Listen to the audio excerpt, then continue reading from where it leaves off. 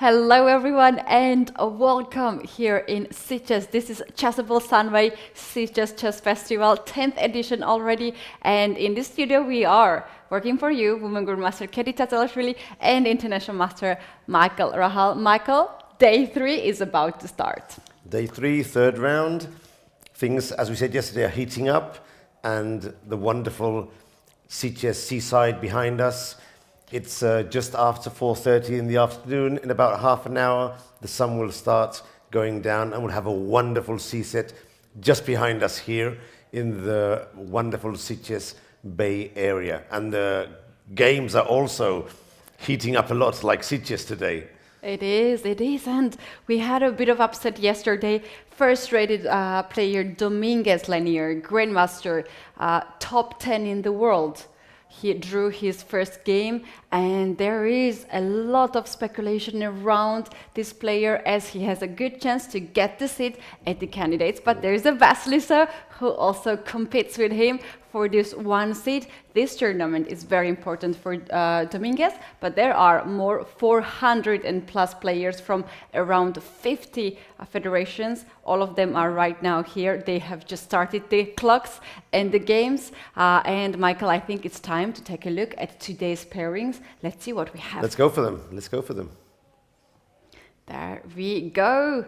As Dominguez is now out of the first board, Kirill Alexenko, a second-seeded player, will take over. He will play against Morris James. Then we have Aravin against Kushko Dmitry. Then we have Puranik against Dalv, and Willow against Mandona.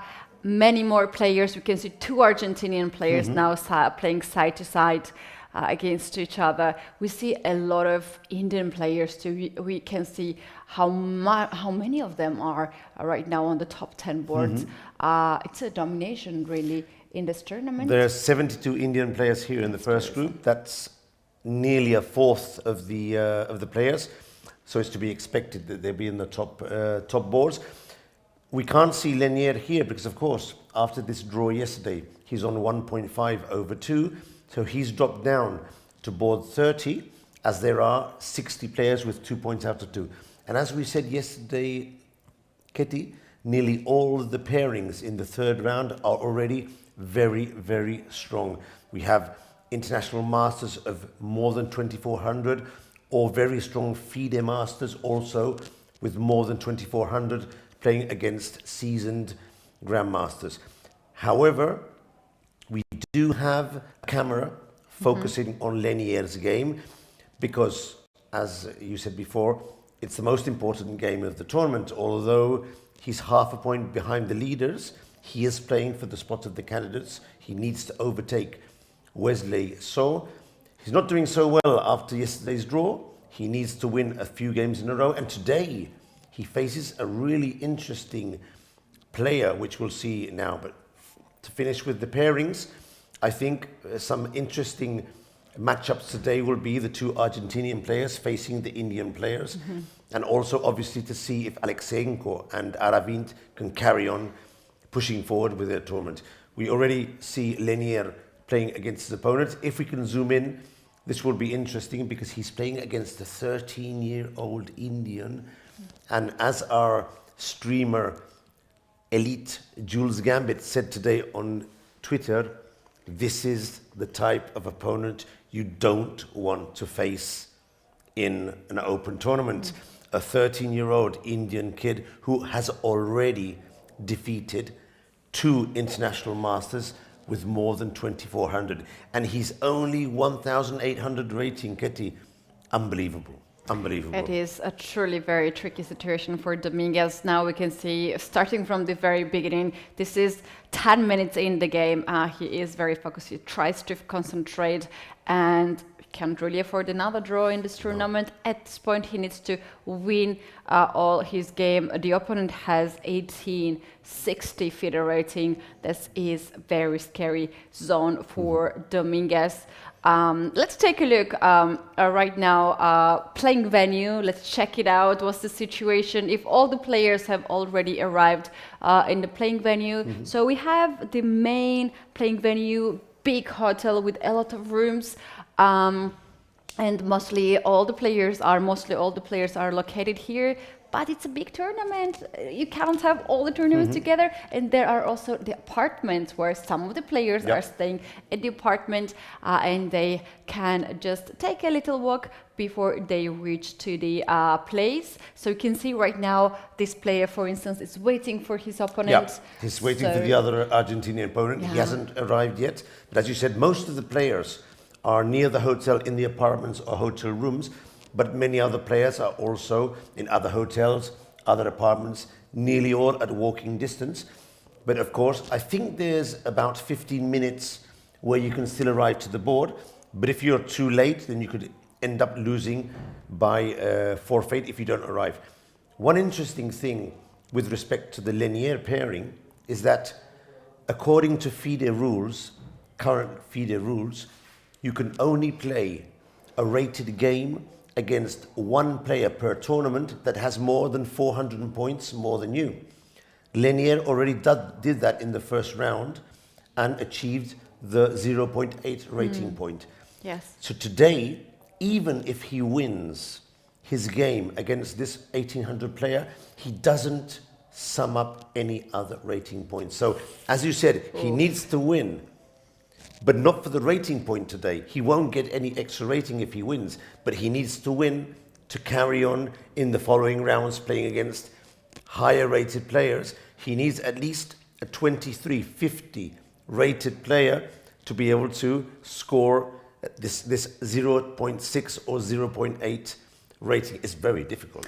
It's Very never an difficult. easy Never path easy. for a chess player to achieve the goal, the big goal. So here we are, this is round 3. We have just started the tournament. Out of 10 rounds, this is truly just beginning. I believe it's now time to take a look at the prices.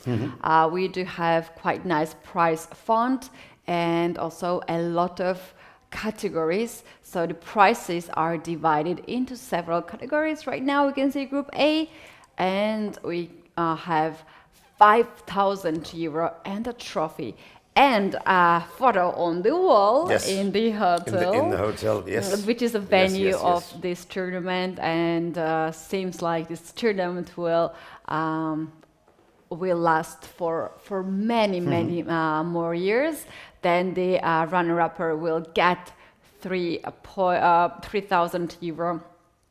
We do have the prices in the Group A up to 15 places. Let's go now to check out the other group categories too. We do have price in the Willow category as well. The rating prices, yes, section prices, yes. So in the player in these rating categories performing good will achieve some of the not nice bad prices. 300 euros for a 2300 player. It's not a bad price because it's Price difficult. is a price. A price is a price. Price 300 is a euros at the price. end of the tournament, it's not bad.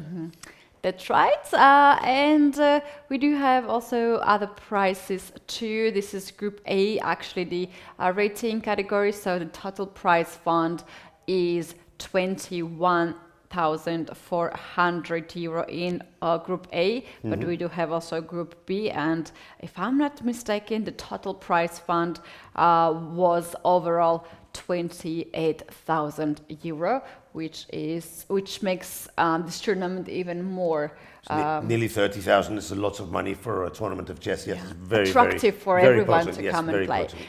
Besides that, we do have a lot of side events every day with a small cash prize in there. And for instance, yesterday we had a Blitz tournament, first Blitz tournament. The hall area, the room where the players were playing was full of day players. And the hall, there was a huge line to walk into the room. So it's a festive atmosphere here. When you're done with your chess game, there's another part of the day when you can play Blitz games or some fun games. A lot of kids last night playing the Blitz, a lot of expectation. They just love playing. I mean, they're not done. I would be already tired and about to go to bed, and they're down there waiting for the 3+2 Blitz tournament. And this morning we had the masterclass of rice. There was some sort of paella rice going on. It looked very cool. So there's always something to do. And also there was the masterclass. Today was my turn. Every day an international master, grandmaster gives a lecture, and there's always I heard fans who come along. that some of the people were really, Nice. really excited with the positions that you were showing. There was And, did you see we were lucky when one of the players of the positions came in? Yeah. That was not staged. I was Yeah. offering one of the positions. Everyone was trying to decide what to play. And the player walked along the hall, saw the position and said, wow, that's mine. So I had to come on in, and he joined us, and that was cool. That was not staged, but it came out okay. That's not staged, neither this background right now what we have on the screen, but it's time to dive into the chess part of the transmission and go ahead and take a look at the games. Shall we start with the first, with Dominguez, to check it out how he started the Sounds great. position? Dominguez, we have to remind the spectators that he is on board 3-0, because he has dropped behind the pack of leaders with 1.5 out of 2.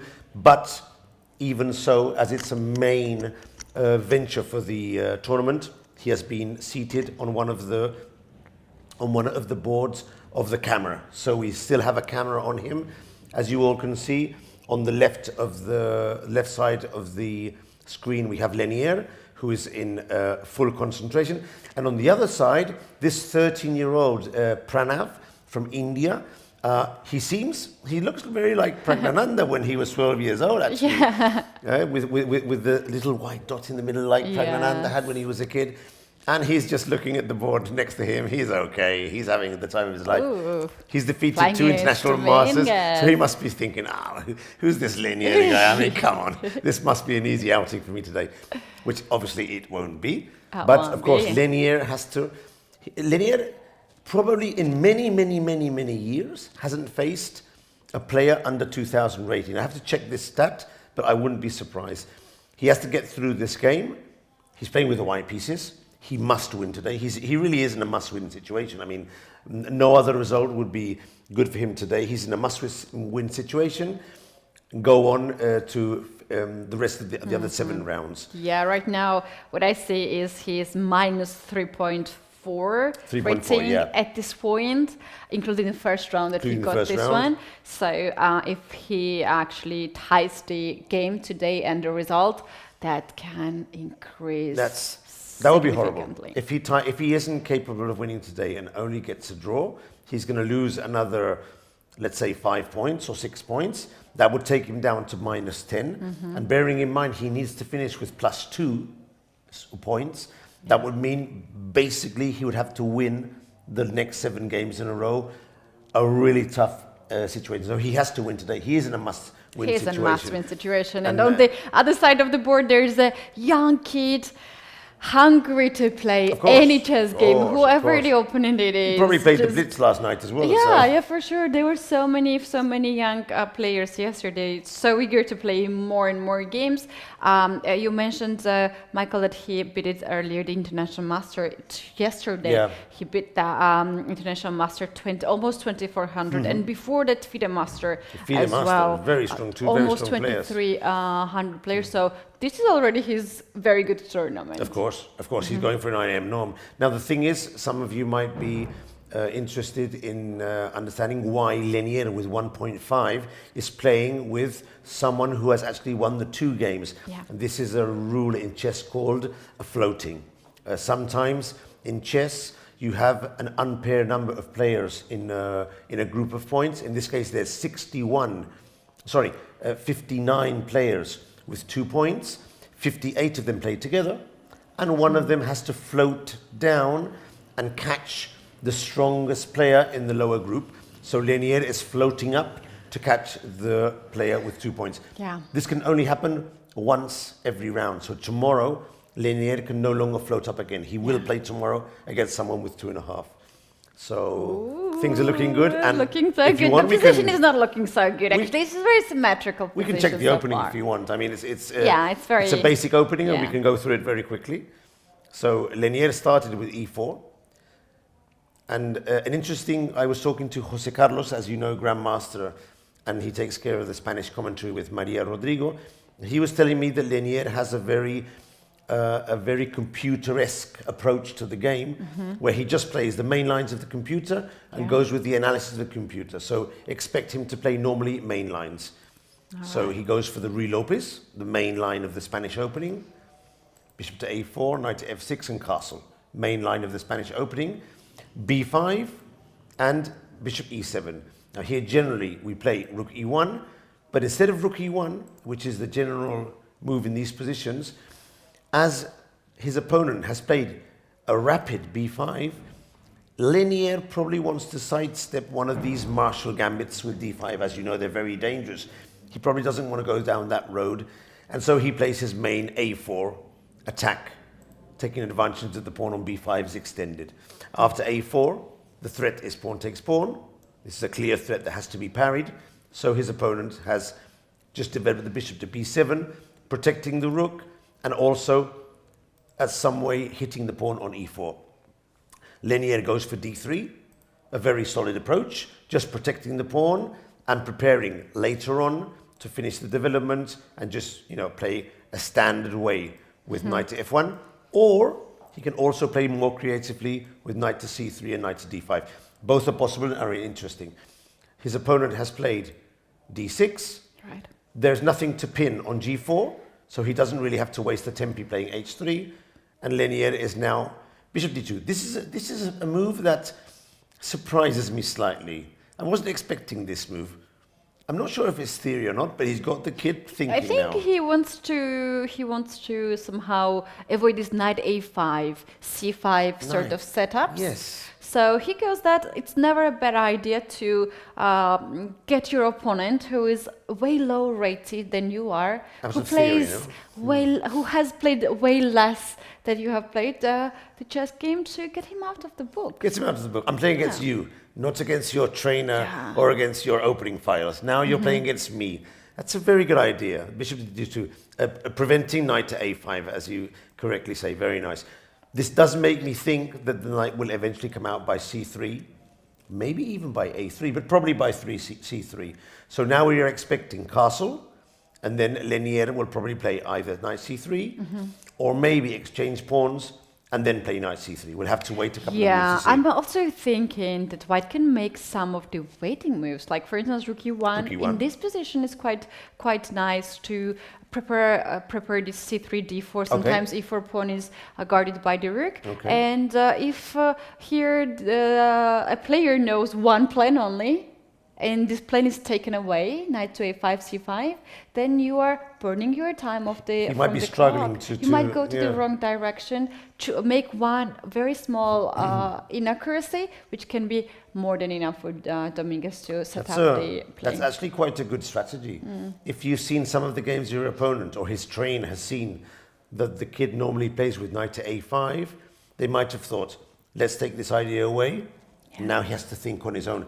He's already spent nearly 5 minutes, so I think I agree with you. He's out of his comfort zone and thinking on his own. So we'll get back to here in a while. Yes, very interesting game. Michael, also first board, Alexenko against James Morris is very interesting. We have this very nice setup in the center from Kirill Alexenko and the bishop on d6. Very often we're asking the questions, where this bishop gonna go, because for the moment it looks not the best piece. Also stopping d pawn, going forwards to develop the light square bishop. When we learn chess, Kitty, as you know, they always tell us, never put your bishop in front of a pawn on d3 or d7, because you just block the development of the other pieces. But nowadays the computers have started to suggest these weird moves that sometimes have their sense. If white decides to capture the knight, black captures with the d7 pawn, and then no longer the bishop on d6 is so badly placed. And if he doesn't capture, the bishop does guard the pawn on e5 and allows black to play moves such as knight to d4. Kirill played quite well yesterday. He defeated his opponent. James Morris is an international master from, if I'm not mistaken, Australia or New Zealand. I think it's Australia. 24, 37 player. He's made a long trip to come here. Oof, and I suspect that he might have come for more than one tournament. These players, when they come to Europe, they normally come to play 2 or 3 tournaments because, I mean, he's so far away, no? Do we get his country? Australia. Oh, Australia. Okay, yeah. I thought it was Australia. I wasn't sure about the flag. Actually, Michael, today when I had a lunch, I was working a little bit, and I saw that James was there working also, perhaps with his student and preparing the game. I saw her. You were with the there girl. too. Yes, I saw her. Yes, I saw and her as well. very often I sit very close to them, with zero interest to look at the chessboard or whatever, but they had the laptop in between them, and I could see clearly the position. And when I saw, of course, I wanted to memorize the face of the players because you never know. Like I would never expect he was playing on the first board because I don't know who's him. Wow. Yeah, that's a fun and stat. they had sort of like a reaction that they were not trusting me in a way because they thought I was also a player here, and obviously don't want to show your preparation to your opponent. By the chance you're playing against the person. He's clearly making a risky decision. However, I suspect that his student is either playing in the A group. I didn't recognize her, but she might be a student or a friend from the B group, maybe. So maybe he wasn't too worried about some random grandmaster coming in and listening onto his commentary. What I'm sure he wasn't doing was preparing against Alexenko in the cafeteria. That would really be a risky move. No. I see another player, woman FIDE master, Lilian from Australia. It might be her. It might be her. So, but that's tough because that means he has to prepare his own really tough game and also take care of probably his student. So double work, very satisfying, especially if your student wins. But my experience in tournaments, Ketty, is that when I'm playing for myself and also preparing kids, most of my energy somehow leaves my own play and goes towards them, and they normally win a lot of rating points, which are basically the ones I lose. So, but of course, as a trainer, I'm not so worried about my rating, although everyone is slightly. So he played e4, and I think this was a Rossolimo, which is one of the variations which is very trendy today. Many Magnus Carlsen, Fabiano Caruana games in the Rossolimo in the World Championship. And this e5 move is a move which has been very trendy, and Nakamura actually has played this move a couple of times, placing his bishop on d6. And of course, if you don't know the variation, this is a very, very weird move. But as I said before, if white captures the knight, then the bishop is not so badly placed on e5. And if he doesn't capture the knight, I saw some Nakamura games where the black knight went to e7, he castled short, and when white went c3 and d4, suddenly the bishop would launch attacks on the h2 pawn. So there is some. I like that. There is some ideas behind the madness of putting a bishop in front of your d7 pawn. I like that. However, if white doesn't capture and doesn't break open, the problem for black is how to develop the b7 bishop. Nakamura used to do it playing a6 and b5. And either you exchange or the bishop goes to b7. So it's an interesting idea.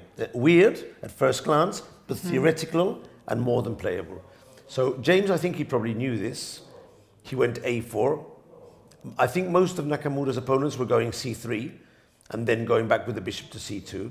But okay, a4, knight to f6, d3, castle, knight to c3, and I'm expecting at some point black will go either knight to d4 or pawn to a6. Now the position is more similar to some Italian variation with a weird c5 in the mix, but okay, it's playable. It's playable. Yeah, well, I just got very funny information, really interesting of course, of information course. too from the chat. We are streaming on YouTube and on Twitch. There are a lot of channels that we are trying to put all this information, the course. games on.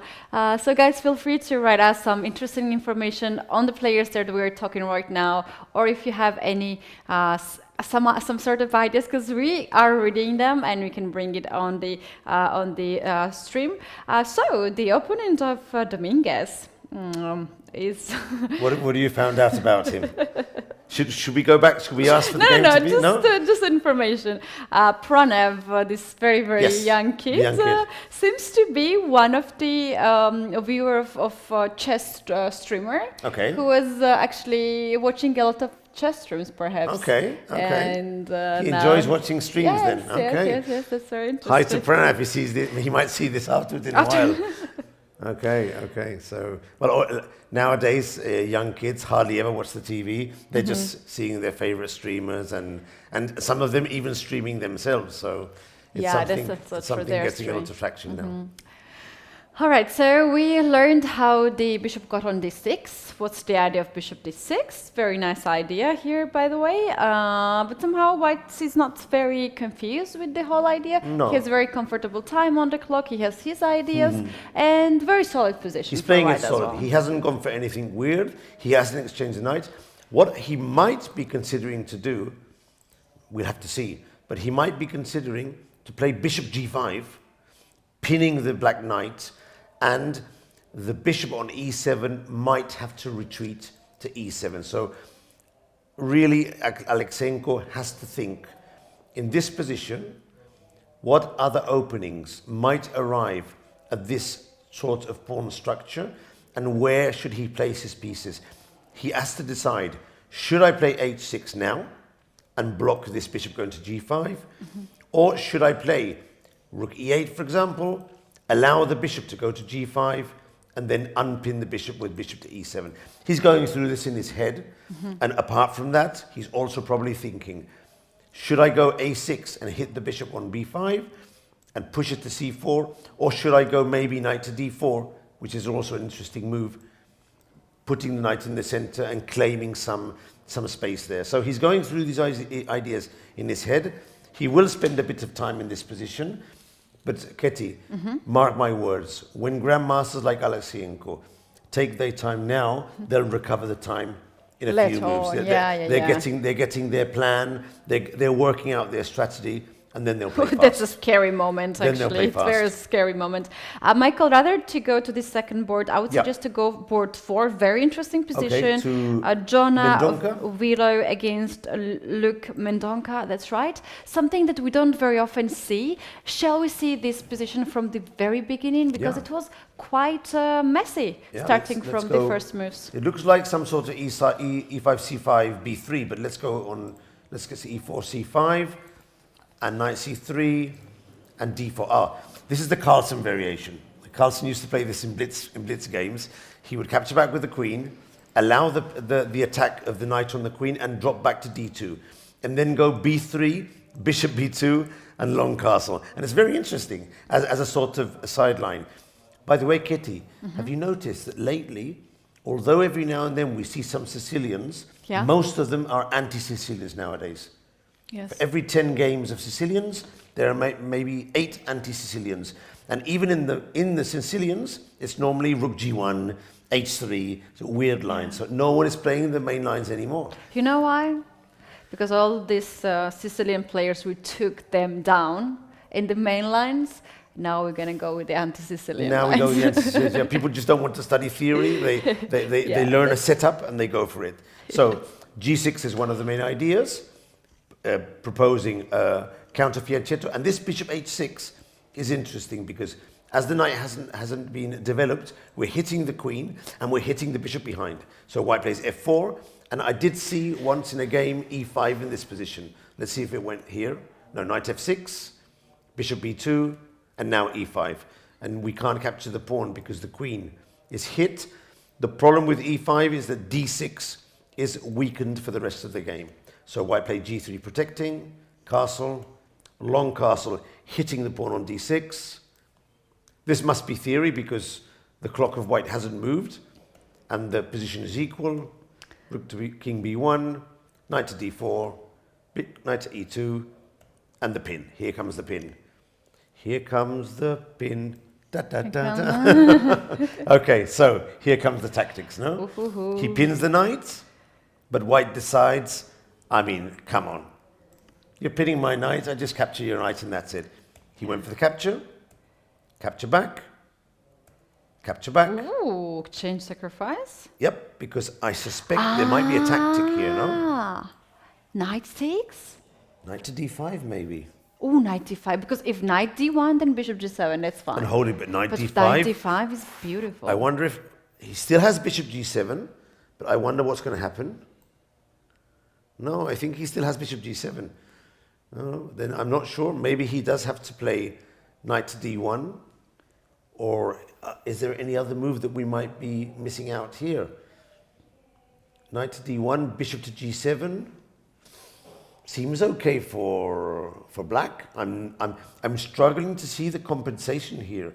Maybe and only maybe bishop to b5.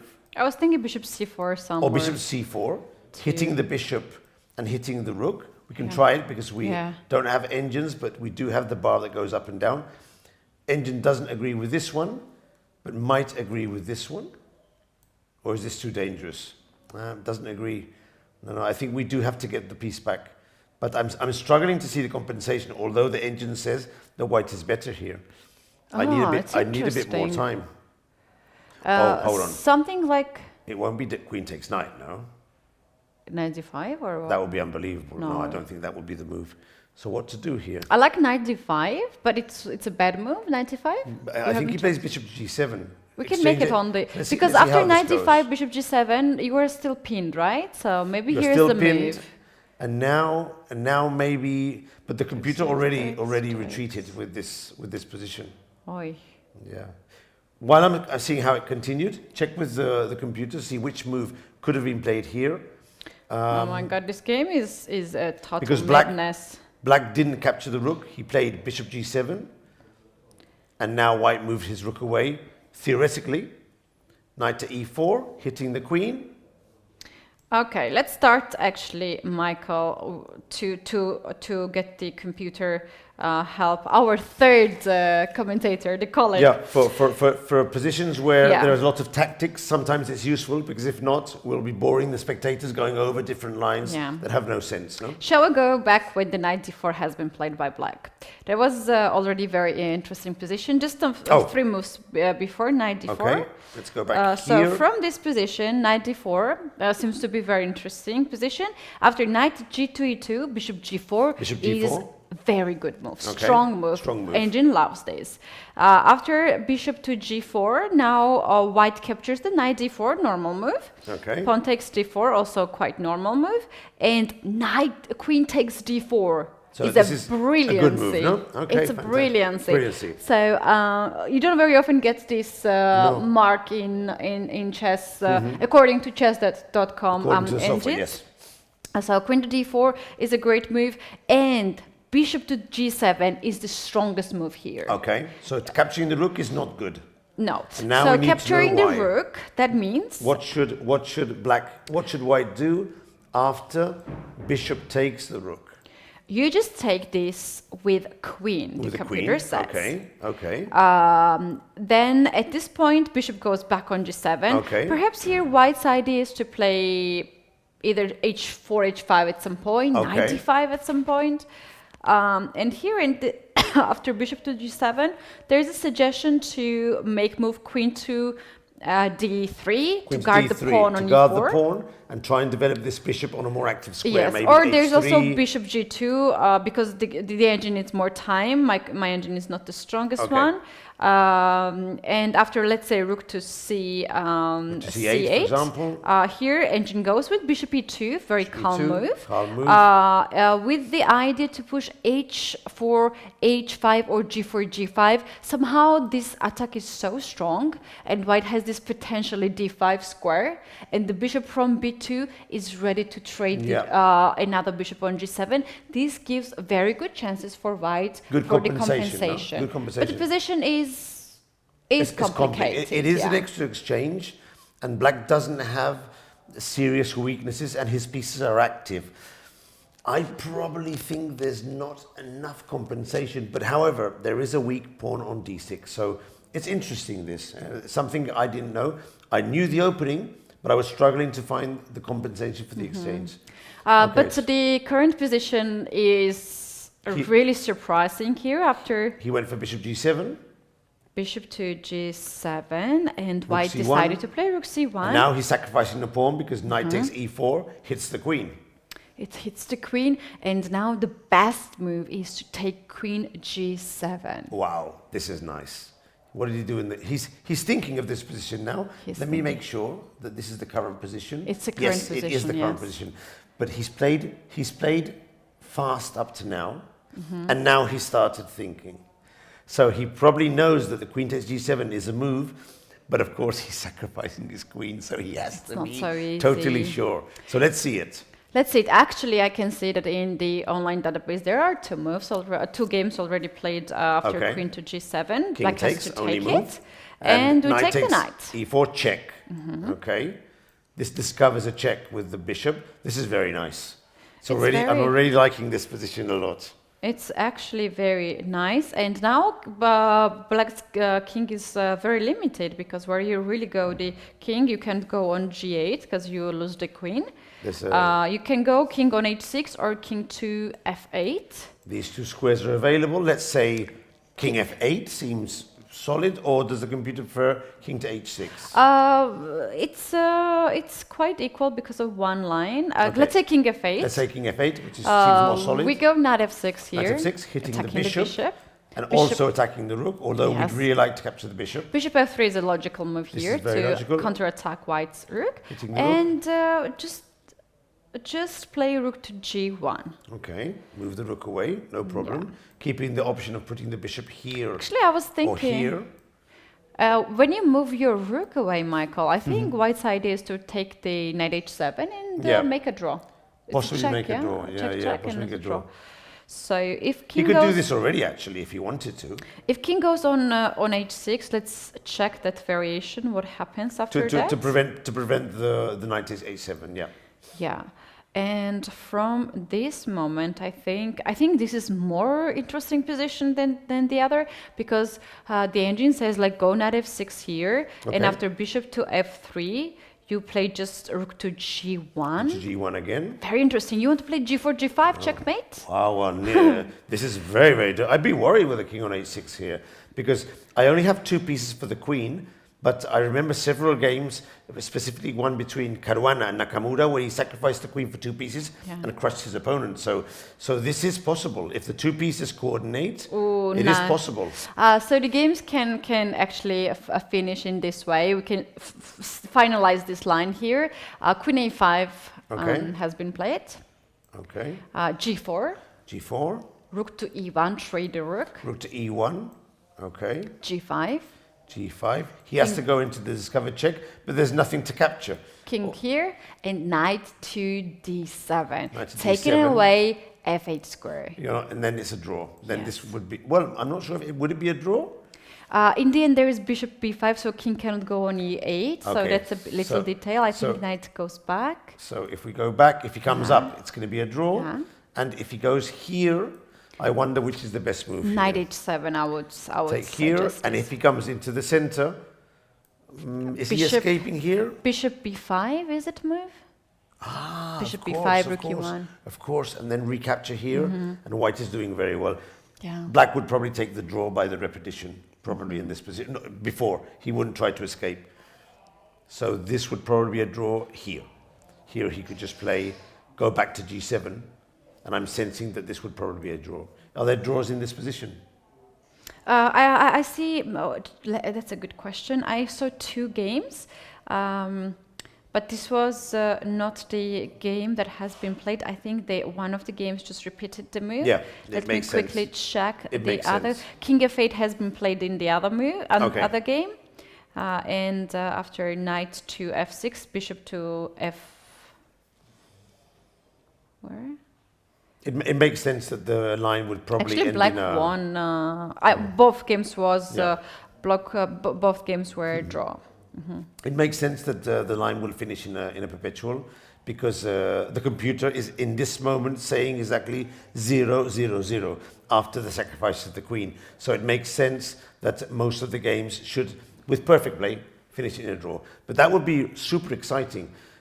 So it's going to be interesting to see if the white player has the courage and the calculation skills to find queen takes g7 and go for it. So we'll definitely have to pay close attention to this game, Ketty, for sure. For sure, Michael. Let's now move forward and take a look at the other game as well. I would suggest to go next one to the third board. Here we 3. have Puranik against Dalv. Very interesting position. Okay. And Black just recently played g5 to kick the bishop away, Okay. unpin the knight, and rook to e8. Knight c3 is the final move. And I wonder here in this position, is this pawn on g5 weakness in the future? Yeah. Or it can really start to be the headache for white? You never know. This is one of the other things that when we used to play as youngsters, they were always saying, if your king is castled, don't advance your h and g5 pawns. But nowadays, again, with the advancement of computers, many of the lines, they knock off the bishop and try in some positions to threaten g4 and capture the pawn on d4. You never know. Personally, in my own opening repertoire, I don't have any variations where I get in h6 and g5 with the king behind. I just don't like it. And I'm normally happy that they do it to me. But I do know and I understand that there's lots of risk involved for both players. According to theory, it's okay. Sometimes in these positions, when they do g5, we can sacrifice the knight. Sometimes. But for this, we really need to be able to put more pressure on the f6 knight. We have no pieces. Black will capture on d4, and this way we're not working well the sacrifice. So in this position, probably it's not working too well, but in some positions it can be possible. So he went back, rook to e8, hitting the pawn on e4, and white played knight to c3, and now it's black's turn to play, and he can go b4, attacking the knight, and then threatening to capture the pawn on e4. So this is quite a tense position, Ketty. Difficult to say what's going to happen here. Black has weakened his king considerably, but if he plays b4, on the next move he can capture the pawn on e4. Will this be risky? We'll have to see. Knight to d5, knight to e4, and this is a position which is opening up tremendously, and actually the computer is already liking white's position, even being a pawn down. And for example, just as an example, imagine I played here something like knight takes b6, just as an example. I'm thinking lines like queen to d3, knight to g3, and even queen to g6. Ooh. This type of lines could just appear at any moment in these positions. Because what you said before, because of the weakened king. So it's tense, and we have to wait to see how this position evolves. Right, very interesting position. I think we're going to come back in this game because for sure. This will be a it's position going to be heating up very soon. Yeah, this position will definitely be an interesting one. Yeah. Michael, we talked about pawn on g4 and the preferences of the chess players. They like to play g4 or not to like to play. Some of the players, they like to have this kind of chances. They're going ahead. For instance, board 17. Let's go check it out. You will be really surprised. What was board white's number 7? Last move? 17. 17. Let's go down. We don't have a camera for 17, but we do have the board pairing. Are we talking about Indian against Arnesh? Yes. Okay. Two Indian players playing against each other. Grandmaster with white pieces. Wow. Did he just played g4 right away when his king is also on the g file. His opponent's queen is closest totally unexpected. to the king side. Totally unexpected.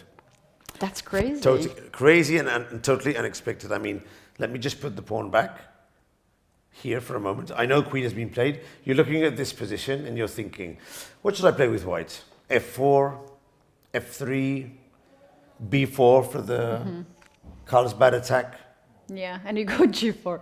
g4. Wow.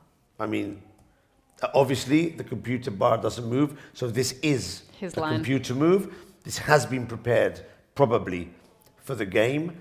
And of course, my understanding when you play a move such as this is that first of all, you don't want black to exchange bishops on f5. That's key. And then secondly, I'm sensing that at some point it could be the start of an onslaught attack on the king side. So I think it's a sort of double move. We prevent bishop f5, we might do an attack. Yeah, that's actually exactly why white goes here on g4. But it's white still avoids very unexpected. bishop f5 to be played, because after bishop f5 in the Carlsbad structure, where the dark square bishop is off the board, light square bishop is also going to be trade. There is nothing. There's nothing left on the board. And sometimes I even like here in this position to play with black pieces, because very often you have this f5, f4 idea, and somehow your pieces are coming alongside. So I was looking if there is any game played here in this opening, because g4 to my eyes is a crazy move. And I checked that. In fact, here g4 is the move.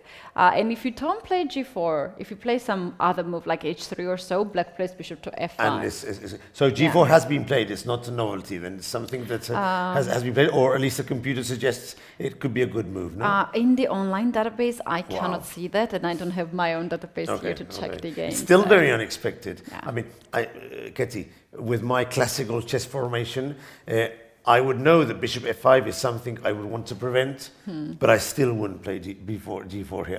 I wouldn't. I mean, I wouldn't. So I really played have once. Would you play g4 here? Yeah, Oh. I would play. Not now, not now. I played when I was 16 or 17 years old. Well, and when I was a kid, I did all sorts of things. I remember that I wanted so much to win the tournament, the youth championship, that I went for g4 out of blue nowhere, and we started to have very crazy position. I think I had somewhere a very bad position, but I won in the end. And I remember that my coach asked me a very simple question after the game. Like, weren't you be afraid, like, when you played g4? And at this point, I could never understand why he's asking me questions like that. How I can be afraid? Like, what I should be afraid of? I'm attacking. I'm playing g4 myself. And now, from this perspective, at this age, I know what is the fear on the board. What does it mean to be afraid to make moves like that? Because you cannot take them back. You can't take the pawn back. It can be a weakness afterwards, but turns out that white is so ready for this move. He knows what he's doing. He hasn't thought here for 20 moves to play this move, so he was very confident with the move. I do have to say that there's one line in the Nimzo Indian where white plays f3, rook to e1, and then instead of playing e4, goes for g4 with the castle behind, as you know. So we might see something like that in a while with f3, king to f2, queen to f2, h4, and the start of attack supporting the knight on e5. So I understand the logic behind it, but it would still be a move that I wouldn't play unless I knew it was theoretical and I knew how to play the position. If not, it'd be hard for me to play g4 here. All right, we have some moves here. Queen to h4 has been played, and white already responded with f3, exactly. Guarding this pawn. Queen now has the second rank open, so white might look for some kind of kingside attack, even in this side. I wonder if black will play f6 or f5. But knight g6 is a bishop h7, knight g6 is a hold there. That is. I'm going to show this one on the board for the viewers.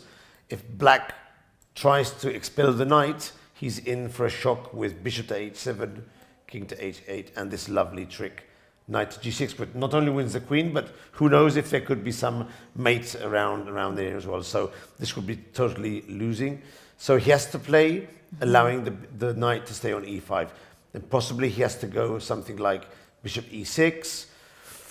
And then what? You cannot start on the queen side. And how about I play here some weird moves like, I don't know, to get the rook on the g file, king h1, rook g1, rook g3, queen g2, rook h3, and to start something like that. Yeah. One idea. Another idea, I really wonder what happens if I just swap the places of bishop and queen and play queen d2, bishop b1, and queen d3. And go back for the queen to d3. Yep, that would be dangerous.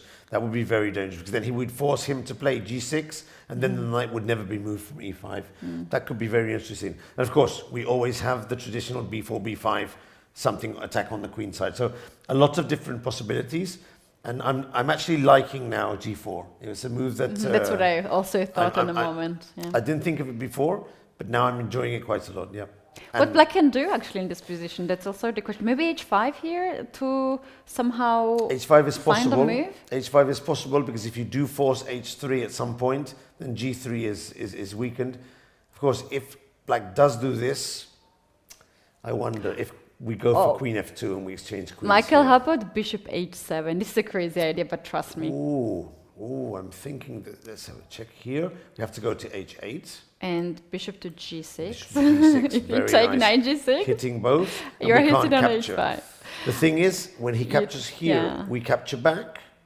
No. The No? idea Oh. was to play the bishop f7 or something with knight g6 idea. Nice. Oh, this is crazy. Ooh. Oh.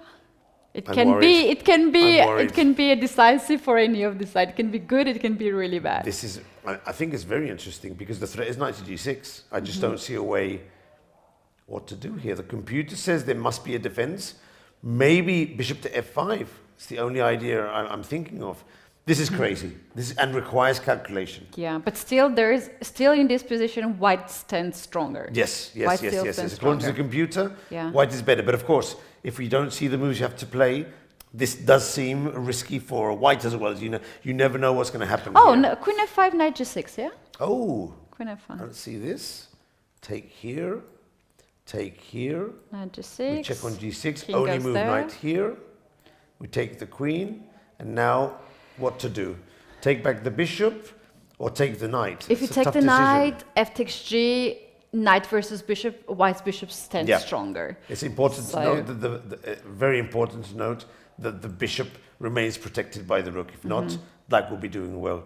So it looks like he has to take the bishop. But in this case,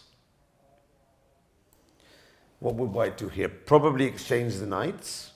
And is he ending up with an extra pawn? Is this an extra pawn? Michael, can we instead take Okay. the pawn on g4 because there is a pin? Okay. Yeah, that's true. That's very true. That's very true. There's a pin and a very strong pin at the same time. Yes. Yeah. This looks good. It's +1 and a bit. So this will probably exchange for a pawn. Actually, what does black do here? There must be some solution. Maybe h5 was too much to play in that position.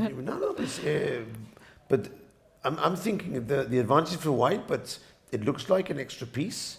So, okay, knight takes h4. This is winning for white for sure. So h5 might be too much. But it's not easy to do these calculations without moving the pieces on the board. So if h5 can't be worked, then we have to do something more calm, more... but what to do? What to do? Rook e8, does that help much? Doesn't seem to help a lot. Develop the bishop, e6 doesn't seem to help a lot, although you do put the bishop into play. What other moves? There's knight e8, knight f6 at least to secure h7 square, but that takes away the space from the queen. And the other idea of rook g1, rook g3, queen g2, and rook to h3 would be even more appealing for white. Yeah, I'm not sure. Maybe knight e8, knight f6. Yeah, I agree. But white is good here. I think he has a decent position. It's not easy to find good moves for black. And look at the time. He's already thinking. He's been thinking for already nearly 10 minutes to find the way out of this position. Good preparation by Inian. And we'll definitely come back to this game later on as well. Yeah. What other games do we have?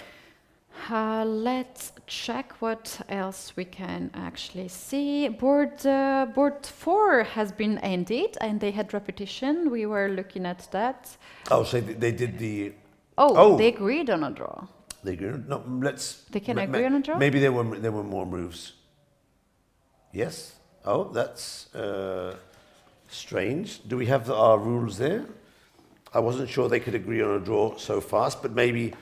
according to, we'll try and make the consultation with one of the arbiters. Yeah, well, if they have, like, here's the rule: if they agreed on a draw in a Sofia World tournament, they will both get minus.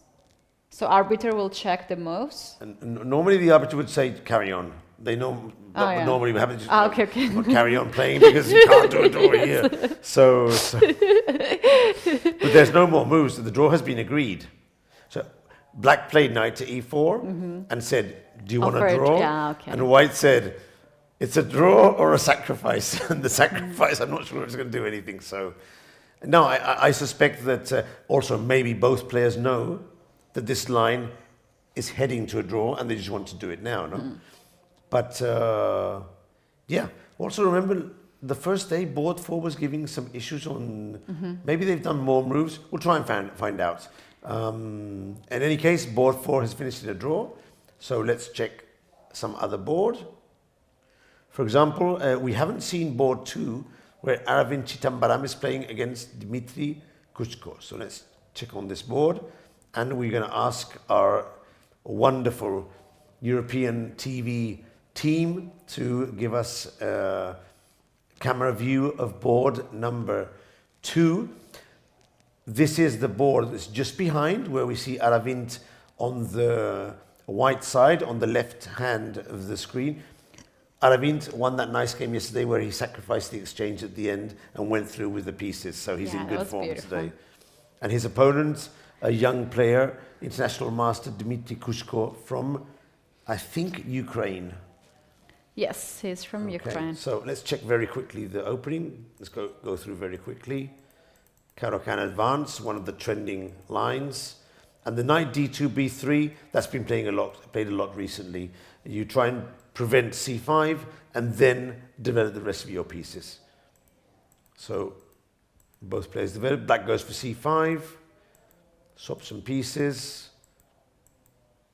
Again, in the first round, everyone remembers Lenier's opponent capturing on b2 and suffering a huge defeat. So black decides not to capture the pawn. White is playing at the speed of light here. Aravin knows this in and out. And a4, gaining some space on the queen side. h4, gaining some space on the king side. This totally computer moves, recognized by theory, but something that our older players would frown against when they see the youngsters launching their pawns in any direction. So h5, bishop h7. Aravin is playing really fast. Do we have a theoretical summary of this game? Because he's playing so fast. I assume this must be theory. With the both pawns on h5. Just spend 1 minute and he's going increments. at the speed of light. I can't really see the game, but it might be his home preparation. Sometimes it's just your home preparation, your lines. Must be, yeah, must be. And another thing is that very often you just know the ideas, and the moves are just come in to your head, and you don't want to spend that much of the time. And on the other hand, we can see that his opponent spends so much time. So maybe he's probably thinking in his opponent's time as well. Remembering that's the moves, a very good strategy use your opponent's time and save your time. Maybe in the end game or in the middle game, you will need to think heavily to decide, make some very important decision. I like here White's position. I like this space advantage that these pawns are creating. Although there is the pawn on e5. Yeah, this is that is now here there's hanging. a concrete threat, which is knight takes e5 by 2 pieces. Although the bishop on c3, in some ways, protects the pawn and puts pressure on the diagonal. I have to assume that White will consider now the move pawn to f4. I'm not sure if it's a good move or a bad move. I don't think it's a bad move. I think it's the only move to guard the... There's also knight f3 move, but... This is possible, but slightly passive. It's something that we really don't want to do if possible. We can try out f4 and see what happens. f4 seems to be fine, actually. Seems to be fine. How about knight c5, knight e4 that is sort true. of ideas? That is true. We get the square e4 for the knight. And I think this position is roughly balanced because although White has more space, the bishop on h7 is very strong. It's hitting the whole diagonal. Black's king is reasonably safe. I think it's roughly balanced, the position. There's play for both sides. I would go here with bishop e4.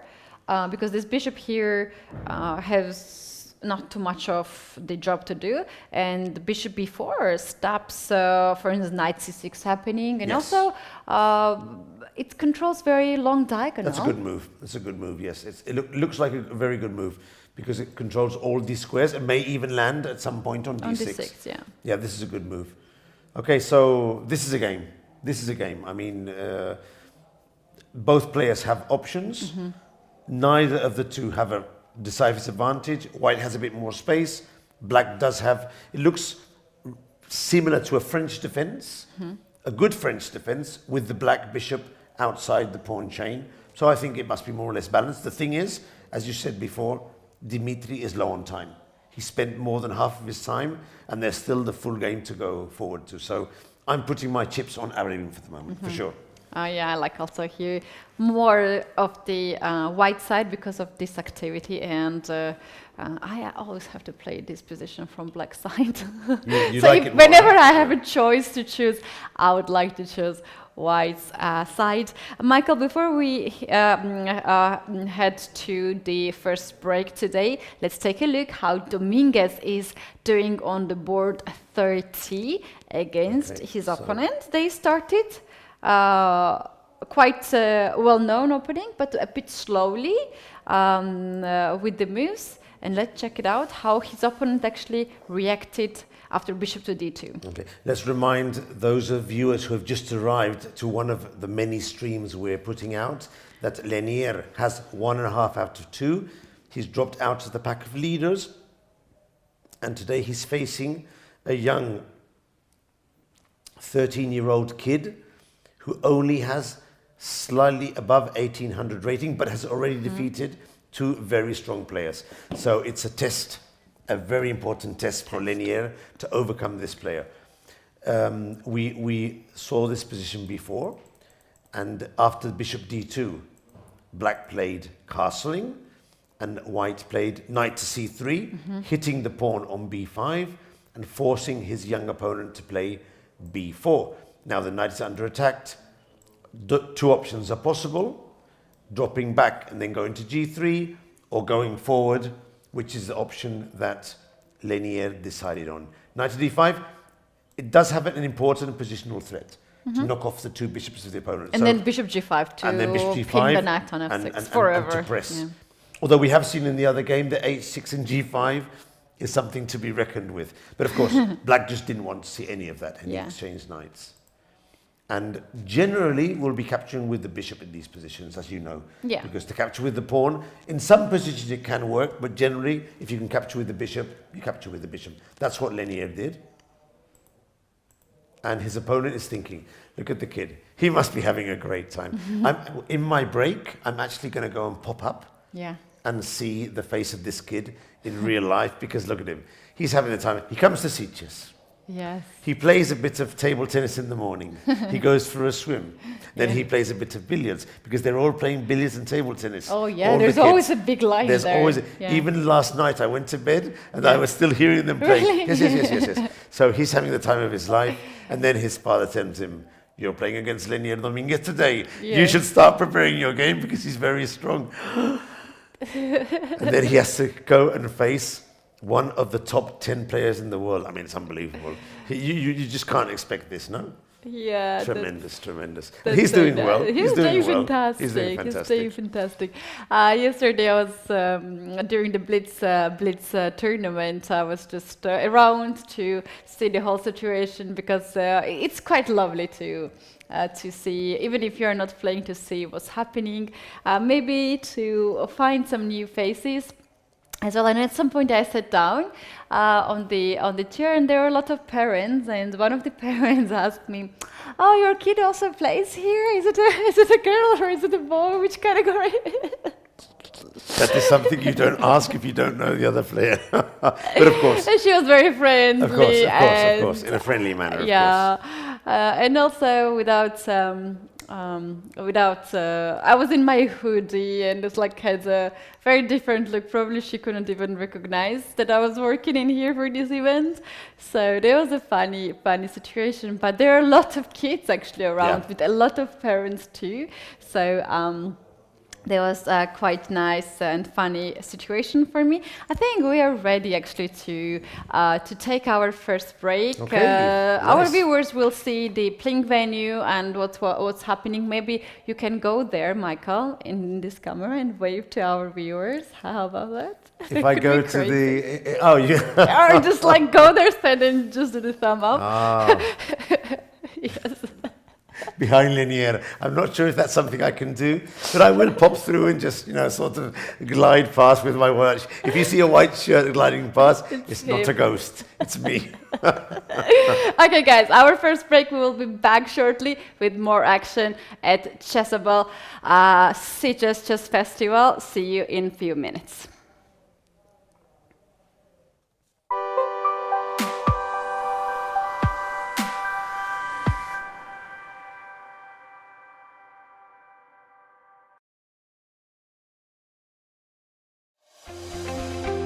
A quest for the most complete chess player.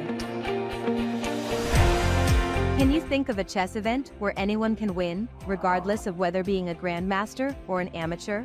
Can you think of an event where a win counts more than 2 draws? Can you think of an event that rewards players who enjoy playing more chess games? Can you think of an event that combines different chess variations? We think it is possible. It will be so fun that it should not be a closed tournament, but open to every chess player. And there's no better moment than the 10th anniversary of our Chessable Sunway Sitges International Chess Festival to announce a new way of enjoying over-the-board tournaments even more.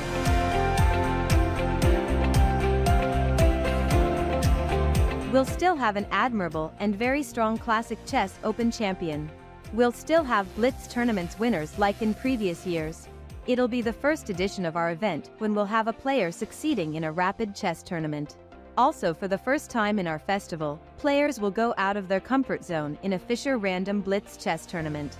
And we'll all have fun playing over-the-board bullet games while having some drinks. But here's the big news. We'll count all the wins players can score in all 5 of these chess variations, and we'll add them weightedly, granting some additional points for the draws they get. But be careful. 1 win will never be the same as 2 draws. Grandmasters and amateurs will be mixed in a single classification, in the quest for the most complete chess player. Welcome to the first ever chess pentathlon. Welcome to Sunway Sitges.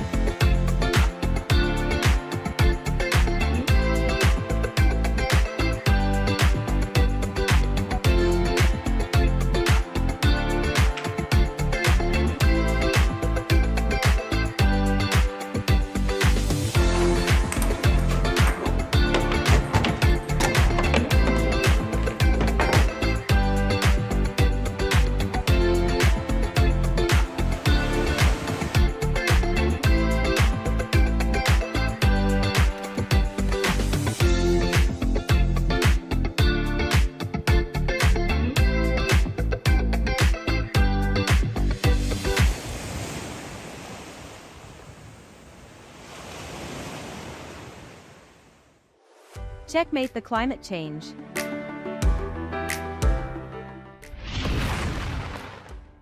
We're close to the climate endgame, and we have an inferior position, but a victorious checkmate to climate change is still possible. We're just pawns in this game, but does anyone know better than a chess player how powerful pawns can be in an endgame?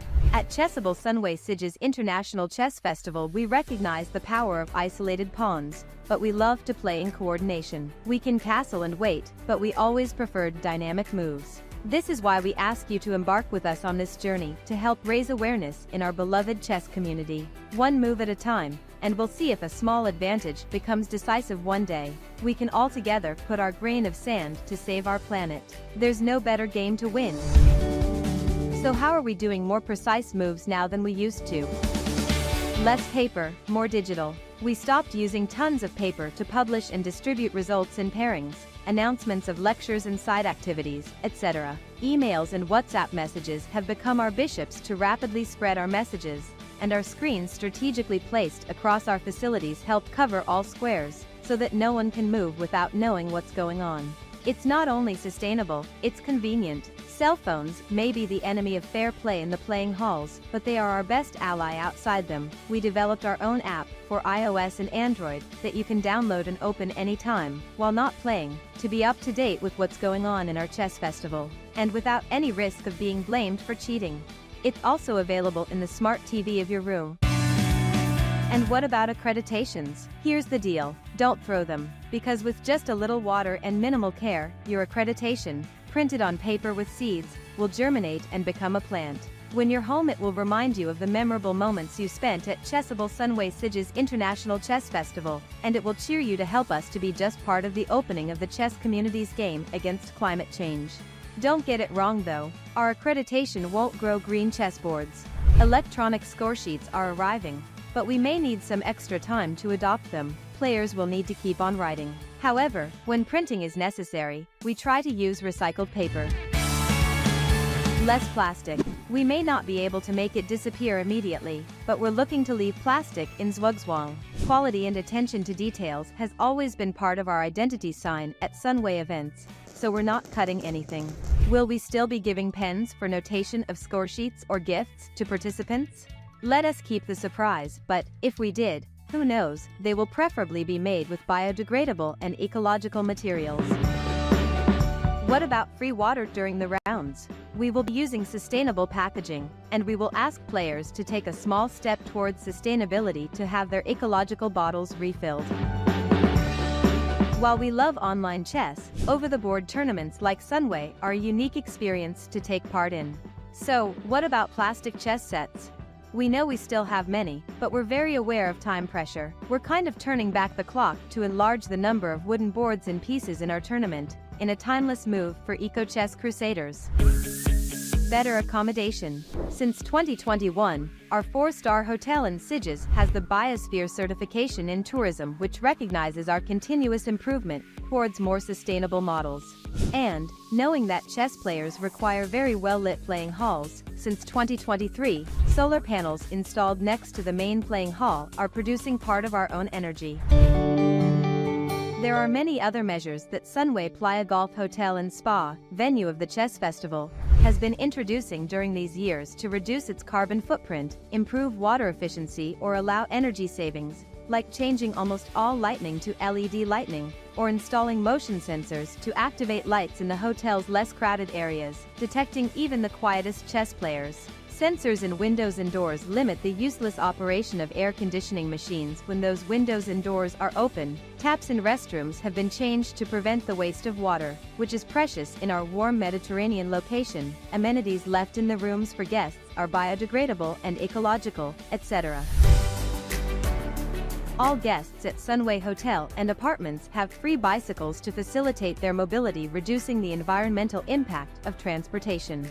There's no more enjoyable and sustainable way of entering a game or of mentally analyzing your moves after hours of concentration than to cycle along the seafront promenade. And for those who don't want to cycle, we also provide free bus passes that will allow you to forget your own car during your stay in Sitges. Responsible F&B management.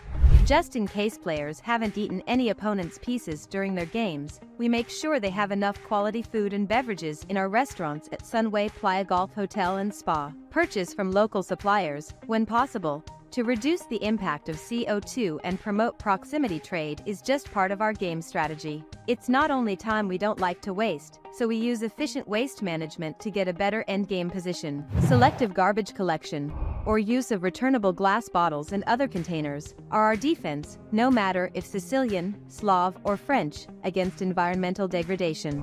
And our openings list includes the use of biodegradable and recycled single-use items such as tablecloths, straws, or napkins. Let's talk coffee. It's organic, it's sustainable, and it's in a biodegradable cup. Even our coffee beans are in on this eco-chess game. And we don't forget the quick response QR codes, which are available in our restaurants, and they remind us that a quick response is what our planet needs. Chessable Sunway Sitges Chess Festival was born 10 years ago with a mission, offering quality and taking care of details. We want every player to feel like a grandmaster. It's time to expand that mission for our next editions. We want every player to get a grandmaster in sustainability norm. We're far from perfect, but we're studying, training and calculating to improve. Climate change seems to be using the latest version of Stockfish, but working all together can build an unbeatable database of ideas to checkmate it. Welcome to our Green and Sustainable Chess Festival.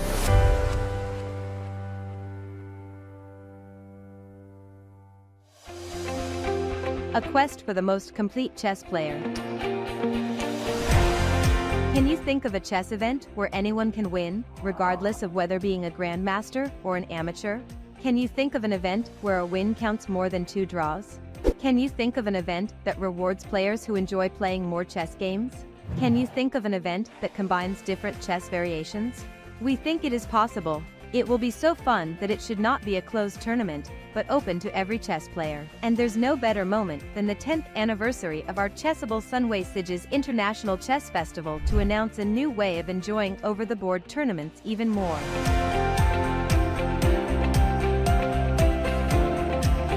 We'll still have an admirable and very strong Classic Chess Open champion. We'll still have Blitz tournaments winners like in previous years. It'll be the first edition of our event when we'll have a player succeeding in a rapid chess tournament. Also, for the first time in our festival, players will go out of their comfort zone in a Fischer Random Blitz chess tournament. And we'll all have fun playing over-the-board bullet games while having some drinks. But here's the big news. We'll count all the wins players can score in all 5 of these chess variations, and we'll add them weightedly, granting some additional points for the draws they get. But be careful. 1 win will never be the same as 2 draws. Grandmasters and amateurs will be mixed in a single classification, in the quest for the most complete chess player. Welcome to the first ever chess pentathlon. Welcome to Sunway Sitges.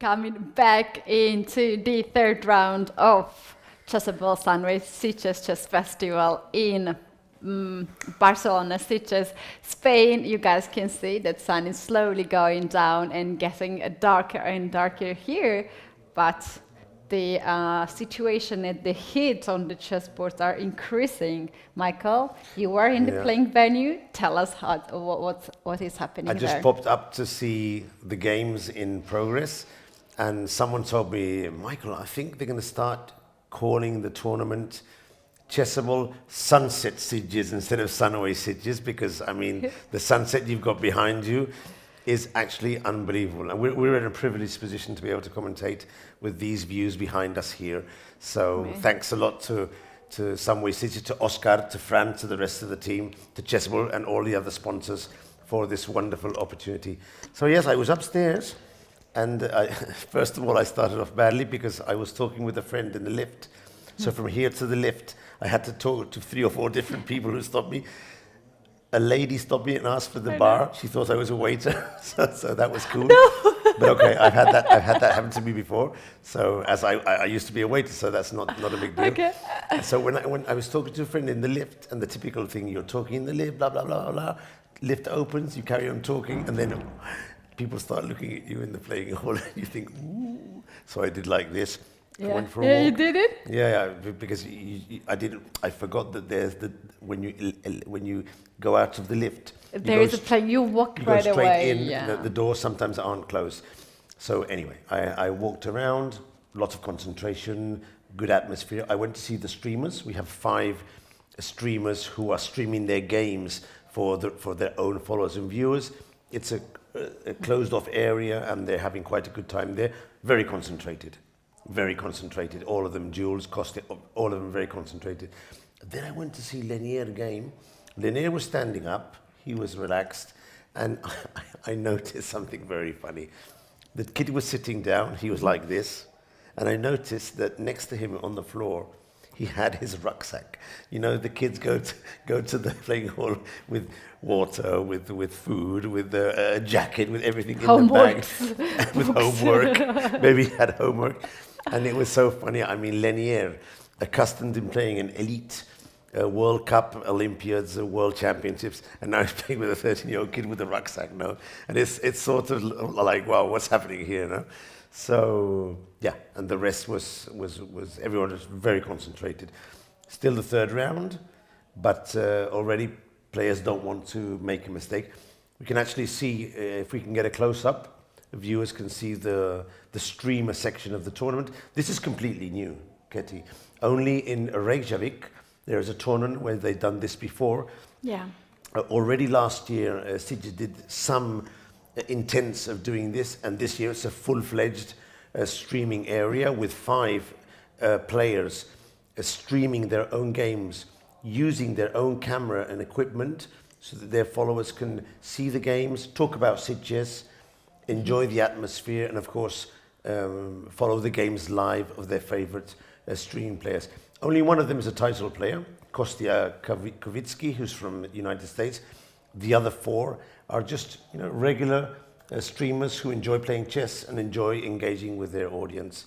And this will probably gradually become a bigger thing, because tournaments should enjoy having certain players who not only participate but give back to the tournament by streaming their content and making sure their fans are aware of this small town in the north of Spain. Yeah, this is actually a very interesting phenomenon to have this special place for the streamers, but that is actually for the safety. Of course, it's easier to control everything together, because I've heard some of the players were a bit complaining to have, not in this tournament, actually the other tournament, to have too much of spotlight, maybe for the board 200. Right? Okay. Because some of these players are having maybe 0 point or 1 point and they're behind and playing on the stage. Yeah.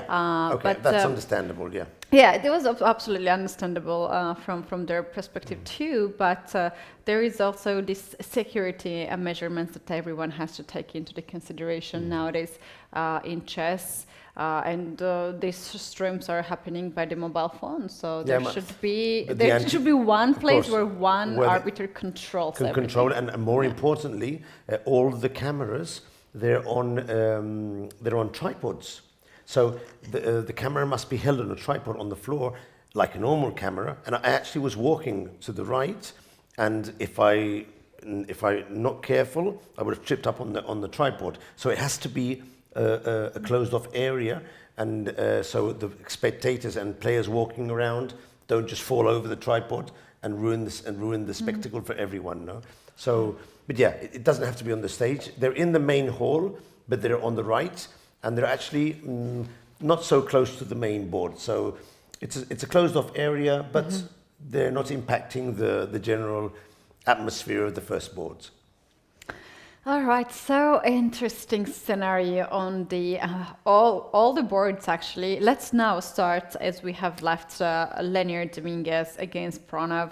This position, they have made a couple more moves, and let's go a bit quickly in this position because I have something crazy to suggest. Okay, so we were back here after bishop takes d5, and black decided to protect the bishop on b7 with the idea of at some point maybe just moving the knight and swapping off the bishops. Lenier decided to fix the queen side with a5, preventing the knight from coming here, but more importantly, fixing the pawn on b4 and fixing the pawn on a6. This is a classical strategic concept in the Ruy Lopez, which obviously Lenier knows well. Black played knight to f7, trying to swap off some pieces, and Lenier decided to retreat the bishop and hit the pawn on a6, at the same time hitting the pawn on b4. And now black played c5, protecting, and Lenier increased the pressure on the b4 pawn with c3. Pawn takes pawn, pawn takes pawn, and now I'm expecting knight to c6 as the next move of the Indian player. Ketty, this is slightly better for white. And not only that, but white has clear ideas of incrementing the pressure, basically by playing on the b file with the rooks, where he has the advantage.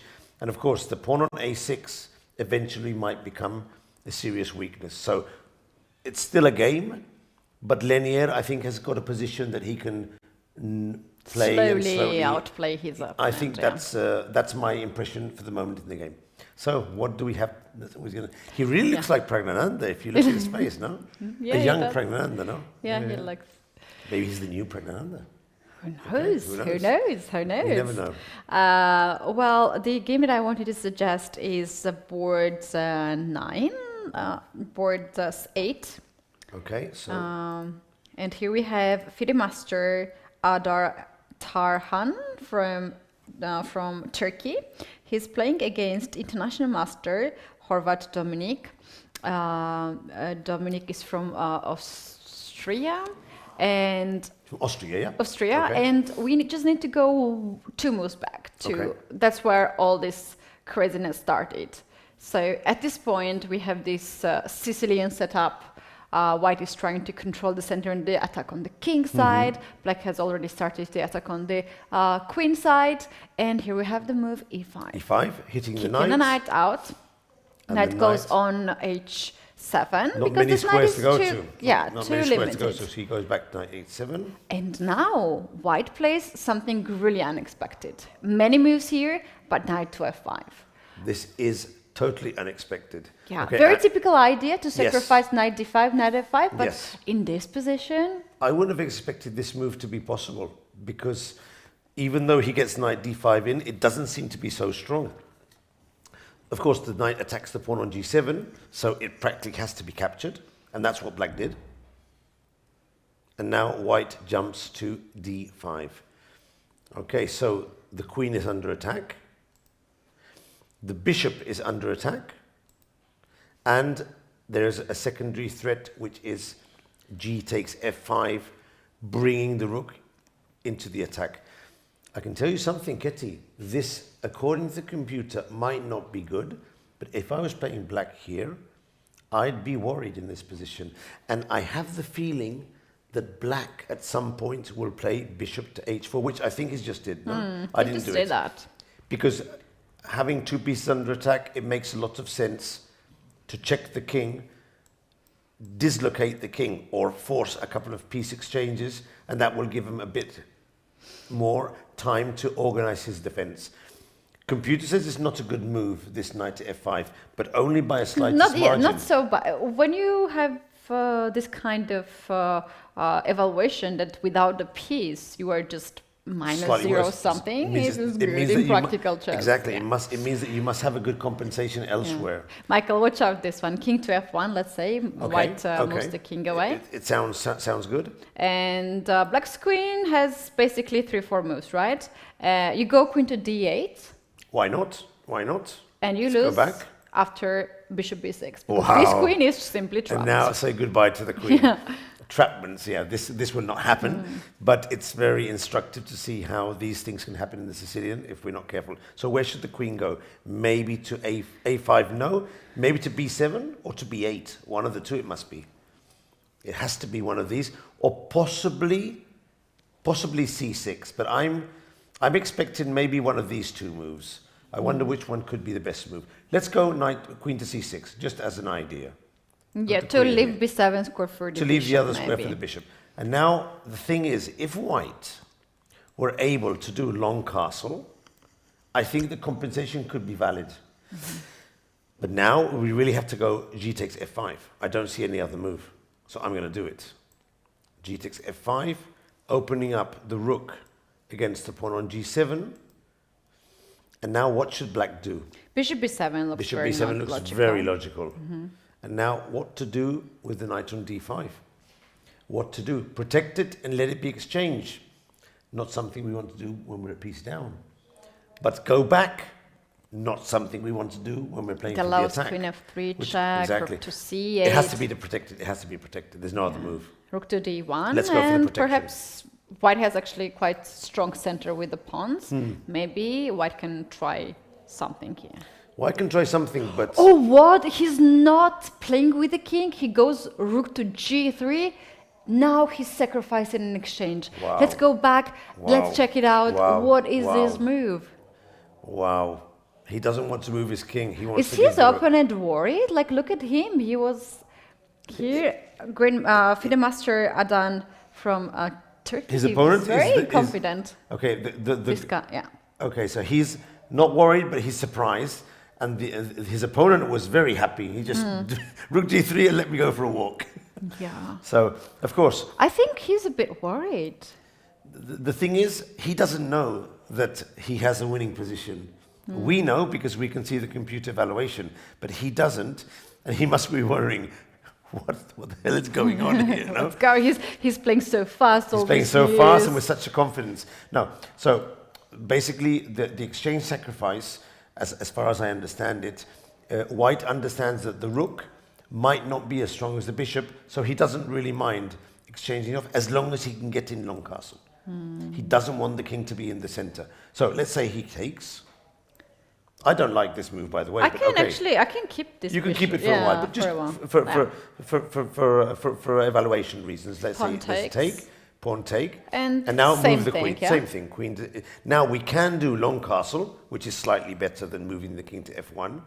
But even so, I struggle to see the compensation here, Ketty. I just don't see it.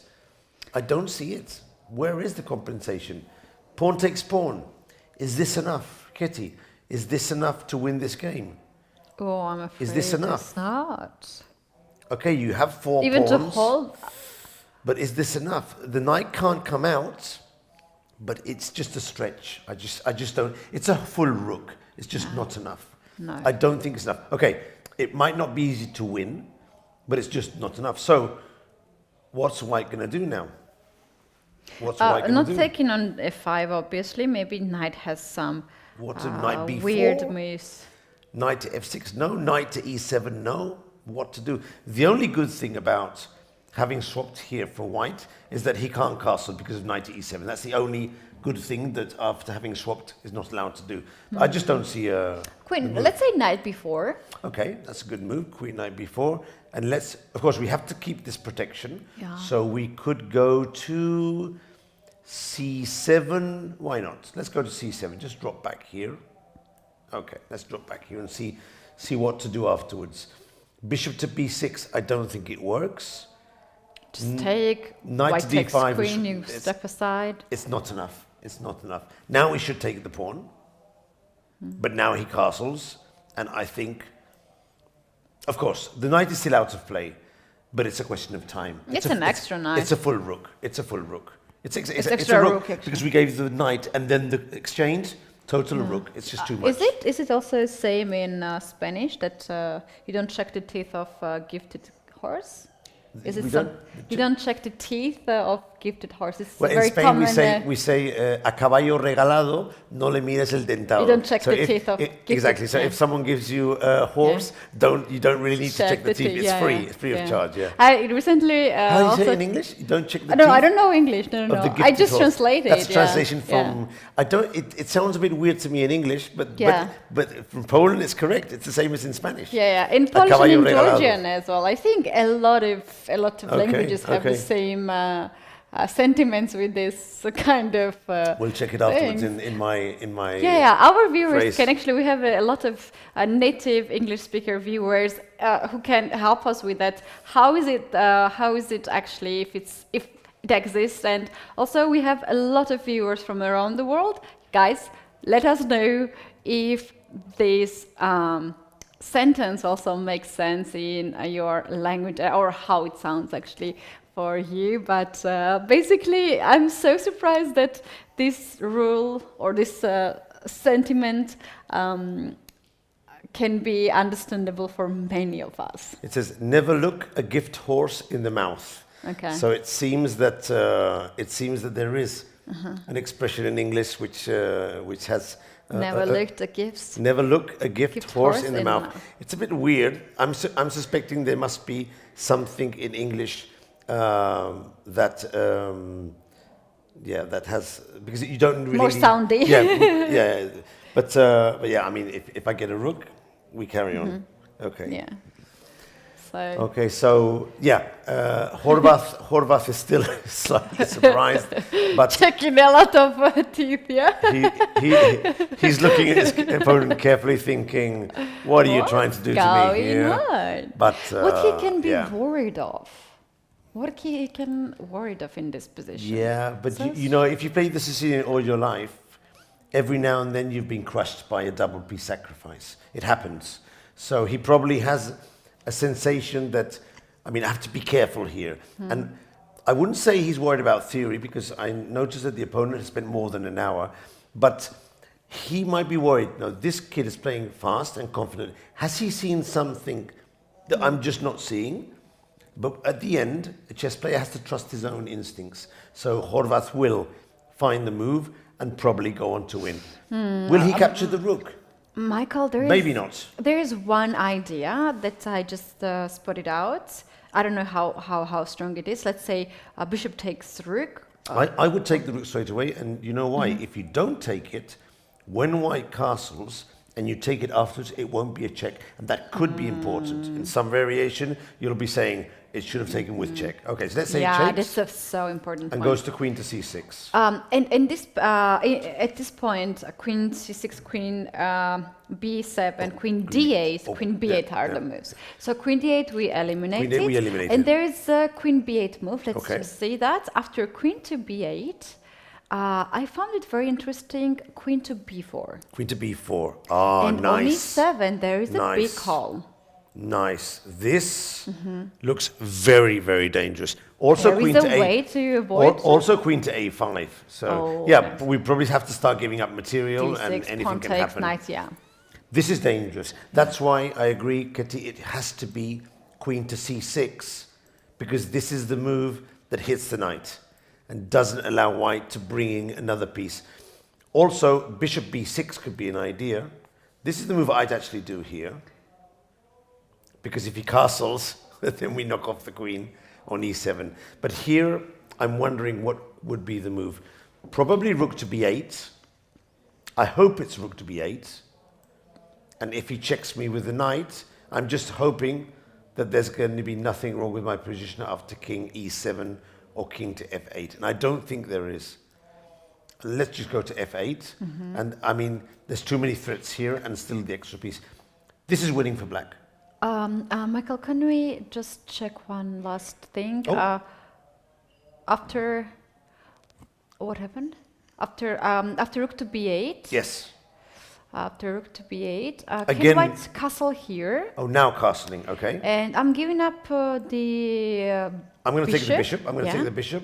And now, how about queen b4? Now queen b4. But I still think I have this d6 move, which protects against the mate, at least for the first moment. And now I'm not you can take here and take with the rook. Wow, this is complicated, but it's so much material, Kitty. I'm just worried that the bishop's going to come out and there's not going to be enough. Let's go for it. Okay, so let's capture the rook. And let's go in with the rook here and just hope for the best. But look at this, Ketty. Check, and then I castle, and it's just two pieces. It's just too much. It's just too much. It's a good try, but I think it's just too much. So we'll keep an eye on how this game finishes, but I sense that that black will find his way through these complications and win this game. Yeah, so this is board This was eight. number 8, yes. Let's now go to board 6. Very interesting Board position. 6. We have Argentinian Fernando, Peralta against French Alexis Tahai. Okay. And I was just wondering, is not this like both bishops are hanging right Yeah, now, but yeah. is not White's bishop more hanging because it's White's trapped? bishop is completely trapped. But it's White's bishop. But it's his turn to play. Okay, So yeah. in the worst case scenario, he can capture the bishop and equalize. Now, Fernando's playing with the white pieces. And of course, many people know who Fernando is. He is an Argentinian grandmaster who lives in Spain for many, many years. He's actually quite a good colleague of mine. Very nice person. Very amicable. Very nice person. But also, something that many people don't know, he is a 4-time Argentinian national champion. And the last time was this year, and he's already crossed the 40-year-old barrier. So he's not a young kid anymore, and he's won the championship 4 times. He does lots of sports.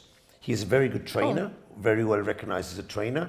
And I think these 2 factors allow him to keep in top shape for these top-rated competitions. He's a very good player. You said he's over 40? Yeah. Fernando's over 40, yeah. I think alongside what Shu said, he also has some... Good genes. yes, good or genes, some good genes. secrets, Good genes. Well, I think he's over 40. We should check this. But yeah, I'm pretty sure he's 41 or 42. In any case, he's an excellent player and 4-time Argentinian champion, and has played many times these tournaments here in Barcelona because he lives quite near. So I've actually played with him twice. Both times I've been severely punished. So I know what it is facing against these strong grandmasters. So very nice guy, Fernando. And on his way, according to the computer, to do his third win. Okay, I'm not going to go to the start of the game, but we should see at least how this funny position arises. So let's start here. So this position is equal for pieces, but it's White's turn, and he gets in a check on g5. Black only has one move. Has to block with the pawn. And he goes back. Okay. And now black pushes forward. And he goes back. Now black pushes forward again, threatening to trap the bishop. And this is the position we were seeing before. He blocks with b4. Probably expecting his opponent to go back with the bishop. But black pushes on. So what to do here, Ketty? What would you do? Would you sacrifice the bishop for the pawn? Or would you capture the bishop on a5? What to do? What to do? What to do? Chess is so difficult. So well, difficult. the thing is that I think White can have here the advantage because of the not well-developed queen side. So let's just follow one line and we can Okay. find out the truth, yeah? Okay. So let's go, I think the most forcing is to take the bishop. Okay. So we take the bishop on a5. Yes. And he has to take back on g3. Yeah. I mean, there's no other move. And now probably with rook which to pawn? d8. Oh, okay, intermezzo. Yeah. He does have an intermezzo him as well here, Yeah. but let's check this variation. Take, So if he takes any of the pawn and for example, this one here, we take back. And the whole idea of this can be that after knight e6, the pawn on g5 can be gone. Ah, this nasty check here, Yeah. picking up the pawn. This is Attacking very another good. pawn there. Very good, and having another pawn and a 2-1 advantage on the king side. This is winning. Basically, it's a winning position. Nice. So what to maybe do then this here? intermediate move is not so good. Not You so have good. to take the back. rook. Yeah. And now we have to choose Well, you can do the same, yeah? Knight We can e8, do the knight e6, same, knight g5. or capture just- the pawn and threaten yeah. the other one. So we have a nice choice here. And it's hard to know which is the best, but Another generally I think I would thing take. I is- would take. Yeah, let's say take, and black plays king to e7 to avoid knight e6. Okay. Now rook to b1 is so This is nasty. raw. Nasty, very nasty. Attacking on b7, you Very can't really nasty. defense it. If you give me the Very b pawn nasty. in change of a pawn, you are not really trading anything. Knight on b8 is hanging. Yep. If you play knight d7 and then try to pin the knight on b5, then a pawn is so well advanced. Yep, a6. you protect. yeah. We're going to show this variation for Yeah. the viewers. This is a very interesting variation. If knight to d7, we capture the pawn, and when the rook pins, trying to win some piece, a6 is fantastic. Yeah. And the a pawn is helpful.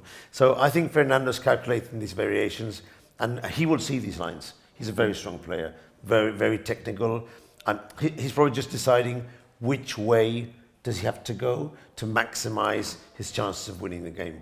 Because in the original position, he does have the option. He has just played pawn takes bishop, but he did have the option of, first of all, capturing on f4, and only now capturing on a5. This option was possible, and so he was probably just assessing which of the two would lead to an improved position. Yeah, in this position, I think what he avoid is rook d1, knight d7, and somehow black is At least on he- time yeah, to he- develop the knight. Yeah, However, and- still very bad pawn structure. Yeah, but he a pawn down, but with some chances to hold the game. Well played by Fernando. Okay, so what other games? I can suggest to go back on the second board. Okay, Aravin to against Aravin Chitambaram Kushko. against Kushko Dmitry from And- Ukraine. We left it here, but I'm not sure if he actually played. That was your suggestion. No. It was suggestion, yeah. So let's see if he did play it. So we left it here. This is real game, h5. And our magnificent team will bring up the board where Aravin is playing with Dmitry Kushko. Meanwhile, we'll go forward. h5, a5. And we were thinking f4. And he did indeed play f4.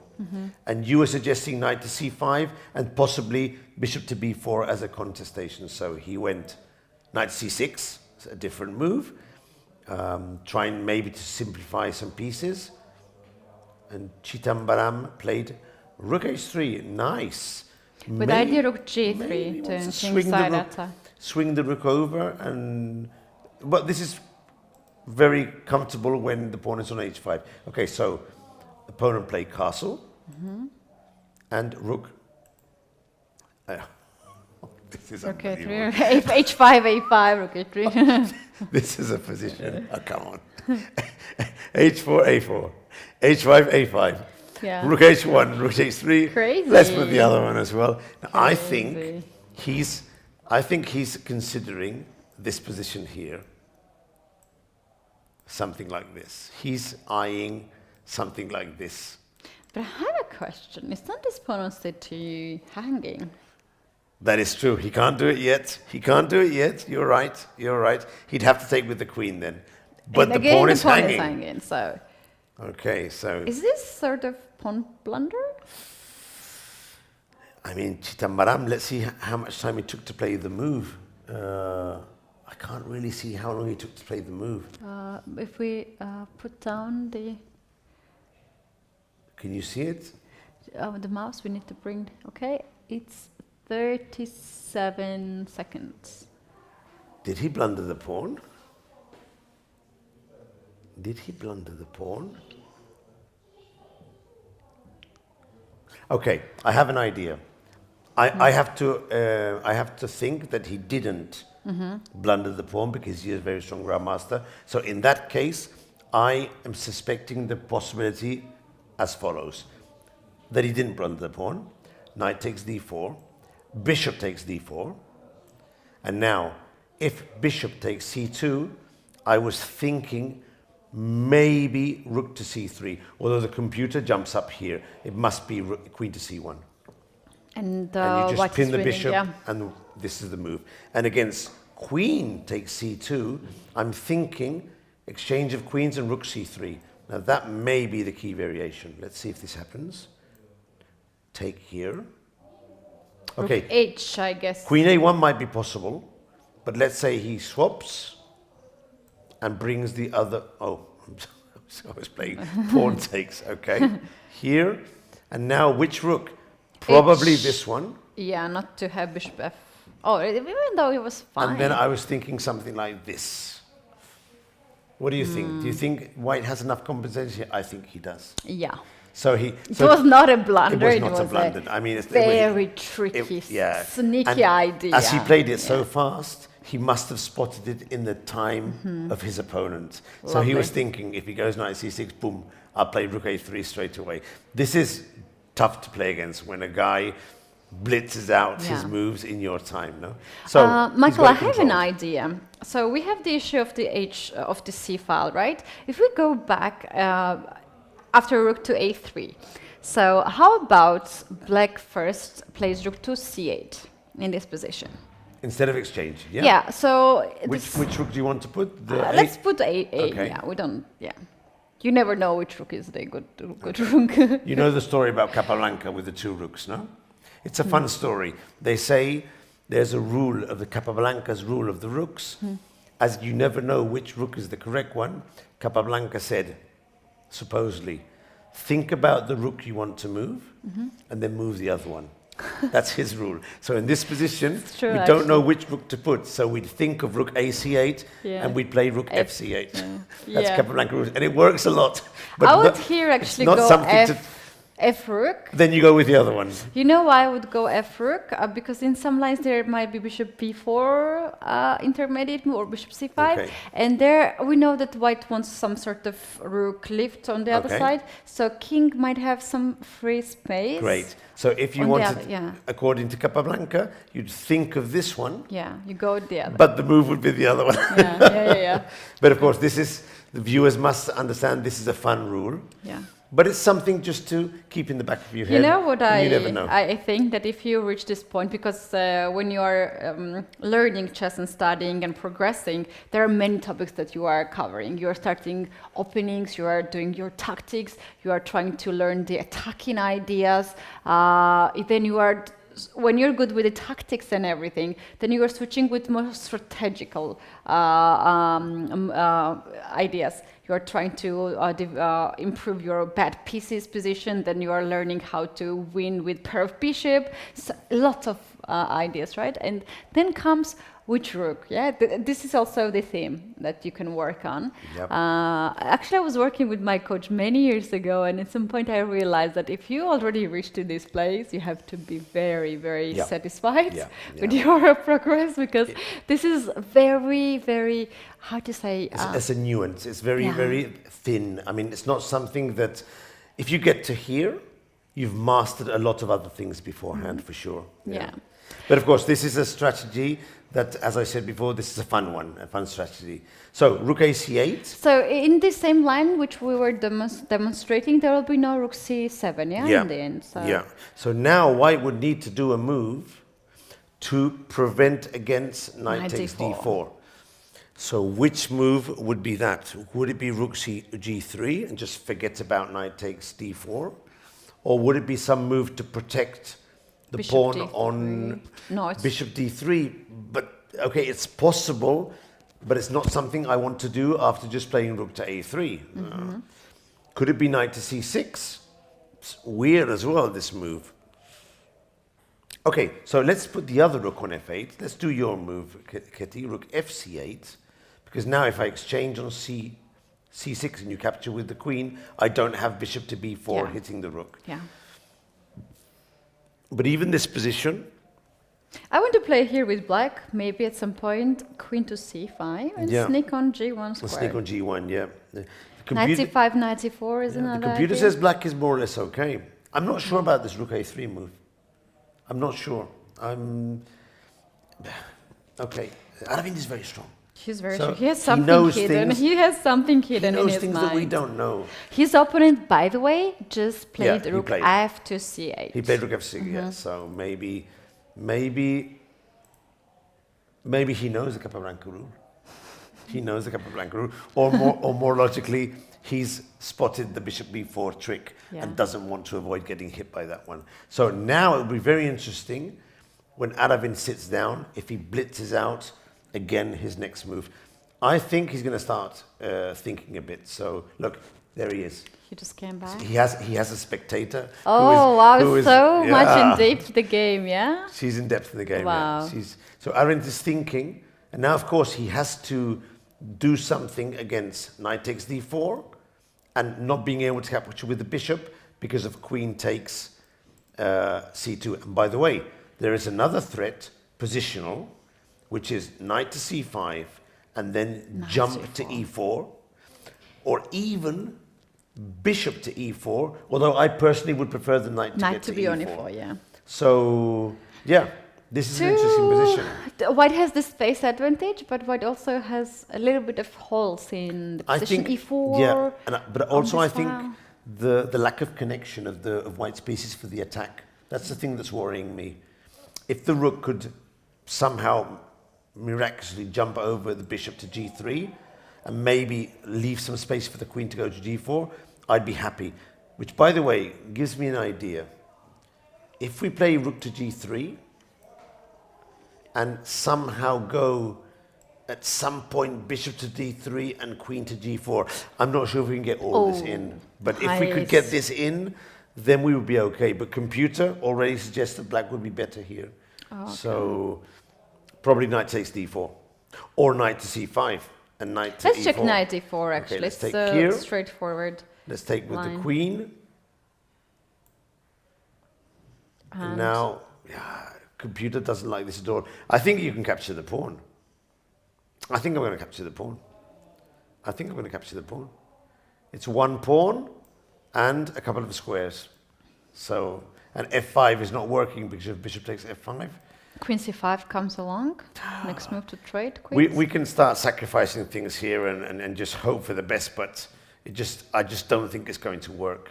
I just don't think it's going to work. There's not enough. Even the knight can drop back to f8, protect. The queen comes to c5. It's just not going to work. So, Ketty, you actually spotted a very good move with rook fc8. Very good move. Very good move. Because you attack and you defend at the same time. It's a very good move. Very good move.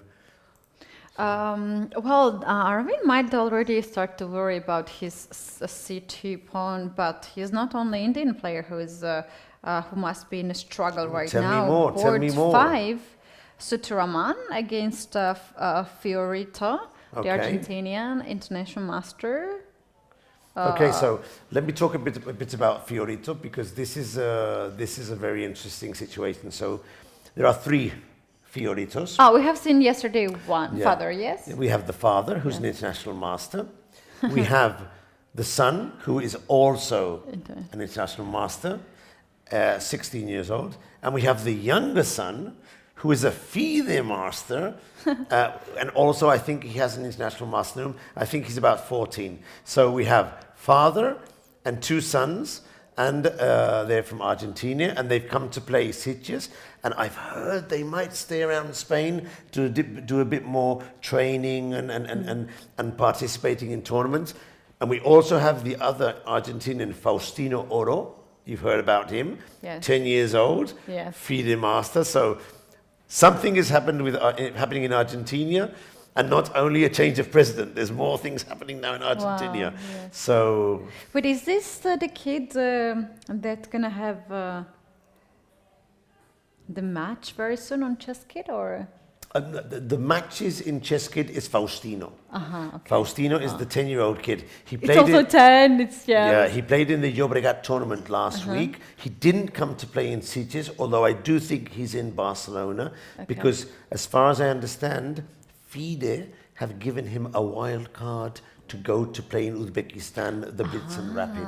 So he's one of the lowest rated players in the Blitz and Rapid, but he's so good at such a young age.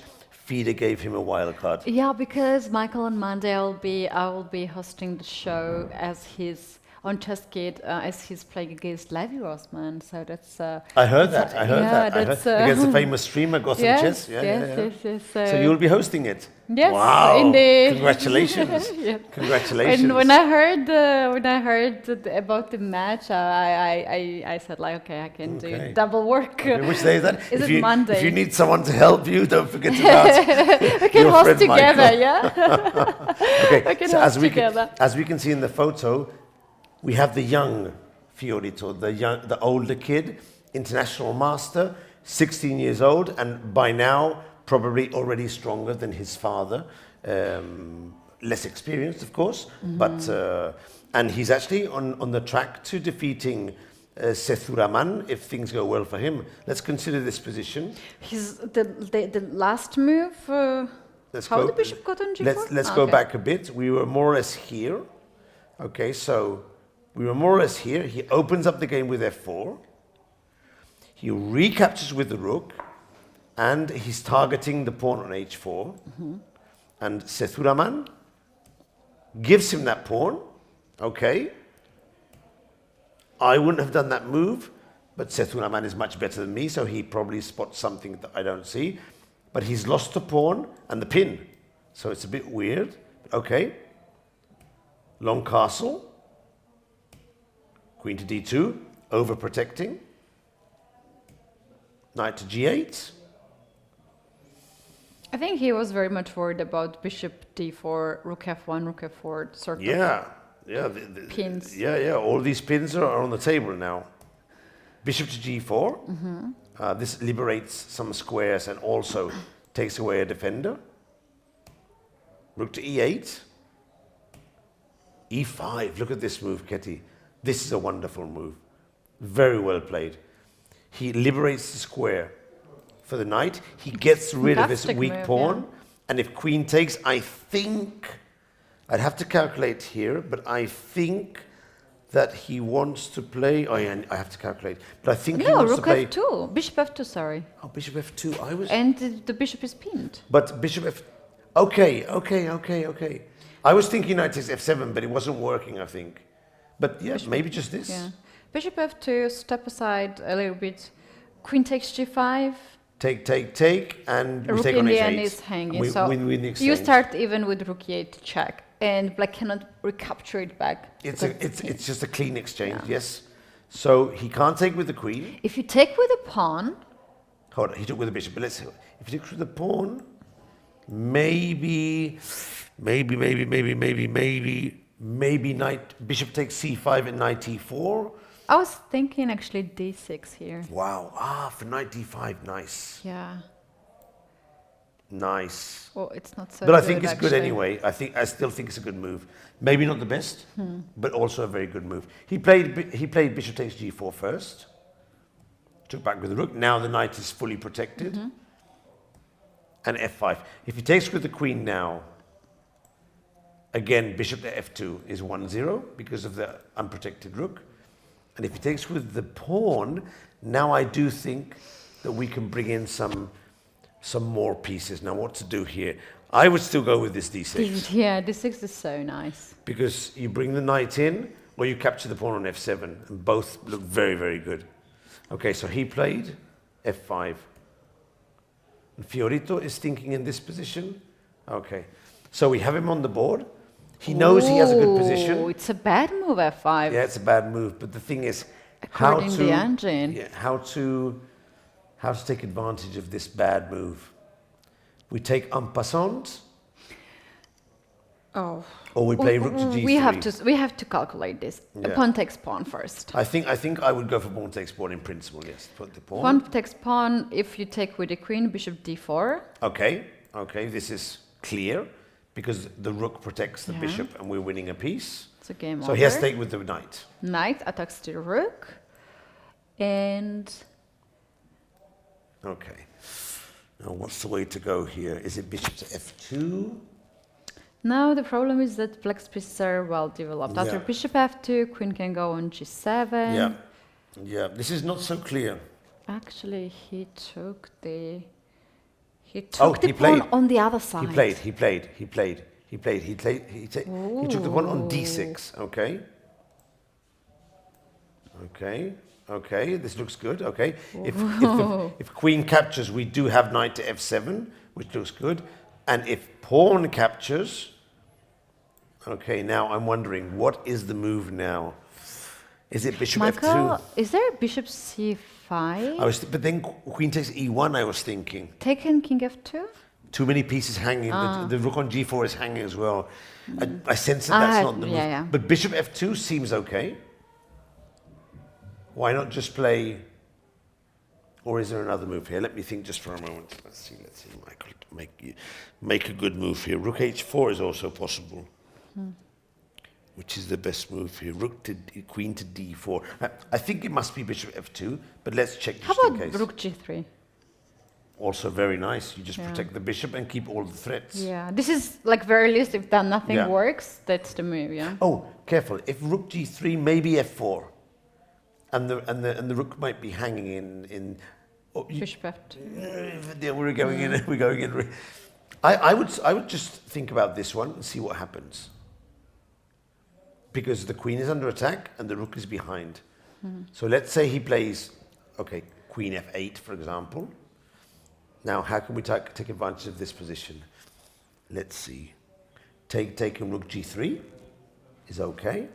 I mean, look at this position of the pieces. It's horrible. Yeah, it's not really...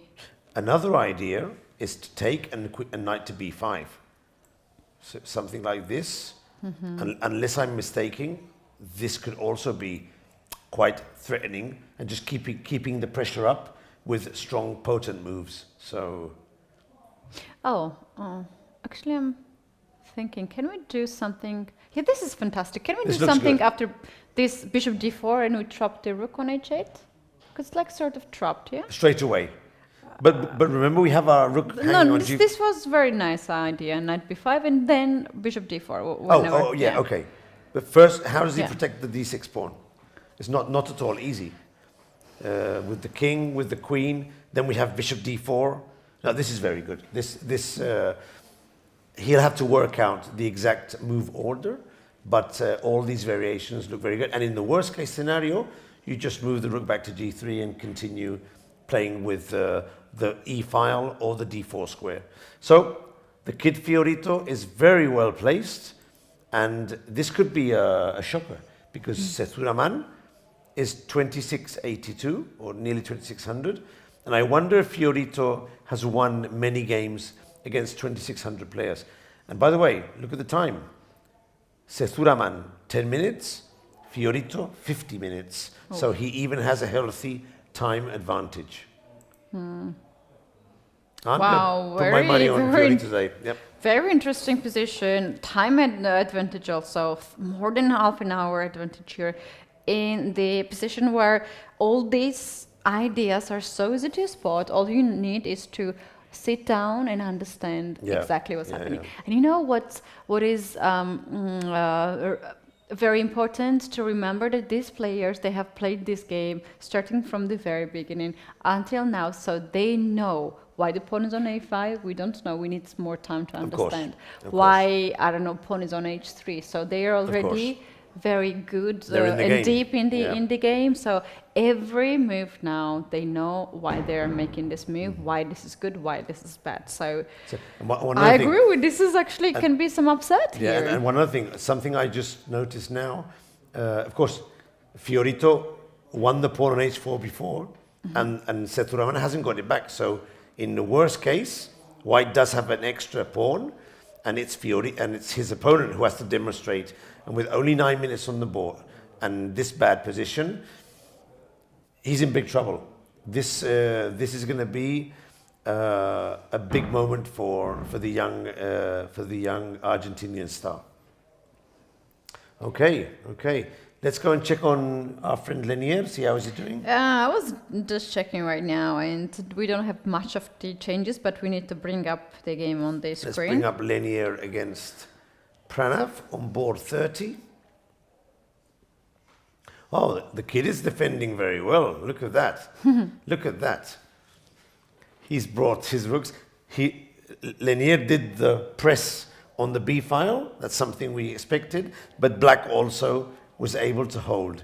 I like how Black is keeping the eye on a5 pawn, because Yep. in this position, this pawn is a bit of push too far. I would here suggest move knights to h2 for White. The idea is to play knight g4. Yeah. And this is just a threat, but you also want to play knight g4, knight e3, heading to d5 or f5 squares. Mostly d5. The route of the knights. Well, if you stop me, knight g4 with h5 ideas, you Yep. have to be a bit careful with these moves, because I can still play knight f1, knight e3 to the same route. You do the same route, yeah. Yes, and somehow this pawn on h5 can be White's target in many positions in the endgame. Yeah. He might made do a h5, but... Okay, there's been a move. He made a move. Let's see what he did. Queen to a1. To a1. Okay, so for the moment, he just overprotects the c3 pawn, so that if need be, he can liberate the bishop. But I do think that he will play this move at some point, because something, of course, you know Victor Bologan, a very good, strong player. Who has a birthday today? I just Yeah, saw a it's post. his birthday. Yes. He used to play for our team in Spain when he was 2700. And when we were doing our Spanish team tournaments, he would come with us and play with our team, win all the games. And in the evening, more or less criticize our play during the afternoon in a very friendly manner. No? He would teach us, actually. And one day I played a game. It was in a fun way, but he would try and make us and help us to improve. So one day I played a game, and I think I drew the game. And he wasn't very impressed, and he said, Michael, why did you do? He spoke good Spanish, and he told me, in most of the positions when nothing is happening, look to relocate the knight. That's the key. And these things, when they come from a very good grandmaster, they stay in your mind. And then you look at you knew this, and you played knight h2, you're looking for the route. White's pieces, it's difficult to find better squares for most of the pieces, but the knight is not doing enough. Yeah. So you relocate the knight to a better square. Yeah. And probably Black should be thinking to do the same thing with his bishop. Oh, but hard to find any square for this bishop. By the way, h6, knight, bishop g5, but maybe? I understand Queen a1 now. Really? Bishop d8 might have been a threat. Nice. I think he needs to overprotect the pawn if necessary. I think. Oh, nice. So it's a battle of wits here. Can Lenier relocate the knight before Black can target the a5 pawn? Something's going to happen there.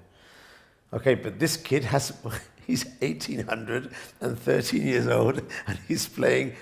But also the way... I think we have to send this kid to the candidates. Look at him. The way how he's sitting there relaxed, his bag. enjoy in the moment. With his rucksack. Yeah. Oh, look, he's there he going goes. to play What is bishop Yeah, d8. he played bishop d8. You don't ask second time him to make this move. I think he's going to play rook a2, but let's stay here for a moment, because the pawn is hit. And I wonder if there's any other move that isn't rook a2. But hold on, this actually leaves Black in charge of b-file if you play rook a2. You'd have to move the knight back. Is that a problem for white? I was actually thinking some crazy moves like knight d4. Okay, then we have to calculate because Let's make it on the board. because if the knight does go back, also the a6 pawn Yeah. would be hanging. Okay, so let's We do never it. go back. Rook to a2, protecting the pawn on a5. Knight d4. And let's just do it. See what happens. Knight to d4. Okay, now we have to change. Yeah, if you take the knight, I win We're rook, dead. I win We're queen. dead. We're dead. So let's change. And I'm thinking you're going to make the intermezzo, yes? That's right. Is that the one? Okay, let's go for Yes, it. yes. Take, Pawn takes. take. And now what do you want to recapture with? I would capture here with the queen to Okay. guard a6, control a b file fully. And you're better here because, okay, look at this, Better, look at yes. this. As soon as black has a moment, he's going to swing his queen over towards Yeah. this area here. Absolutely. No, this is not good. This is not good at all. So Lenier has to find a way to protect the pawn on a5, and he can't play rook to a2. Maybe what he can do is to give him a5 pawn, give black a5, and then to attack the Round the bishop. back. Yeah, but the Round the pawn on back. c3 is hanging. Yeah. Okay, got it. So let's pass the move. Let's say knight h2. Let's do or move a king, or let's do knight h2. Yeah, any move. Okay. After queen to a5, now we can play rook a2. Now rook a2. Okay. Hit the queen and knock off the pawn behind. Yeah. That's okay. That looks better. Yeah. So there's no immediate danger. No immediate danger. Okay. I was worried actually. I was started worried. to worry. I mean, come on. He's about to But lose I against the think you 18 year have old to kid. make a correct move, because if you do so, at the moment white leaves the b file to black's hand, knight d4 Yeah, that's can very be dangerous. Very dangerous. Tremendously dangerous. So either knight goes somewhere, so knight d4 is not strong, or king h1, so there is no check Or on king f3. f1. Oh, I would be scared of that. Well, maybe king f1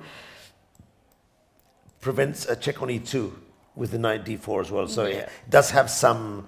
King h1 is tricky because this is a bit like the rooks we talked before. Yeah. When you've mastered all the other things, you start realizing in some positions if the king should go to h, which is far away from the center for the ending, or can it go to f with all the big pieces on the board? Yeah. But if they exchange, you're near the center. So Yeah. difficult, so difficult. So difficult. But right now we But I have still so like many knight hits. h2. I think you can play knight h2. Why not? If this variation is not bad, we start the route for the knight. Look, what's Lenier looking at there? Michael, there is another idea. How Oh. about we first? This is a bit a silly move, but we can We take can it do back it. here. We You can do it. We can take it back. So my idea here is to give up the bishop for the knight. Okay. Play c4, so there's no a5 pawn issue anymore. If you take with the pawn, a6 and so on and so on. Okay, so we're going to push this Yeah, one and see yeah. what happens. So let's think he'll take with You the have bishop. to take with the bishop either And now c4. now we're trading and c4. And I was thinking... Now we're protecting, so we're good now. Yeah, I was thinking that our knight might be stronger in this position than light square bishop. Well, it's definitely not weaker, because if we put it on d5, he'll have to exchange, so it's never weaker. It's all blocked, so the knight is good here. But you need to get it to a center square. So should we start the route? Which route do you want to take? This one here? Or do you want to go Yeah, I'm this way afraid this here? is not enough. Which way should we go? It doesn't look. It looks interesting, but maybe Not enough, yeah. And I'm still worried what would happen if he captured with the pawn, because okay, we do have an a6 pawn, but Oh, it can be lost. it might be lost. And also now I'm starting to like these bishops. So this would be a complicated position. Now Lenier was looking towards the room for inspiration, but I think he's realized that the a5 pawn can't be captured. But he needs to know how to improve. Of course, if the Indian kid leaves his bishop on d8 and doesn't capture, what can he do to move all these pieces? He has, let's make the count, 5, 10, 13, 16, 19, 28 points in a very reduced area of space. That's too much. Oof, yeah. Too many points in a reduced area. There's not a good way to coordinate and elaborate a strategy. So I think Lenier can just play normally, and it's black who has to find a way to untangle this situation, somehow exchange some pieces. Michael, can we check here, move bishop, rook to b3? Rook to b3, just a simple move. So my idea keep, here... Keep the rook is protected, yeah, okay. Is after queen to a5... Okay. Queen a5, bishop a5. Queen takes. Yeah. Bishop takes. Now the pawn is protected. Pawn is protected, and I play knight g5. Oh, this so, is this is so weird move. On the other side of the board, wow. The pawn on f7 is not hanging, but if you play here any move, like bishop d8 or h6, let's say h6 is so natural, h6. yeah? Oh no, you have to play bishop d8 Oh, if I know want what, to. I know what you want to do. Yeah, sorry. Yeah, nice. He'd have to play bishop d8. Bishop d8, yeah, but it's exactly not about the move you must needed to play. moves, yeah. So for the viewers, Ketty, let's explain what you wanted to do, no? Yeah. Some sacrifice on f7, and then get bishop in c4. c4 square, frees the square, Exactly, so c4. freeing the square. Yeah. And this would actually be a really nice tactic. Yeah. If the it bishop weren't is not for hung. the bishop on t2 hanging. If not, you'd win back the piece and you'd be good here. So, yeah, nice, very nice. Oh, Michael. Oh, well, we can make it work. Just let's go after h6. Okay.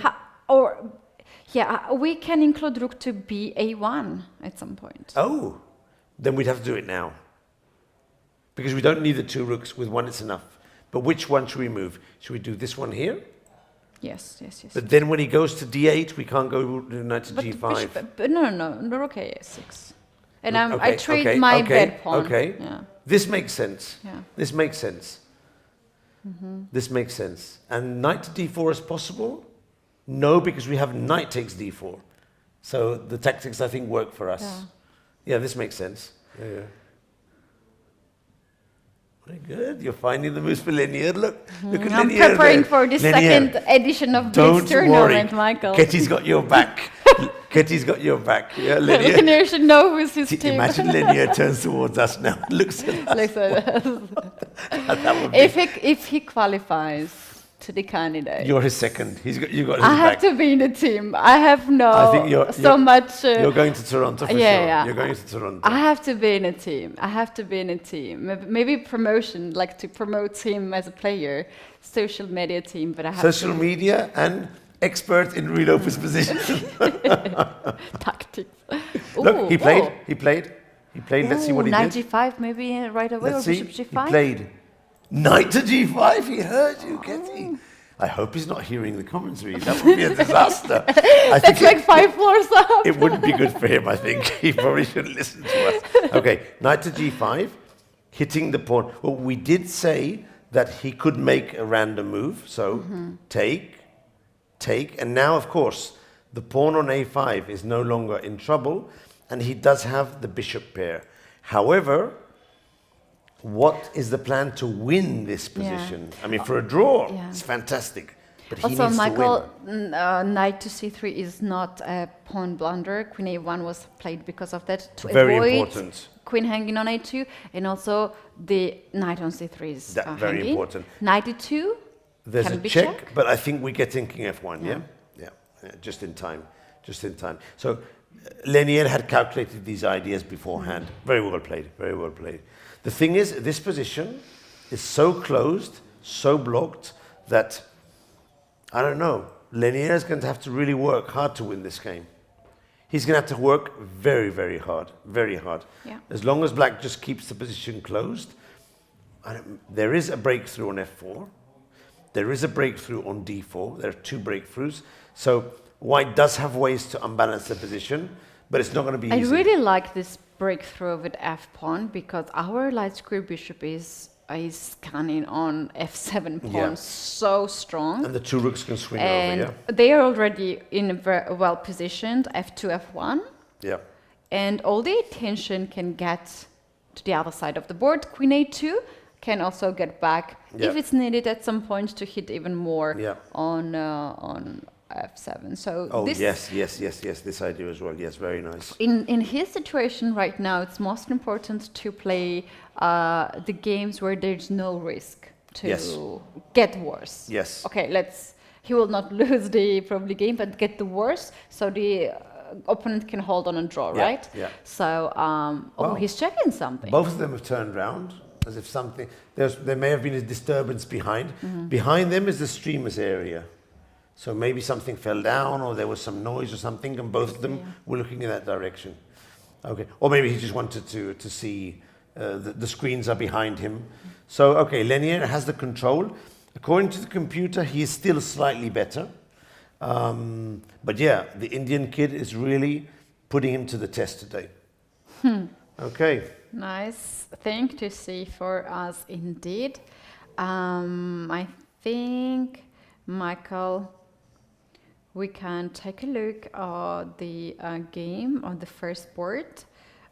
We might have some sort of upset. Okay, board number 1 was Jamie Morris against Kirill Alexenko from Austria, playing for Austria, although, as we know, a player from Russia who has changed the federations to Austria. Oh, Australia and Austria. So many people are getting confused with these two countries.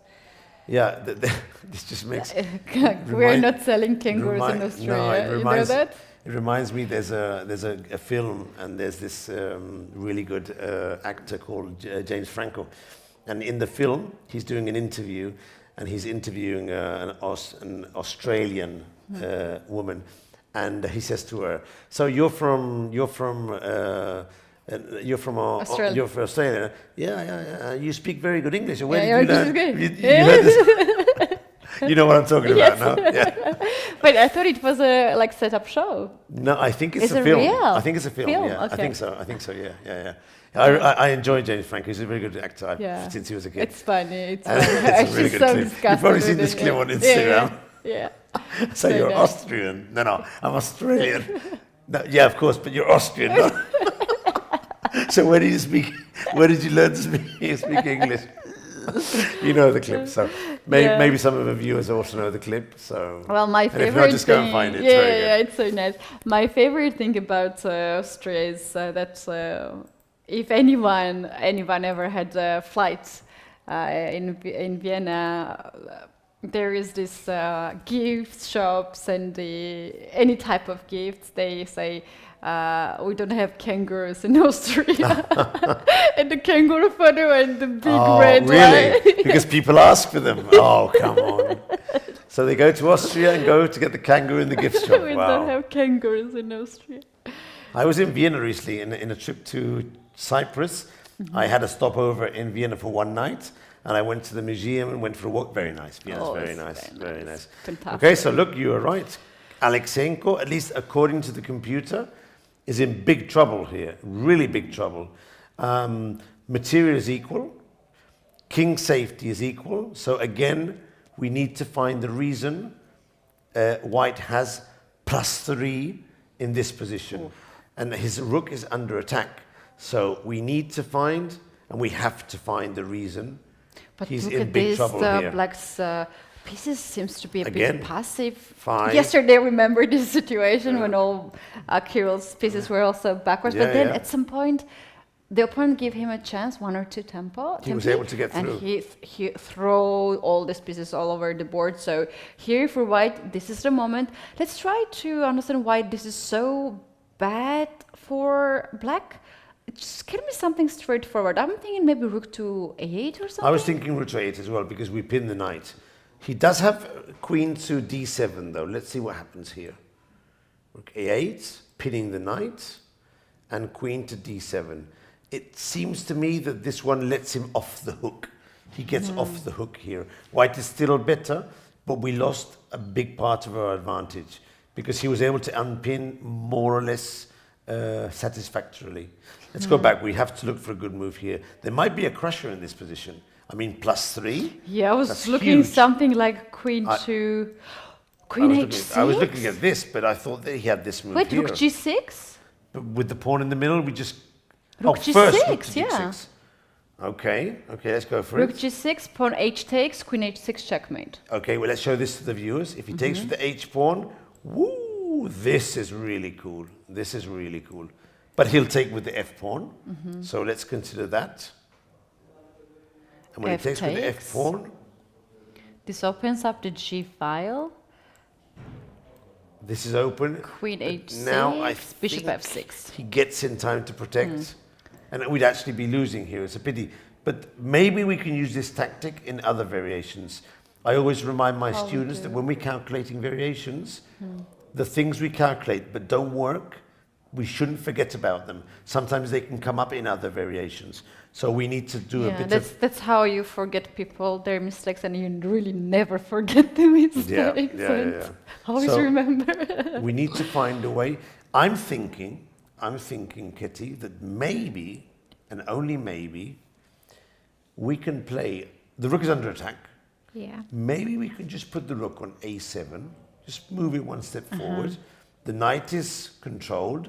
We have the 7th. We still have this idea of queen a6 in some moment. Maybe just play it calmly. And we may be threatening bishop to c7 at some point.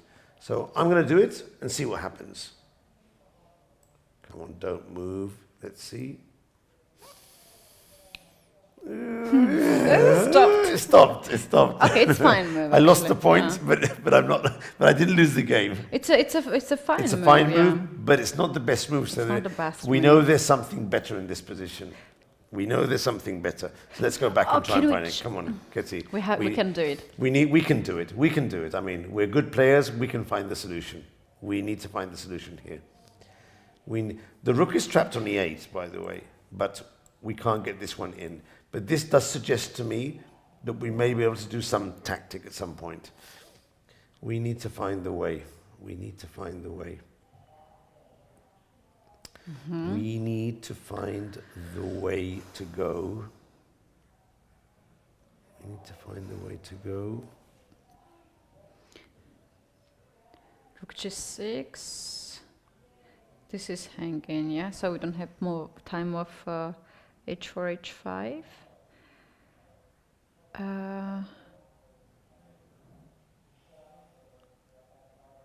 What is the move here, Kitty? What is the move? Can you actually sacrifice an exchange and play rook Take to a1? d6, take and... Or rook d6? A rook d6. I was thinking rook a1. A rook a1. But maybe, always maybe, but the knight on b8 is so poor that he'll be pleased to get it off it. Yes, No, it must be something to Agree do with that. with not allowing the knight to come into play. It wasn't rook a8, we checked this before. Bishop takes b8 doesn't make sense unless we have something immediately afterwards. So I was wondering, can we do bishop takes b8, queen takes b8, and rook a8? Does that lead us anywhere? That's interesting. Let's make it on the board. Does that lead us anywhere? I don't think so, but we can try. So we take, he takes, and we go here. It doesn't lead us anywhere. It keeps the small advantage, but it doesn't lead us anywhere. I think it was better to trade this knight in the rook rather than dark square bishop and the But knight. this is what happened yesterday with Alexenko. So white is better, but all the moves we're making, we're losing our advantage. So it can't be easy. It's just not easy to find the winning move here. Have we already checked queen h6 here? Yeah, queen h6 we checked, and there was just f6. But we're going to do it just We in did case. it on the board? No, on the board, no. So let's put it here. And It's I a think bad this, move. yeah, because we get hit by a Yeah. double attack here. Now, what I'm thinking now, I mean, it's probably not good, but I'm thinking just to go back here and to redeploy the rook to d1, and the knight is very badly placed here. He made a move. I think he played rook a8. He played rook a8. If he did rook a8, we're going to have to check the computer and find Yeah. what was the good move. And Alexenko played very fast bishop d6. Okay, so he's still better, but he lost a point and a half, so we need to know the move. We did our best, guys, to find the move by ourselves, but as we're not using computers, we only use the computer line to see if someone's better or worse. You know what? This is really ridiculous. What is the move? The move that you suggested first variation. My first variation was rook a8, I think. No, rook a7. Oh, rook a7, okay. Rook a7, and even though so it wasn't a stable evaluation then. Okay, so it was one of those up and down lines. Yeah, it goes down now. So we know then that with our computer, there can be a margin of basically 1 point in some of the more positional variations. It's not stable. Yeah. So okay, let's put the real position. Then there's not much difference between Rook A8 There's and no. Rook A7. Rook A8 is a second line Yeah. according to the engine. And he played Bishop to D6 very quickly. And now engine says, come back, Rook A7. I think he played already. Let me check. Yeah. It's No, Queen to F4. He played Queen to F4. Okay. Just protecting the bishop. Okay. Queen F4, yeah.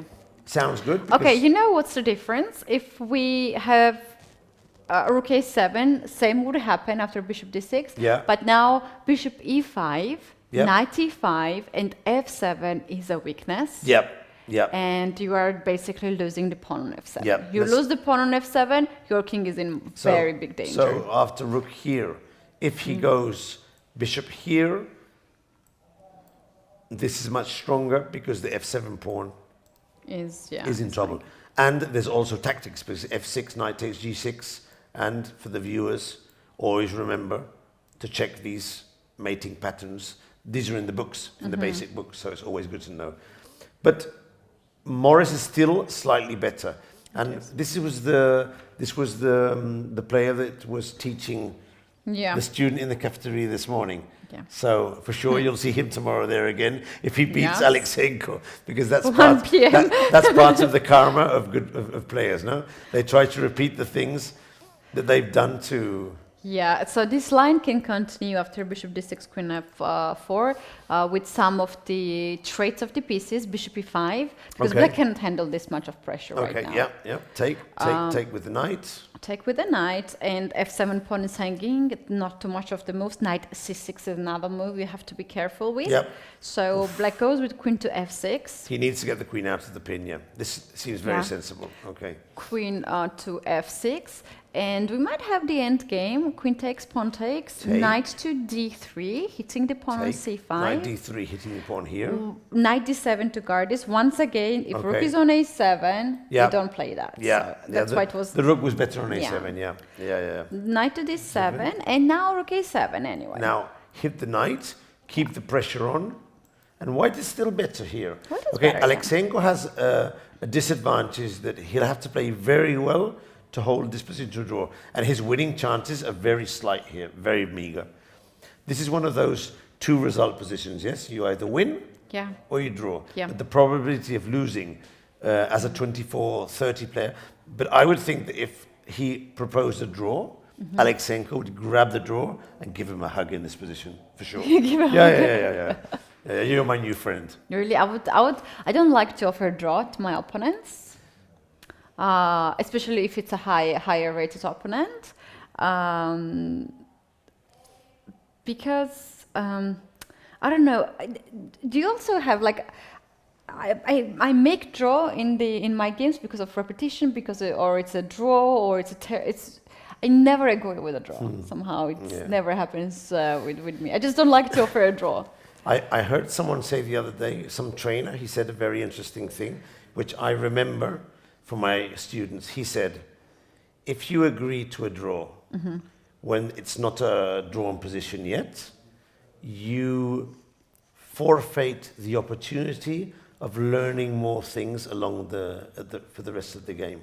That sort of stuck with me in my head. I thought, of course, if one of my students agrees to a draw on move 20, for example, just because the other guy is stronger and he wants the half point, he won't learn anything more in that game, which he could have learned if he carried on playing. Yeah. So, Morris, don't offer Keep Alexenko it going. a draw. Keep it going.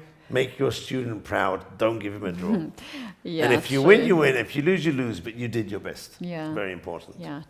I wanted to suggest or it's too far. Okay. Oh no, we okay. can go back. It was we were saying rook a7, yeah. Here. Sorry. No, bishop here. e5. Yeah. Here Knight takes, and queen f6. Yeah. Here. Let's go back to this variation. 93. 97, rook It's a7. pretty much forced. It's and quite here, forced, yeah. Michael, if black plays rook to d8 to guard the knight, Okay. I'm thinking maybe even f5, f4, f5 Why because not? his bishop on g6 is Why like not? that. This bishop is quite bad here. Yeah. And if f5, maybe even e5. e5. Well, I'd have to calculate that because the bishop is hanging, but this Yeah. doesn't look good. It doesn't look good at all. Yeah. But maybe this is the only move. Maybe this is the only move. But instead of rook d8, there is knight b6 move. Maybe that's better chance for black. Yeah, there. yeah. So. It's still not done. It's still not Still done. not done yet. It looks like a good position for for James Morris, but it's still not done by no stretch. Okay, so remember the position Satraman of game. our friend, but remember the position of our friend Dominik Horvath. Oh, This is one of the positions we saw. it's But happening in a game. I'm we not had sure. on. Yeah. I want to make sure because it could have been our last position. This is the game. He didn't capture the rook. Oh no. He didn't capture the rook. Unbelievable. He didn't capture the rook. Just thinking. He didn't capture the rook. I don't understand. I have to change sports, Kitty. I'm going to leave chess. I'm going to go and do something else. He didn't capture the rook. What was the other guy doing? He's giving up everything. Wow. Yeah, I wish not to have this rook on g7 if I were black. Oh, the other guy's just giving up everything. What is this? Rook takes check and mate. Wow, long castle. Oh, And castle resignation. now everything is hanging. Look, hanging. Bishop g5. Hanging. Everyone, My G5. gosh. I think the other guy was just, he lost here. He- Wow. Do you think, It was calculation? no, that he thought that the other guy couldn't castle? With all these tactics, he might have thought he couldn't castle anymore. This has happened to me sometimes. You play such a tactical game, and at some point, you don't think you can castle, because of course if you can't castle, this is great. And now he castles and he resigns. This is unbelievable. It could Can be. be. It could be, because look at this position. For many moves, the position has been totally unbalanced, with pieces hanging, checks, and in your head, in a lot of moves, Yeah. you've checked the king and the king has moved. And so when you arrive here, you might have forgotten, or he's just thinking, I'm lost. You are always checking your No, score I think he sheet, probably yeah. thinks, I'm lost. Okay, I'm lost here. Queen is lost. Bishop is lost. I'm lost. So let's go for fireworks.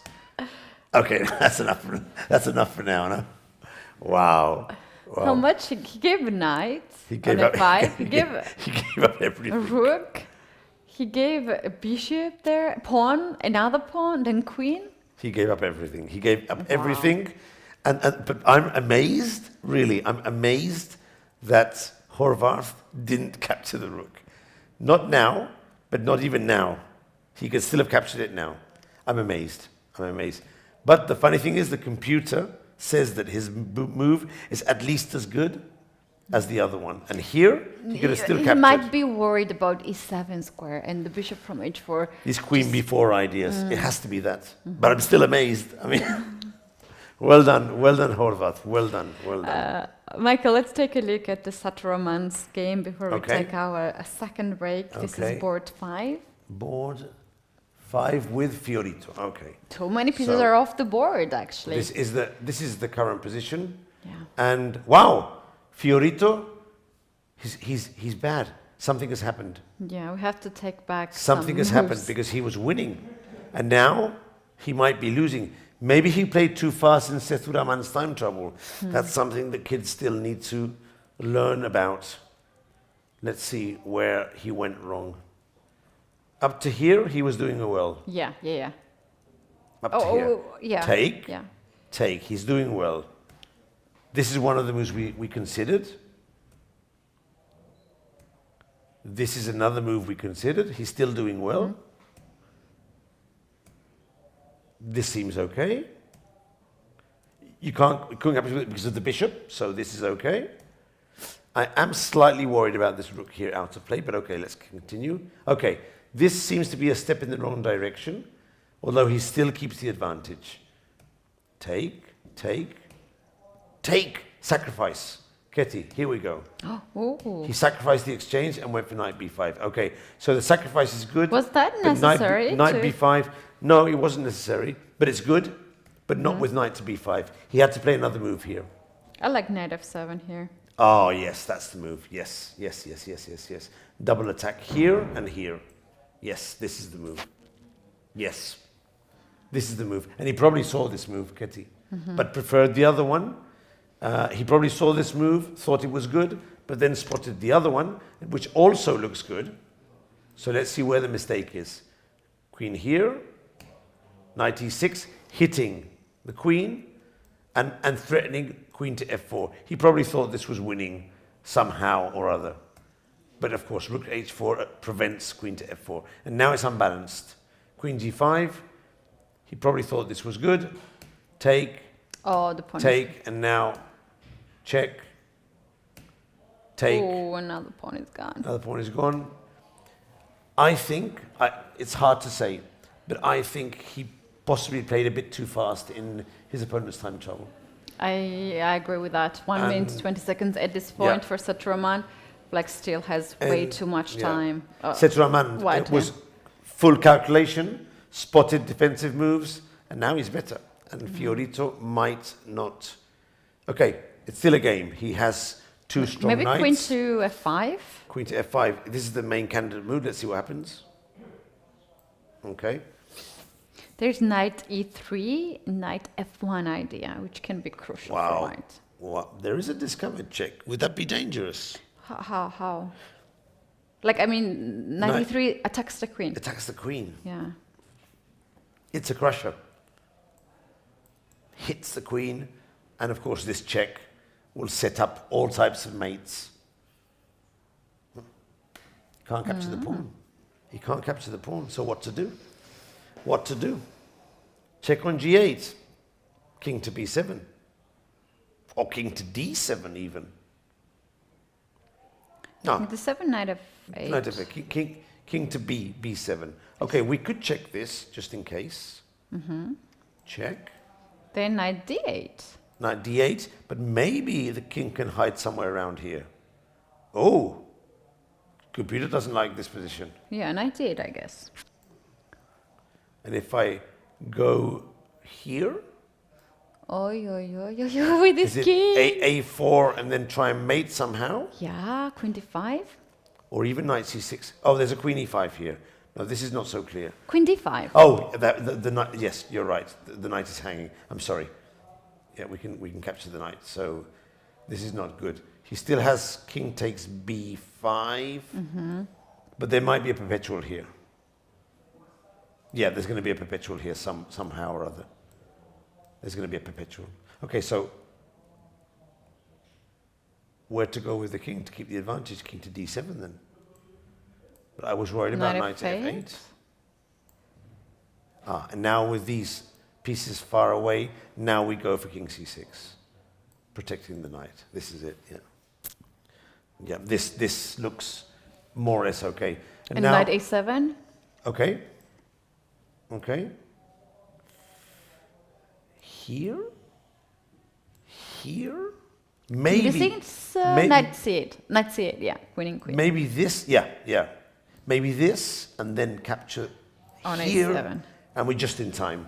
Yeah. Because we have the threat here, and we're consolidating. And there's no check, yeah. Seturaman only has 1 minute left. They're on move 31. But these moves that we've seen are tricky, but he should be able to find them with 1 minute plus the 30 seconds. So, okay, but it's still tricky. One step in the wrong direction, and Fiorito can get a perpetual, so he has to be careful. Has to be very careful in this position. With this much low time on the clock, white still have some chances, but I think the worst has passed here for Satraman. For sure. And he should be now feeling very, very good that he can turn the tables. Very confident. Yeah, all right. I think we are ready to take our second break and come back right when we are going to witness the time pressure on the clock. And that's obviously very, very exciting moments to see players playing very fast and blitzing out all the moves. So guys, we are coming back in a few minutes. Don't go anywhere. Stay with us. Sunset Sitges.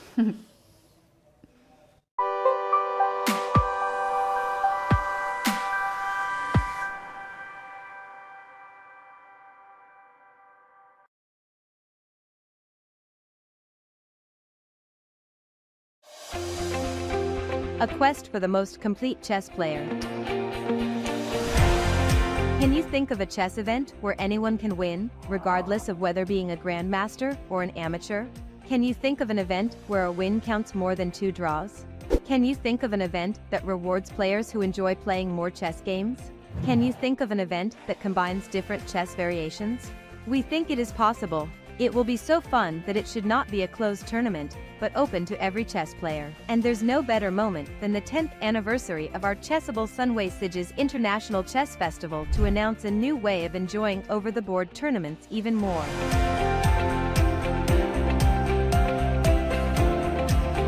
We'll still have an admirable and very strong classic chess open champion. We'll still have Blitz tournaments winners like in previous years.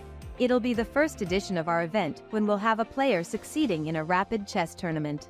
Also, for the first time in our festival, players will go out of their comfort zone in a Fischer Random Blitz chess tournament. And we'll all have fun playing over-the-board bullet games while having some drinks. But here's the big news. We'll count all the wins players can score in all 5 of these chess variations, and we'll add them weightedly, granting some additional points for the draws they get. But be careful. 1 win will never be the same as 2 draws. Grandmasters and amateurs will be mixed in a single classification, in the quest for the most complete chess player. Welcome to the first ever chess pentathlon. Welcome to Sunway Sitges.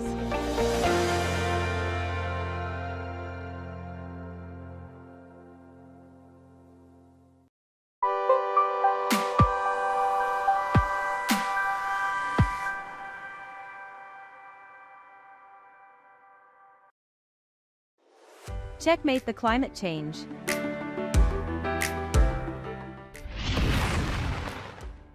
We're close to the climate endgame, and we have an inferior position, but a victorious checkmate to climate change is still possible. We're just pawns in this game, but does anyone know better than a chess player how powerful pawns can be in an endgame? At Chessable Sunway Sitges International Chess Festival, we recognize the power of isolated pawns, but we love to play in coordination. We can castle and wait, but we always preferred dynamic moves. This is why we ask you to embark with us on this journey to help raise awareness in our beloved chess community. 1 move at a time, and we'll see if a small advantage becomes decisive one day. We can all together put our grain of sand to save our planet. There's no better game to win. So how are we doing more precise moves now than we used to? Less paper, more digital. We stopped using tons of paper to publish and distribute results in pairings, announcements of lectures and side activities, etc. Emails and WhatsApp messages have become our bishops to rapidly spread our messages, and our screens strategically placed across our facilities help cover all squares, so that no one can move without knowing what's going on. It's not only sustainable, it's convenient. Cell phones may be the enemy of fair play in the playing halls, but they are our best ally outside them. We developed our own app for iOS and Android that you can download and open anytime, while not playing, to be up to date with what's going on in our chess festival, and without any risk of being blamed for cheating. It's also available in the smart TV of your room. And what about accreditations? Here's the deal, don't throw them, because with just a little water and minimal care, your accreditation, printed on paper with seeds, will germinate and become a plant.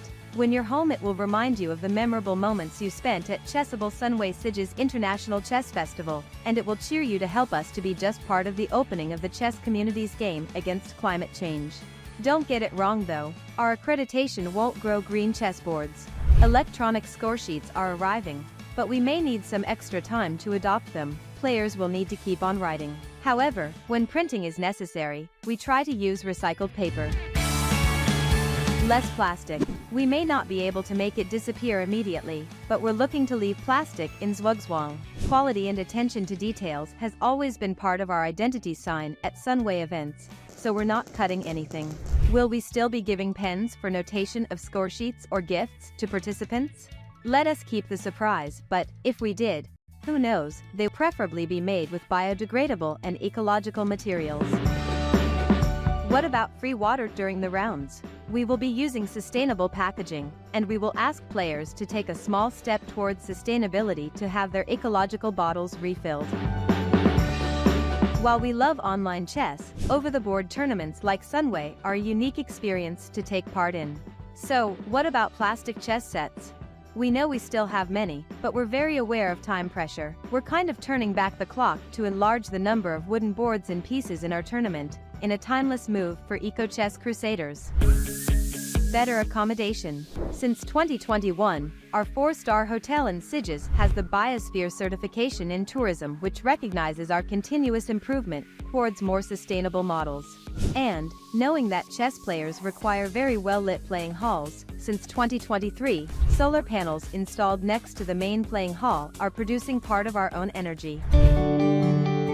There are many other measures that Sunway Playa Golf Hotel and Spa, venue of the Chess Festival, has been introducing during these years to reduce its carbon footprint, improve water efficiency or allow energy savings, like changing almost all lighting to LED lighting, or installing motion sensors to activate lights in the hotel's less crowded areas, detecting even the quietest chess players. Sensors in windows and doors limit the useless operation of air conditioning machines when those windows and doors are open. Taps in restrooms have been changed to prevent the waste of water, which is precious in our warm Mediterranean location. Amenities left in the rooms for guests are biodegradable and ecological, etc. All guests at Sunway Hotel and Apartments have free bicycles to facilitate their mobility, reducing the environmental impact of transportation. There's no more enjoyable and sustainable way of entering a game or of mentally analyzing your moves after hours of concentration than to cycle along the seafront promenade. And for those who don't want to cycle, we also provide free bus passes that will allow you to forget your own car during your stay in Sitges. Responsible F&B management. Just in case players haven't eaten any opponent's pieces during their games, we make sure they have enough quality food and beverages in our restaurants at Sunway Playa Golf Hotel and Spa. Purchase from local suppliers, when possible, to reduce the impact of CO2 and promote proximity trade is just part of our game strategy. It's not only time we don't like to waste, so we use efficient waste management to get a better endgame position. Selective garbage collection, or use of returnable glass bottles and other containers, are our defense, no matter if Sicilian, Slav, or French, against environmental degradation. And our openings list includes the use of biodegradable and recycled single-use items such as tablecloths, straws, or napkins. Let's talk coffee. It's organic, it's sustainable, and it's in a biodegradable cup. Even our coffee beans are in on this eco-chess game. And we don't forget the quick response QR codes, which are available in our restaurants, and they remind us that a quick response is what our planet needs. Chessable Sunway Sitges Chess Festival was born 10 years ago with a mission, offering quality and taking care of details. We want every player to feel like a grandmaster. It's time to expand that mission for our next editions. We want every player to get a grandmaster in sustainability norm. We're far from perfect, but we're studying, training and calculating to improve. Climate change seems to be using the latest version of Stockfish, but working all together can build an unbeatable database of ideas to checkmate it. Welcome to our green and sustainable chess festival.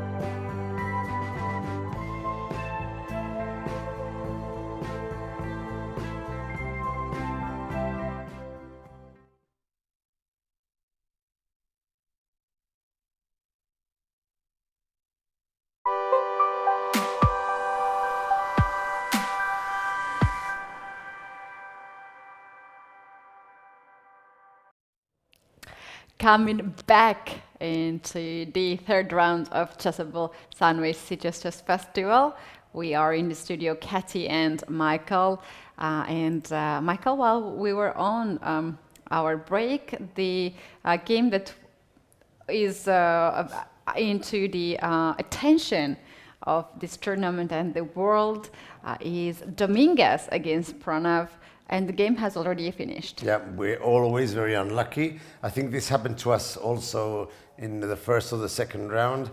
We went to break, which we really have to because we need to recover a bit of energy, and one of the games finished. So when we came back, we were informed that during the break, Lenier had unexpectedly won the game, and also brilliantly. And of course, we left the position a while ago, and it did seem that there was quite a bit of work to be done to improve and win the position. So I think the first thing we should do is quickly go and see how Lenier was able to finish off the game and so quick from the position we had before. What do you think? To get to the game? Good idea. Let's Good go. idea. It's a very important victory for Lenier, of course. Now he's on 2.5, and tomorrow he'll face a player with a big FIDE rating. So we left the position here, and we were suggesting maybe some ideas with f4 and bring the rooks to the attack. The attack happened, but in a different way. Let's see. So Pranav played bishop d7, rook to b3, bishop to e6, mistake. A big mistake. Now, it's hard to see for the moment why, but I'm suspecting that after exchanging bishops and queen to b2, these ideas you were mentioning before can now take place. So bishop e6, a huge mistake, and after playing an excellent game. Well, he could do it straight away, of course. Nice, right so away. he doesn't even have to change, and if he's take, then win the game. Take. I wonder what the kid saw here. He just loses a piece.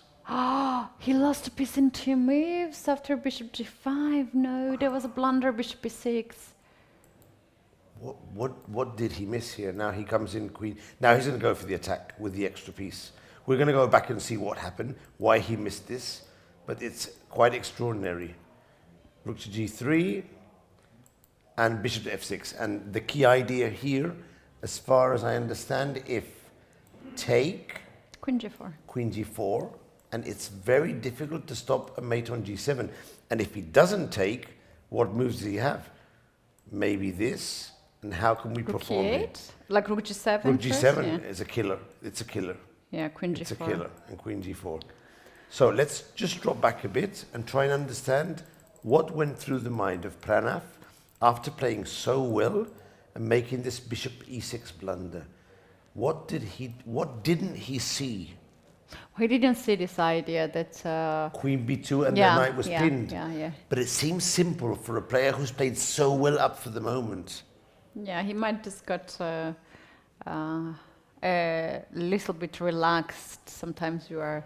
When there is no pressure, he doesn't have any problem here. Already it could be here? a very long game for Dominguez. Okay, I've got it. Look, Katy, look what happened. He has 26 minutes, yes?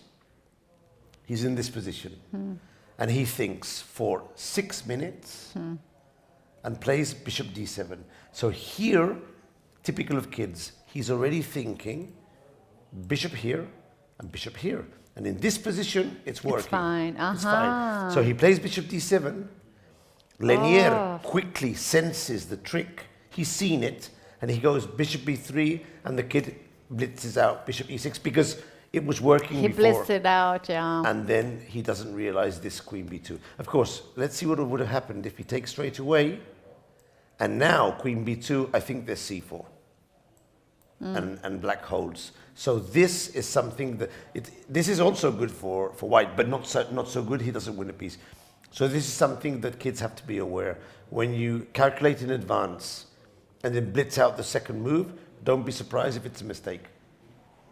Experience and Wow, for a kid, was a really nice play. he'll take here a from lesson. He'll Yeah. take it. He played very well, and he'll take a lesson. He'll take a He lesson. played really well, but that's unfortunate blunder. You described it well, I think very that's- well. that That was, what I probably agree. That happened. was the issue. The idea is okay Yeah. in a vacuum, but when the position changes, there's a mistake. And Lanier in the other kid's time saw this and quickly played rook b3, so the other kid doesn't have time to start thinking. Let him play the move he wants to hang himself with. Yeah, a that's fun why you one. have to think just to a little think. bit if you are blundering something with your move. But it was looking so peaceful. good. Yeah. Okay. Good for us that we do have so many more games. I suggest to go straight away to the first board because Kirill Alexenko is having really difficult position. If we can see the final position. After e5 Ooh. is the last move, actually. This is Now really Black difficult is for him. thinking how to save the game. So difficult for him. The pawn is just advancing to the end. How are you going to save this position? What move are they on? Move 38. So there's 2 moves to go for the 40 move control. And Alexenko, his body language is definitely not the language of a player with a confident position in himself. However, his opponent, James Morris, I mean, he's twerkling the pawn. Yep, he's got everything under control. It actually seems if it's his move, so maybe there's one more move being played here. Rook d2, okay. So what to do here? You're being attacked on f2 with 2 pieces. Of course, queen takes g7 is not possible because of the knight. And g4 would be a mistake because then he would swap queens. And the knight could jump to f4. So this would be a mistake, probably for sure. So what to do in this position? Let's see what to do. How to defend the pawn on f2? Should we just play rook f1? Or should we play e6 and abandon hope on the pawn? Okay, I think we can play e6 actually. Because if he takes the pawn with the rook, we win the queen. And if he exchanges queens first, and then captures the pawn,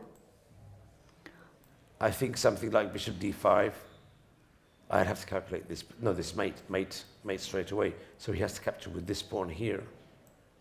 And now e7 wins. He's about to lose this game. If he plays e6, I think the game is very near to finish. Kitty, look. If the pawn gets all the way to e6 or e7, that's it. I think the game everything is is over. working. Knight is outside right now. I on think h5. if he plays e6 now, Cannot blocked, yeah. I think the game is over because you can't capture the pawn on f2, and he's about to play. His body language tells me he's about to play. Let's see. Let's stay here. This would be a major upset, Major a upset, huge yeah. upset because Alexenko is a world-class player. I really like queen takes b8 first because you are destructing rook from f8 and then push. Perfect. Rather than to have this opportunity, it's probably nothing on because of the back rank issue. Exactly. Yeah, but it's the thing nothing, is, yeah. if we don't change, he could always have a chance to get his queen. Yeah. I don't think it changes much. But so just change first, and then just push the pawn. Why not? He'll get his knight back into play.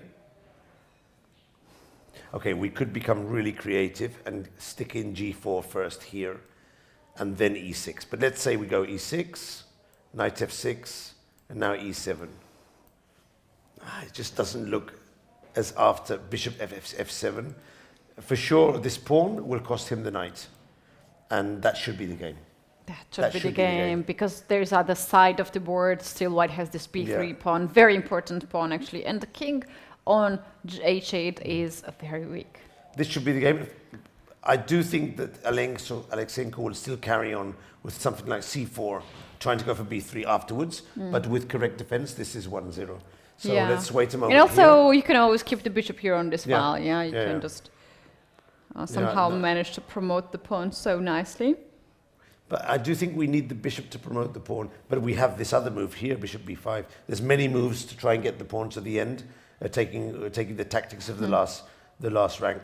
Yeah. Let's see what he does. Did he play? He's scanning the board, but I think it seems quite sensible to exchange queens. He doesn't need to, but it's a human decision and a good human decision. Wow, how did he get from here?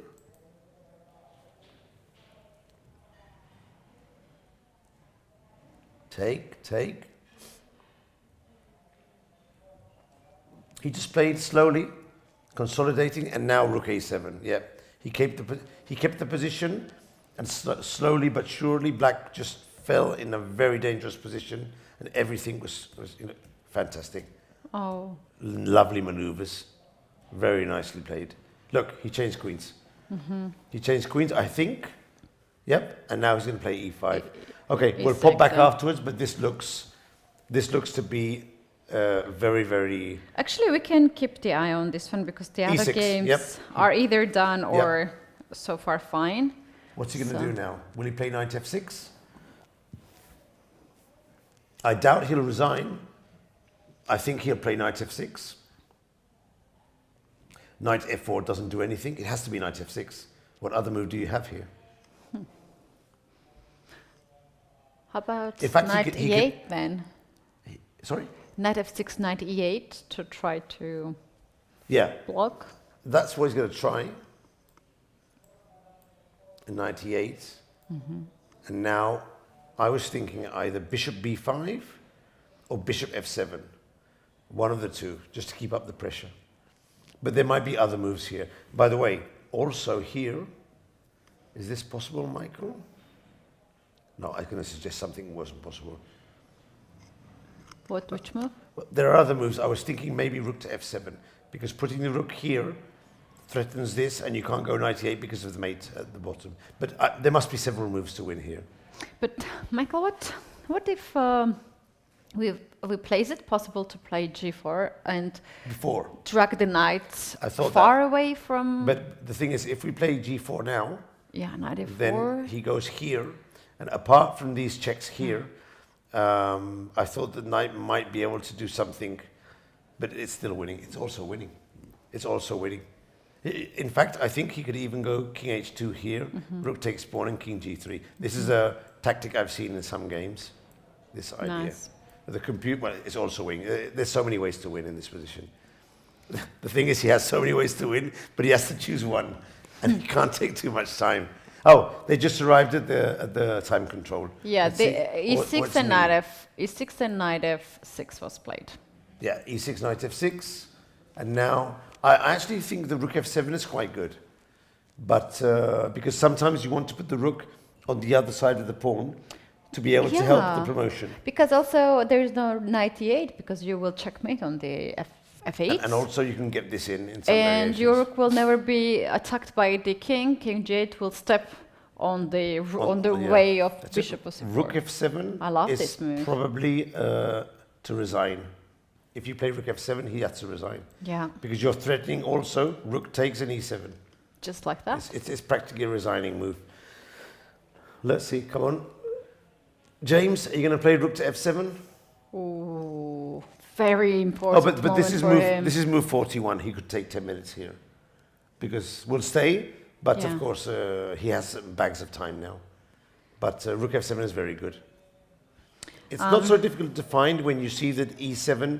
You still have to take some time to take the blockader out of the way. So, for instance, if you play rook f7 and he goes h6 just to find a square, I think you can already sacrifice and go e7, and it's 1-0.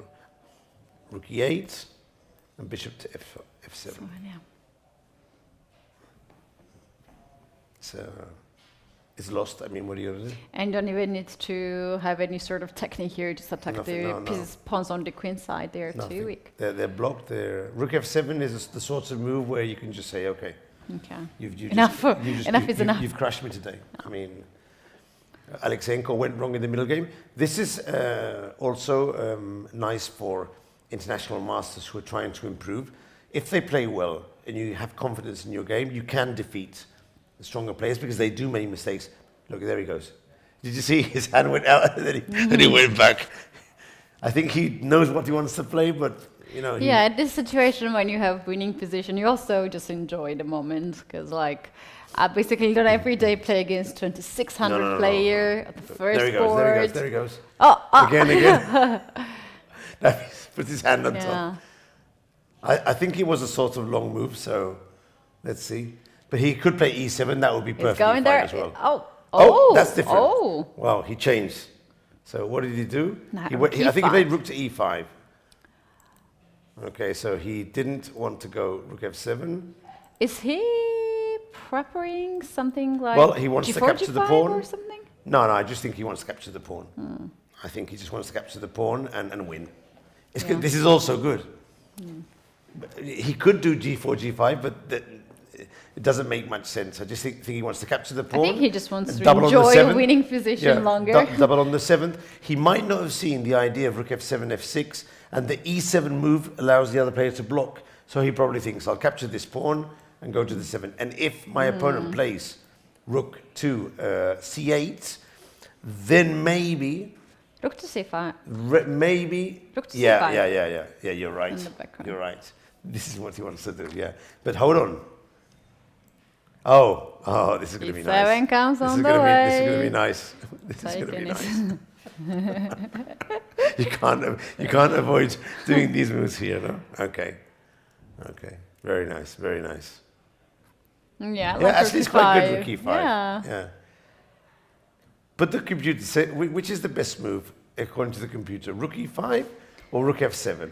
Although me both win, check. of course, but which one does the computer favor? Just as a... They're sharing first, second places with a tie. With a tie, wow. So a plus 5.91 is... Oh, there is rook c7, actually. Sorry, no, not rook e5. A rook c7. Rook c7. Same ideas, Yeah. same ideas. But between rook e5 and rook f7, rook f7 seems to be stronger. But both are winning, yeah? Both are winning, yeah. And e7 straight away is winning as well? e7... e7 98? It's so hard to make a move which is not winning, right? Yeah. Here. This is also winning. It's winning e7, but you need more effort after The that. thing is, for whatever Alexenko, reason. he doesn't have a move here now. I was thinking after rook It's e5. every move is winning. No, but for him, what move could he have here to do instead of resigning? I mean, the plan is take and rook c7 and goodbye. What can he do? He has no move. He has no decent move. No. No. There's no any single idea. Okay, there's a checking goes But on there is h2. one idea, which is when for example, h6, just to give it a move, take and take. This is the only idea I can suggest. The only idea, the only creative idea, and it's probably bad, but it's the only thing I rook can c7 probably. Well, I think I can just take, check, go to e3, and then play e7, and stick my bishop here afterwards. I mean, but even this is winning. So if even this is winning, There is also king d4 winning the knight there. So oh wow! Is there any move If which you're is not winning, winning? you're winning the knight. Wow! I mean, come on. okay, rook c8. Okay, but this is complete domination. I mean, if you see this, you might as well resign. I mean, you're winning in all the normal lines, and you're even winning if I have my last trick. I mean, yeah. Look, he's looking up. I wouldn't be surprised if Alexenko resigns. Because even though you're going to try until the end, if you have no creative idea, I mean, you need to do something. You need something to do decent. something, and obviously resignation is not the easiest thing No, to but do. you need to do something here. But to do something, you need to have an idea. Something where the other player can fall into some trap. But There's what? No single trap, yeah. Rook c8? No. Rook d6, rook d8. Knight e8. Maybe, but this is it's not even working. Like something like h5, h5. rook c5, knight to e4, Knight to e4. Let's say rook he doubles in c7, e7. check. Check. Okay. But this is an idea at least. You play bishop f1, I play knight d2 in that position, Yeah. and I hold maybe on a draw. No, or look at this. This. I think it's still lost. It's still lost, but I'm fighting here, no? No, rook h7, rook g7, rook f7, and a checkmate. Oh, not checkmate. No, but check, Yeah. check, and check. But at least this is an idea to play a few more moves. Yeah. Wow. h5. And Imagine. if he And just it- plays something like h4 or g3 or Yeah. something, that's tough, But yeah? if we get the pawn here, there's this checkmate pattern, but I mean, not even this is working. But now we know he has an idea. So now at least, if you see this, you go for h5, and you play the move, and see what happens.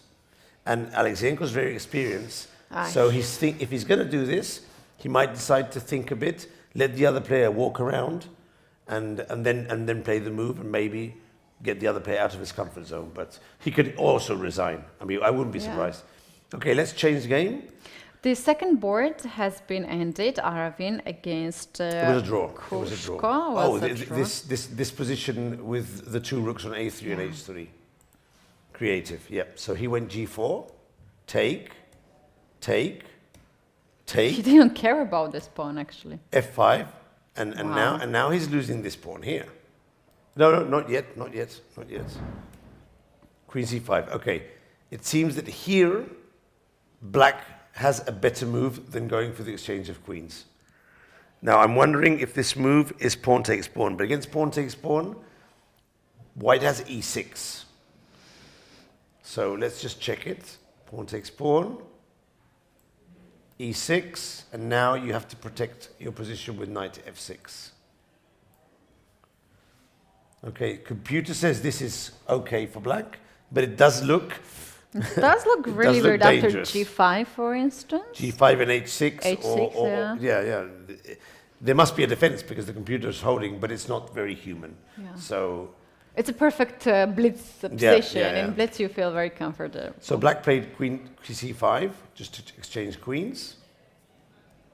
Rook to g3, take, knight to b8, recycling the knight, take, g5, bishop c5, take, knight d8, rook c3, knight f7, rook g3, bishop f5. Black is playing it very solid. And both players agree to draw more or less around here. Although black is still better. Ooh, here he, at some point here he's missing an opportunity. Maybe he had to play something different than knight f7, okay. And Aravin. What do you think of this, Ketty? 2 pawns down, but he gets a draw. 1 pawn down. It's only 1 pawn and a pair of bishops. So Aravin decided to exchange everything and go for the draw. For me, the strength of pair of bishop in the end game is more visible, more fillable when I play. And pair of bishop, 1 pawn for my opponent of pair of bishop, I'm confident. 2 pawns, I had many games where I was 2 pawns down, but I hold it actually. So pair of bishop in the advantage is a huge power when we have both sides occupied with the pawns, of course, not on one side. So you're right. Not very surprised. You're right. So he was a pawn down, but he had the control of the position and decided to play safe and go for the draw. So I think he played h5. Ketty, he went for h5. So he did your move, h5. He saw the idea and he just played h5. So we'll see what happens afterwards. Okay, so let's go back to the games. And now we can check Peralta. We didn't see this for a while. You remember we looked at this game a bit in the opening, but for many moves we haven't seen it. So let's go straight to the final position and see how Fernando is doing. Okay, so rook against rook, bishop against bishop, 4 pawns against 3 pawns. So he still has an extra pawn, but there's so little material, the computer says this looks to be heading towards a draw. Let's see what could happen here. Here's the f4 has been played, right? So perhaps you don't want to allow white to have the pass pawn unless you play bishop f1. It's also one thing. So maybe just take and get here. Get king b3. This is okay, but I would first think about if I can capture this pawn. If I could capture that pawn free. Yeah, I didn't see that. I didn't see free pawn. I don't know what's wrong with me. Should we go for it? No, I thought there may be some pins or something, but for the moment, I think I would go for the pawn. Although actually this move is quite good as well. But let's go for the pawn. Let's go for it. Also, like shutting down all the white's attack. This is probably a draw. Of course, they can carry on playing, and someone might make a mistake. But in principle, this should finish in a draw. But there's also from white side. I like the king on c3, very active. This king, if the king goes to pawn, it can get very dangerous position for white. Has to give up somewhere the bishop and still pawns on the board other side. But it's equal, but there's still play here. Yeah, There's still play because if one of the two players wins the pawn and has a passed pawn, maybe there are some opportunities of forcing the other player to sacrifice his bishop. But in this position, there are so few pieces on the board. You play rook to a8, you straightforward attacking the pawn, and like, okay, now we trade the pawns, and the game is on the other side of the board, and I have a king there. Yeah, but so what to do now? Bishop, this might be possible. There's still some chances here if this pawn falls. I think bishop e6 is quite... But bishop to e6, I was thinking maybe this.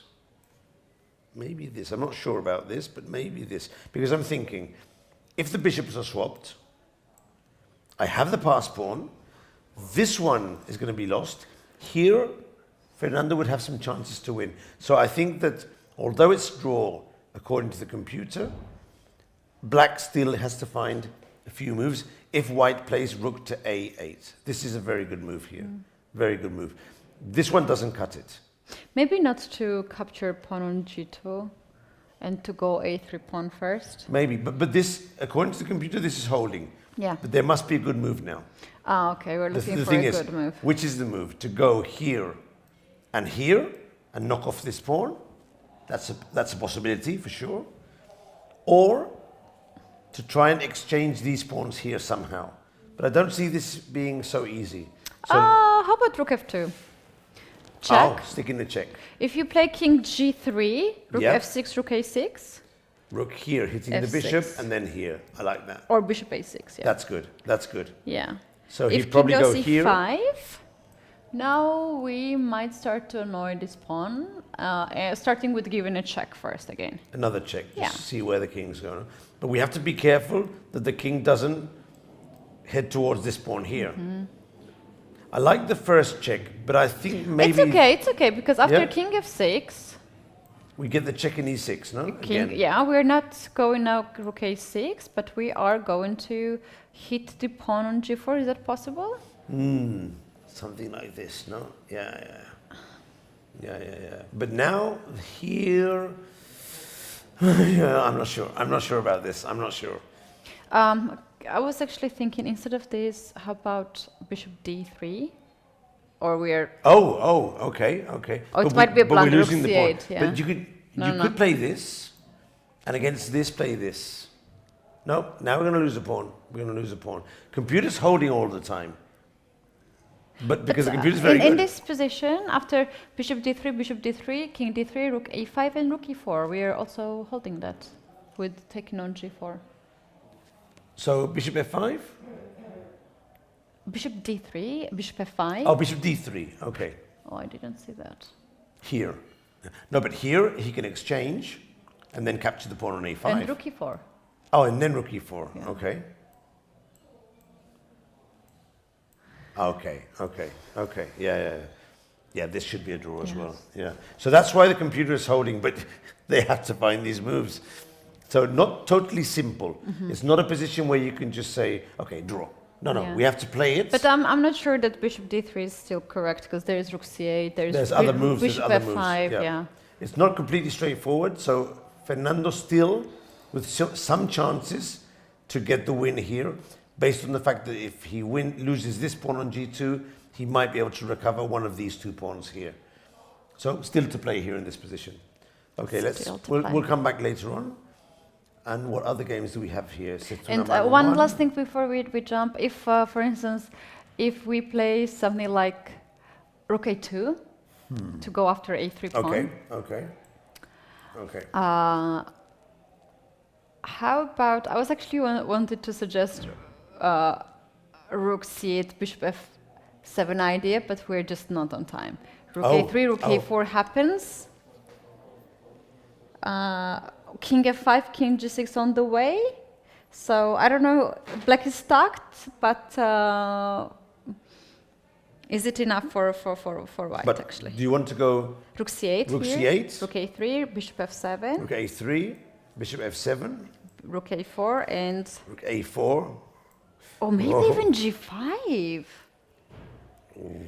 ooh, or king f5, king g6. king f5, rook b4, king g6, a4, king takes, a3. It's too risky. g5 here. So risky.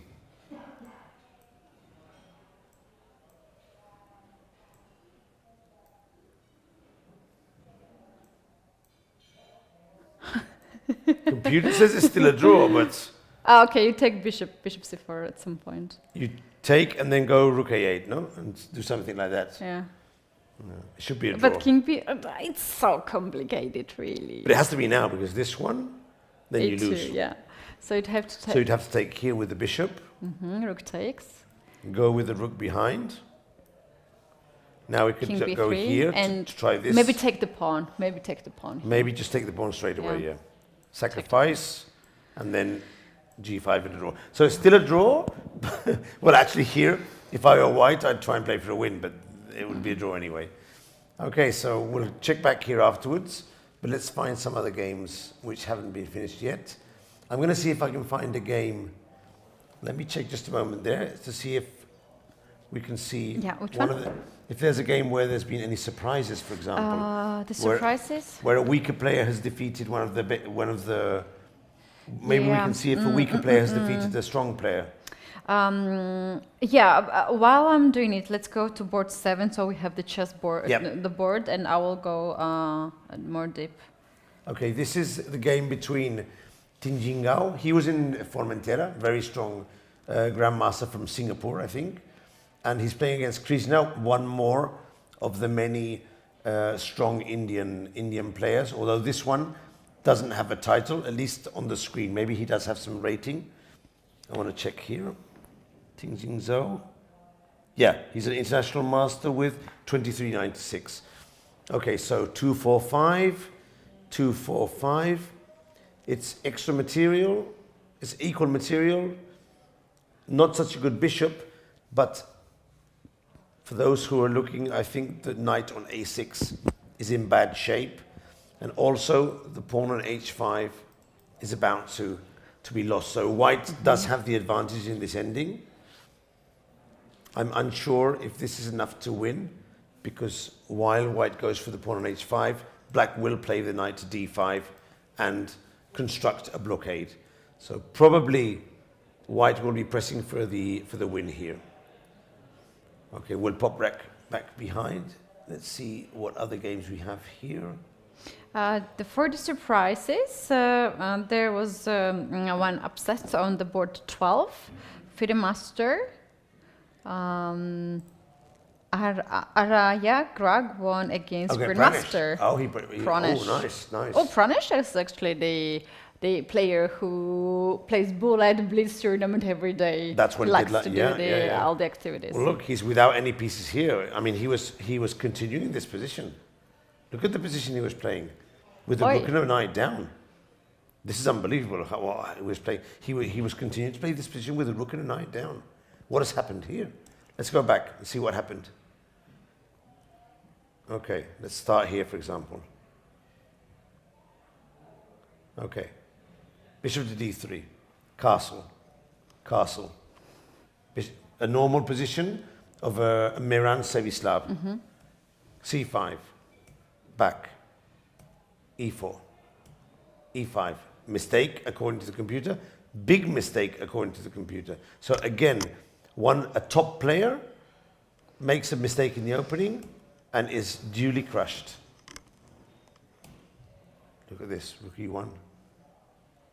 Oh wow, this pawn becomes a target. But why white is going. The thing is, why couldn't he play e4 here? Knight e5 takes Knight takes d5. e4.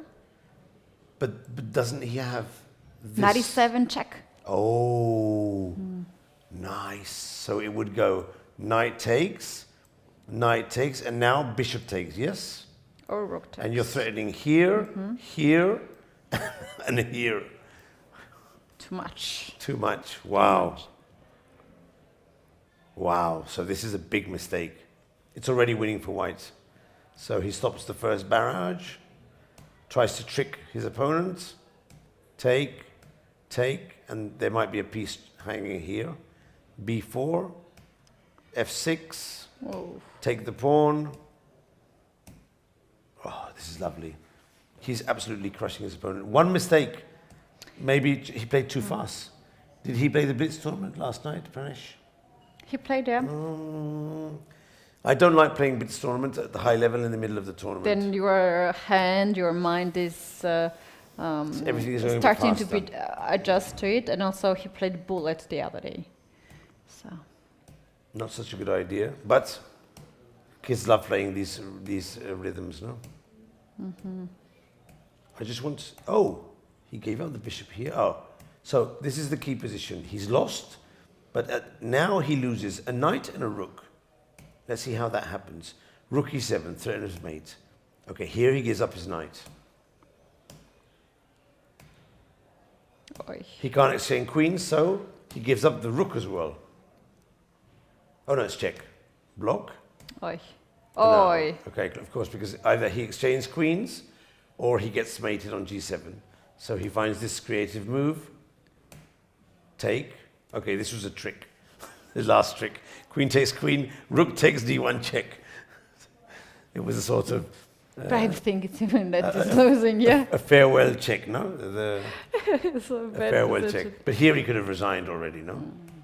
Okay, he took two He moves did more. resign, yeah. So, yeah, Pranesh crushed in the opening due to just one mistake, but a big mistake. Yeah, board 3, what I see right now on my screen is that it's a very deep middle game. Is that right? Move 15? Board 3, we're having issues with board 3 every day. Clearly, there's something wrong. No, this position The was... other day was 4, actually, board 4. Was it 4? Yeah. Okay. So we're having some issues on these boards. Well, we'll try and talk to the Let's- technical team to see if they can solve it for tomorrow. Let's see if we have players on the board 3. Maybe we can get at least the screen. Yeah.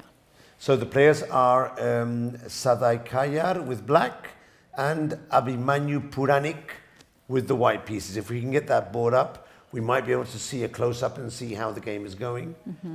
Because we can't... Look, there it is. So the game is still in progress. The game is progress. Let's go full screen and let's try to understand who stands better in this position. Somehow black's pawns are swapped off the 7th rank. There is a pawn on a7 for white.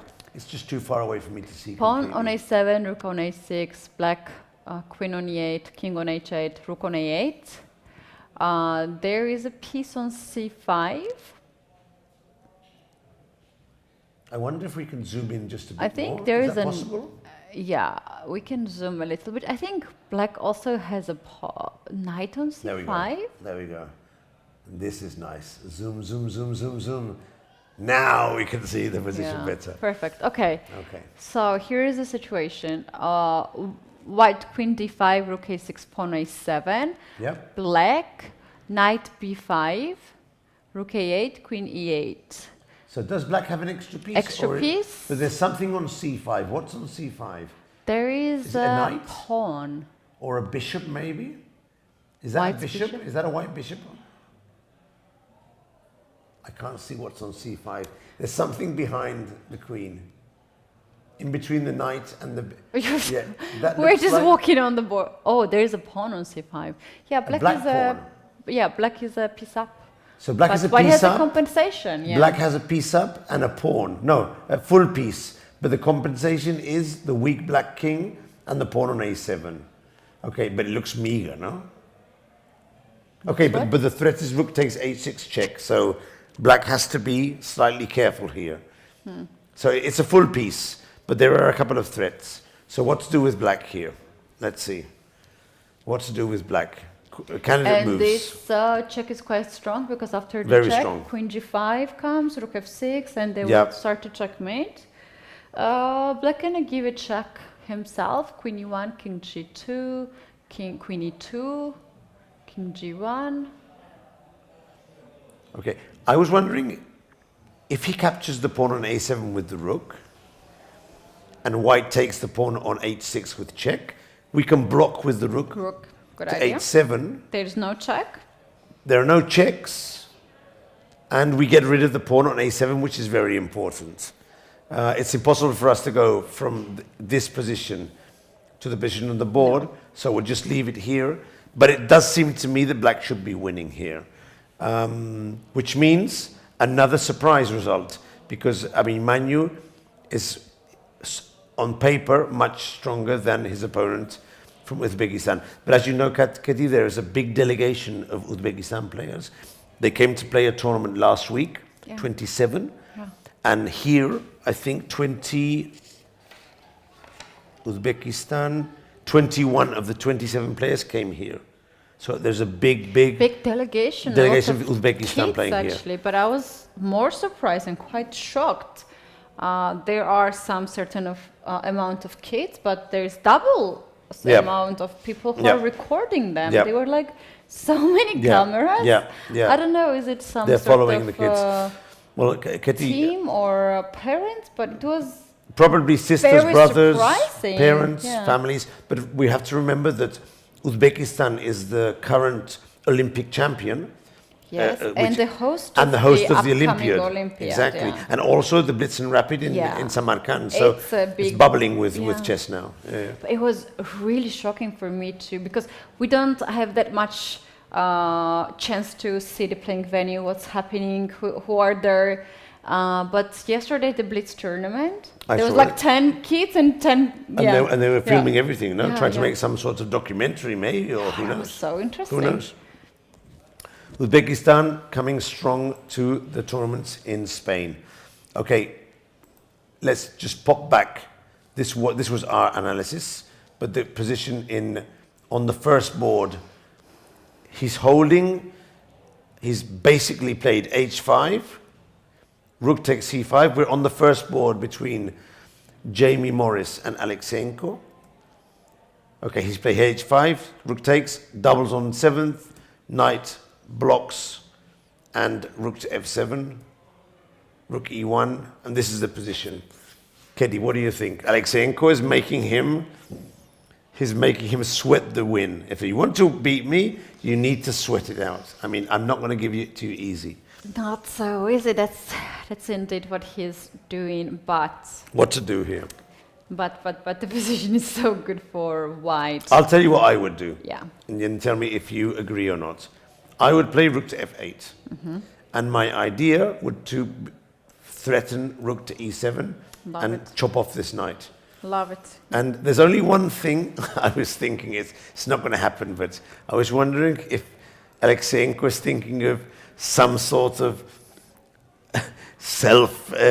stalemate or something weird. Nice. But it's just, there's too many pawns. There's too many pawns. It's not going to happen. But if I play this, what do you do here? I like this stalemate ideas. But it's not going to happen. It was a fun thing to see.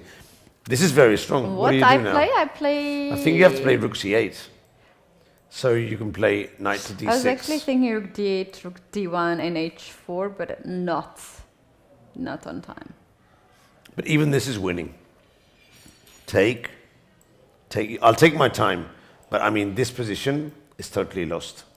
I mean, it's kaput. But of course, this, I can see black trying to hold this position for quite... It's probably lost anyway, but I can see in some scenarios... Rook c2, rook b2. And the long game, probably. Yeah, I mean, I can see this type of position. Alexenko would be fine trying to hold it to a draw.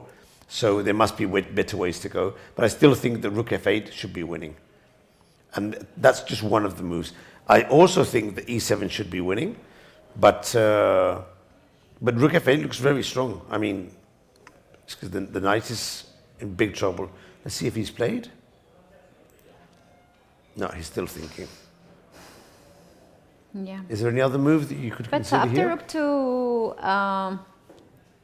after Rook to f8 and rook c8. You can also play bishop b5. That's the another issue, yeah? But does he have knight to d6 there? Here, here. Does he have this one here? This would hold just a bit. This is just holding with a thread with a... Yeah.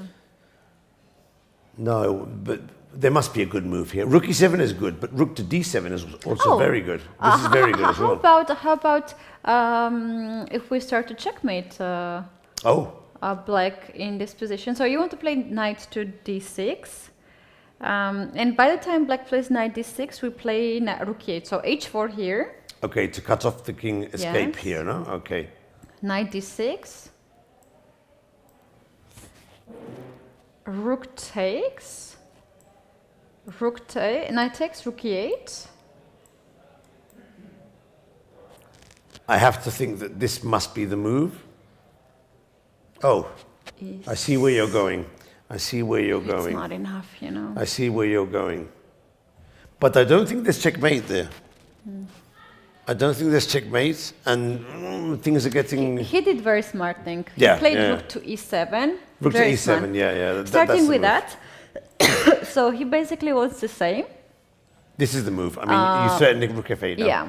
The thing is here, he can't play knight d6 Yeah. yet because of the check on g7. And after rook to c8, bishop b5 is now. Yeah. Oh, well done. He combined both of our ideas. Let's yeah? try a last minute trick. Oh, nice. Nice. Now, I'm going to lose, but I'm making it fun. Let's see. I think I can just do this. I think even this works. He's lost. It's lost. There's still some fun tricks, but it looks if it's getting to the end. This is the main upset of the game. Very well played by James Morris. Very well played. Very well played. Okay. Fernando. Let's see if the position resembles, more or less resembles what we were thinking. Heading towards a draw.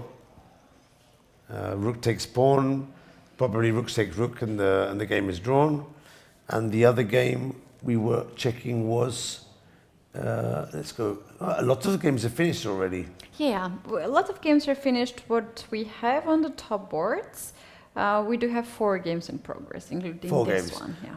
You know, Atosa Purkasiyan, if I'm not mistaken, correct me if I'm mistaken, I don't want to make a mistake here. I think she's the wife of Hikaru Nakamura. I think so, and she's playing here with black. Is that correct or not? Oh, I made a mistake there. No, it's they're made, but I'm very thought careful. I'm very careful. Extremely careful. Extremely careful. But they married recently, yes? Yes.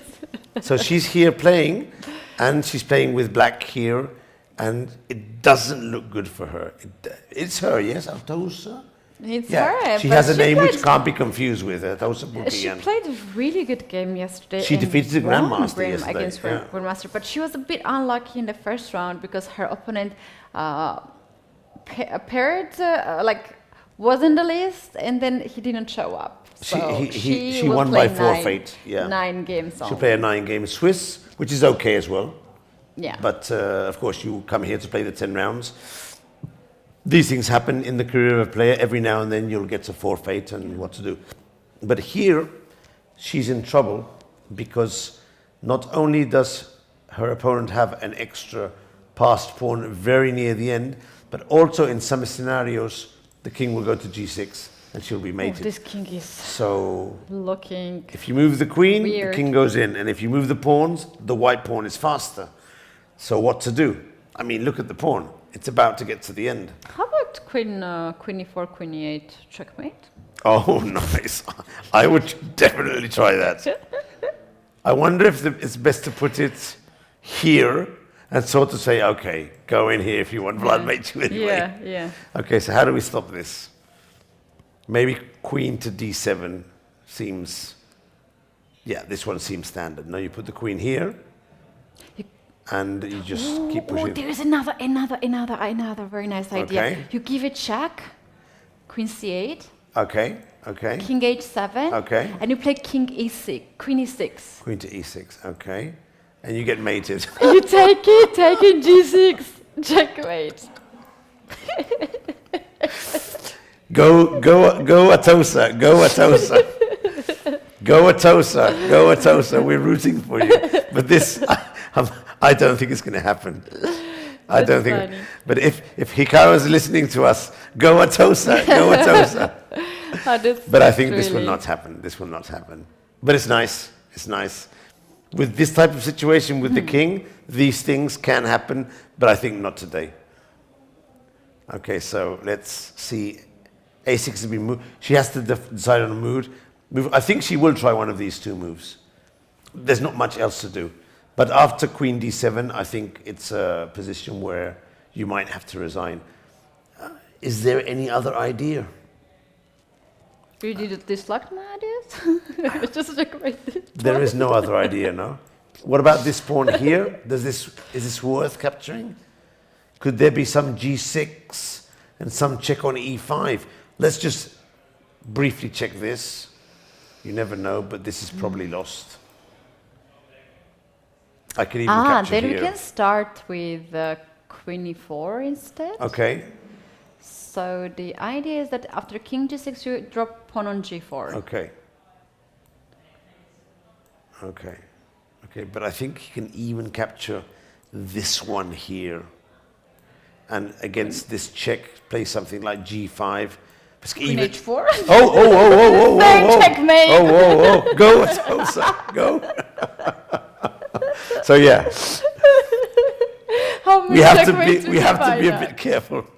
How many checkmates we can find out? Okay, so this is the way to go. Yeah, this is clearly the way to go. Play the queen to, where was it? To e4. Queen e4, yeah. Queen to e. But it's funny, so... Something's happening here. Look, the computer's going crazy.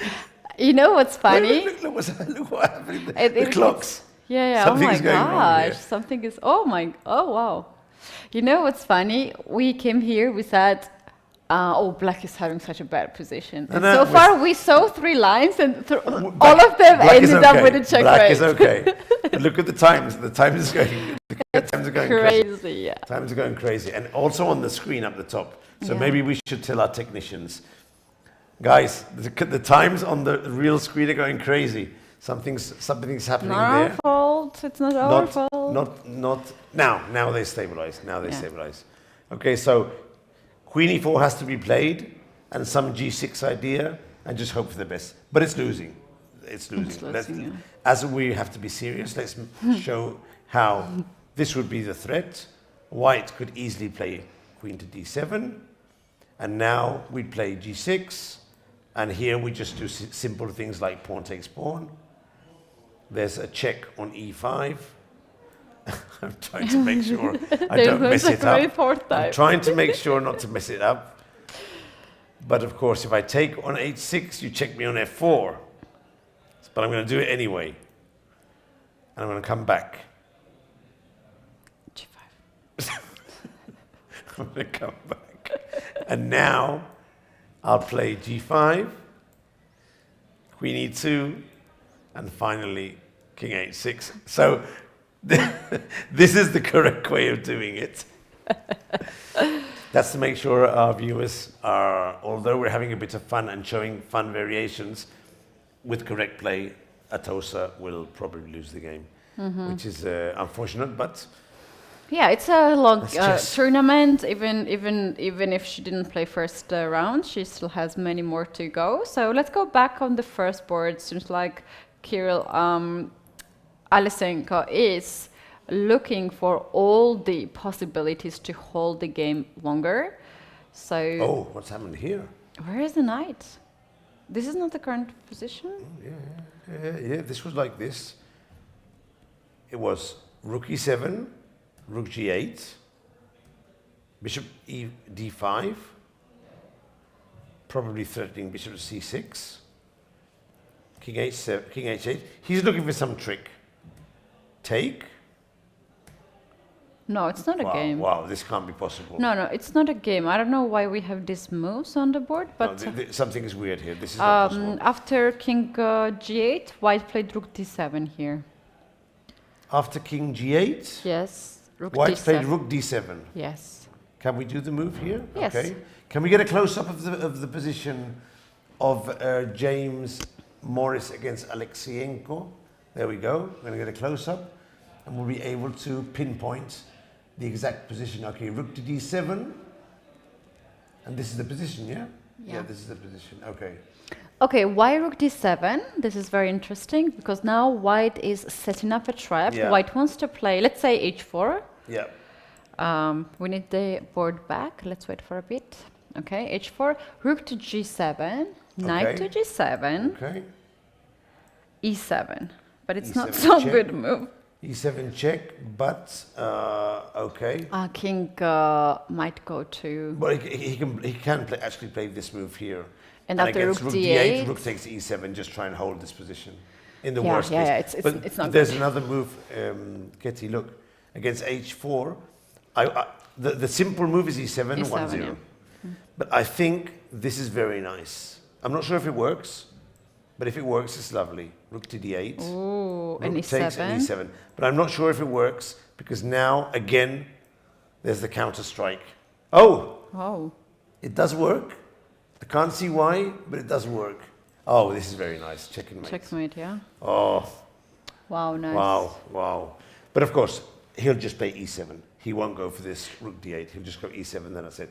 Fernando's just finished. The game has probably ended in a draw. Yeah. And here, he'll just play e7. h4, e7. And what to do now? The threat is check, and the threat is rook d8. Game over here. Game over.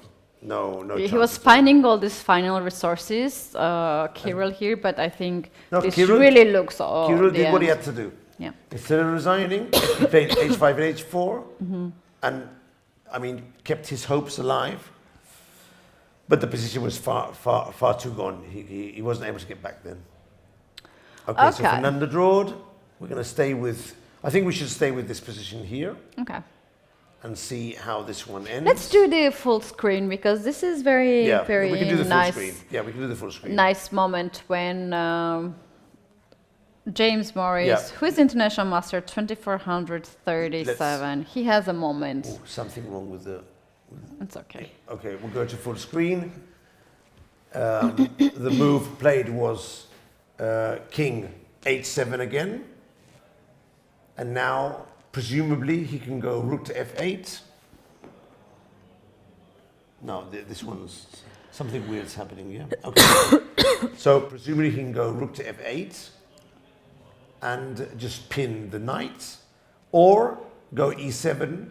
But I think you can go rook f8. I wonder if there is some... But you can't have stalemates with so many pawns. But I wonder if he's... You know, Alexenko is putting the king on a7 and g8. It seems as if he's waiting for something to happen where with his king on h7 there's some trick. And the only tricks there are stalemates. But as long as he can go to h6, there's no stalemate. So I'm not sure what he's trying to do. You can go rook f8 now. And that threatens rook e7, you win the knight. Is e7 impossible here in this position? Like, But we you can do it, but there's no point don't need it. if you don't. You need to win the knight. Yeah. You need to get the knight out of the way. So the fastest way to go is to go rook f8. If the knight moves, you lose the rook, and then play rook e7. But something's worrying him. It's hard to say. So, Michael, for now, what we have the situation, the first board could be an upset if Yes. white converts. And also there was one more upset, board 8. Oh no, this board 8 was your favorite sacrifice. I think that there was an upset on board 15. I think one of the Fioritos defeated a stronger player. Board 12 was also upset. Grandmaster lost there without knight and the rook. And you said 15. I think Fiorito, there was another Fiorito that I think he won on, I can't remember which board, but there was another, This one? No. I think it's this one here. Yes, Francisco Fiorito. This Yeah. may be the younger Fiorito, the kid, the 14-year-old, and he's defeated a grandmaster, so that's very good. So the Fiorito's doing very well. Even if the older one had a winning position. So there are quite a few, not so many, but 3 or 4 upsets, which is normal in every round.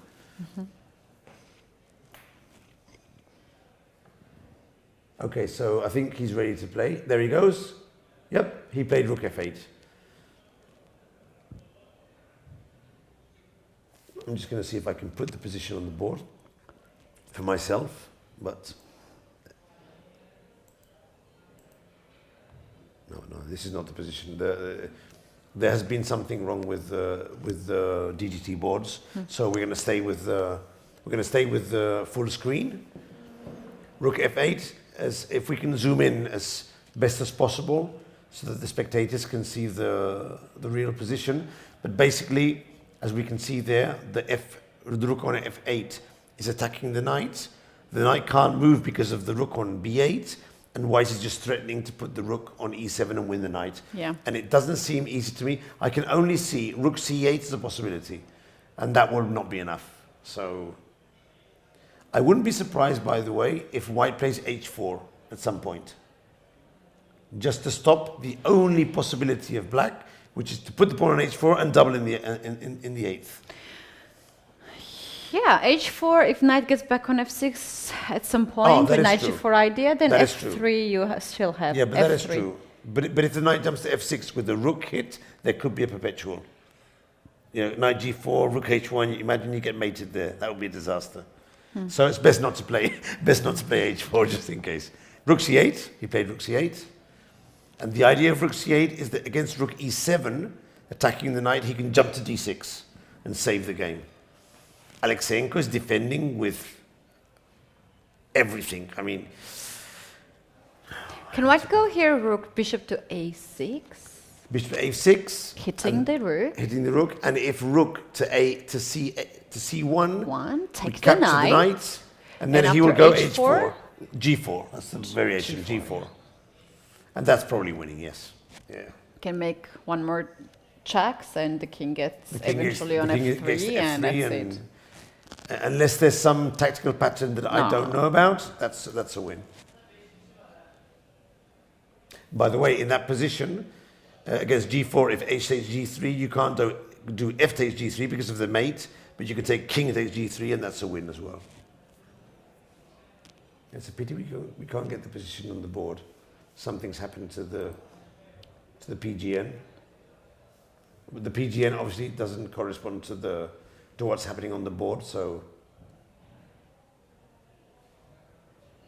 we'll stay with this game, and we could probably wrap it up when this game finishes, because most of the round is done. The most of the round is done, so we're just... But it will be cool to finish the round with this final position. If Morris is able to finish off Alexenko, that would be a huge win for him, and will definitely put some difficulties for Alexenko to win the tournament. Look, he's in deep calculation there. See, not so easy. First, never it was easy. it was Dominguez who lost the first point in the second round. Like they lost half point, and now Alexenko is also struggling. So it's not that easy. Also, on the second board, Aravin drew. That makes actually. The third game is still in progress. Fourth game also draw, and I think Setraman might be the person who will play tomorrow on the first board. Yep. Yeah. And we go down all the way to the sixth seeded player, Setraman. I really like the playing venue, all these colors, the lights. There are also some elements of the flowers or plants which create some fresh area in the room with a lot of players inside. You mentioned, Michael, that it's really hot inside because of many people, but somehow this playing venue seems very cozy to me. Yeah. With all these lights, blue lights, some of the plants on the side. So I saw in our production room the whole screen with a lot of cameras, and it was really beautiful Very picture. nice. Yeah. Very nice. As we're saying every day, I mean, if you have some vacation time in this moment of the year and you enjoy playing a nice chess tournament, you should come over, book your tickets for Sunway Sitges next year, and you have a great time. It's a good tournament, strong. You have the A group with the masters, you have the B group to play in a more relaxed, calm way. You also have the master classes in the morning. You have the workshops. Today it was the rice. We did the rice workshop. Tomorrow there's yoga, if you enjoy yoga. Also, there was a football game tomorrow. There's paddle game. So many things to do. So many paddle things to do. tournament, right? But I think it was football today. I'm not, or maybe both. I'm not sure. There's We'll ping figure pong it out. tournaments. There's table tennis. Look, another move has been played. If we can get close up, because this must be near the end. Must be near. What does he play? Near the end. He played e7, yes. E7. So now he's threatening rook to d8. Now he's threatening rook to d8, and he'll win the rook. So rook to c7, okay. Last tricks of the game. Bishop to b5, protects the rook, Protects the rook. and now attacks the threatens knight rook now. takes knight. And let's see what's the last thing he can come up Rook with. e7. Now, no, he has to exchange rooks and then play knight to f6, and he'll be a piece down. Rook e7 here. Rook e to e7. Sorry? Rook e e7. Rook e to e7. There's a rook behind the flag. Oh, Black's rook. but isn't there... But white is still winning the piece. No, but you play rook to e7, then rook takes e8. So if rook to e7, you play rook d7 takes e7, Yeah. rook and takes yes. e7, and rook takes e8. Yes. Exactly. So you win the piece. You win the piece. Yeah, I think that's it's over. No, I was thinking rook takes d7, bishop takes d7, knight to f6, e8, take with the knight, take with the rook, and resign. Because you can't play that position a piece down. I mean, it's a full piece. It's a full piece. So and maybe... If there are only pawns on the king side, you might wait your opponent to show the technique. But when there is another side, the pawns over there, I don't see that here. No, maybe it's a good moment to resign, or maybe there is a final trick. I'm not sure.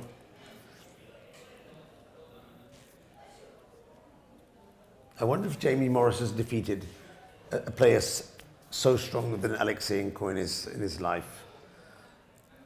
Difficult to know that, no? Difficult to This know. is 2700. Look, he resigned. Yeah, he resigned, Oh, and wow. a huge win for James Morris, who has taken down seed number 2, but actually number 1 in today's round, Kirill Alexenko, and also has done it in good style.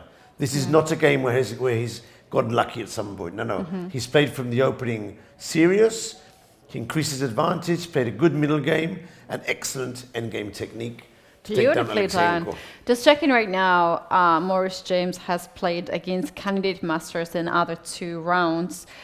Below both of them, then 2200 player. Now he goes with 2600 player, 2670. It's not only 2600 player, 70 point, very close to 2027, and he takes him down.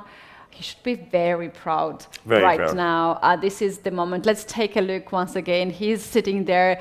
Wow, look at him. He drank all the water in the glass. He's very happy. A lot of energy has been He deserves the victory. He played very well. Yeah. And James, if you do see the commentary and this video at some point, congratulations, because we've been following the game since practically the beginning, and we think he played very well. So congratulations. Absolutely. And as you can all see, the round is coming to an end. 2 or 3 end games in the lower boards, and I give it to you. Yeah, a really, really interesting day today. We can just summarize starting with Dominguez, Yep. winning a very important game. He's not getting any rating out of today's That is true. game, but he needs tomorrow. This win brings him tomorrow a higher rated player, opponent. And we do have the upsets. The first board, big upset. Big upset. Big upset. Board 12. From first we jump all the way to 12, but this is a tournament of 300 and almost 400 players, and half of them are title players. Yep. So board 12 is we can consider them as a rating favorites and the top boards, and board 15 also was an upside. But the other games were also very interesting. Yep. They might end in a draw, for instance, Aravin on the second board, but was, His opponent had chances. His opponent definitely had chances. So what we're seeing is very tough games. The underdogs are playing extremely well. Yeah. And if you want to win a game here in Sitges, you have to bring your A game and keep it till the end of the round. It's not enough to just come here, sit down, okay, I'm going to win. No, no, no. The kids are coming to defeat you in this tournament. Warning. And we'll see more of this tomorrow, for sure, for sure. Tomorrow will be even more interesting because more and more title players are winning their games. They're getting very close to top 10 boards. We might see even Grandmaster fighting against another Grandmasters on the top boards. You guys don't want to miss any of this day of Chessable Sunway Chess Festival. We do have many more days still going on, but we are inviting you tomorrow at 4:30 to join us, our commentary. It has been Katty and Michael in the studio. It's time to say goodbye today and see you tomorrow. See you tomorrow.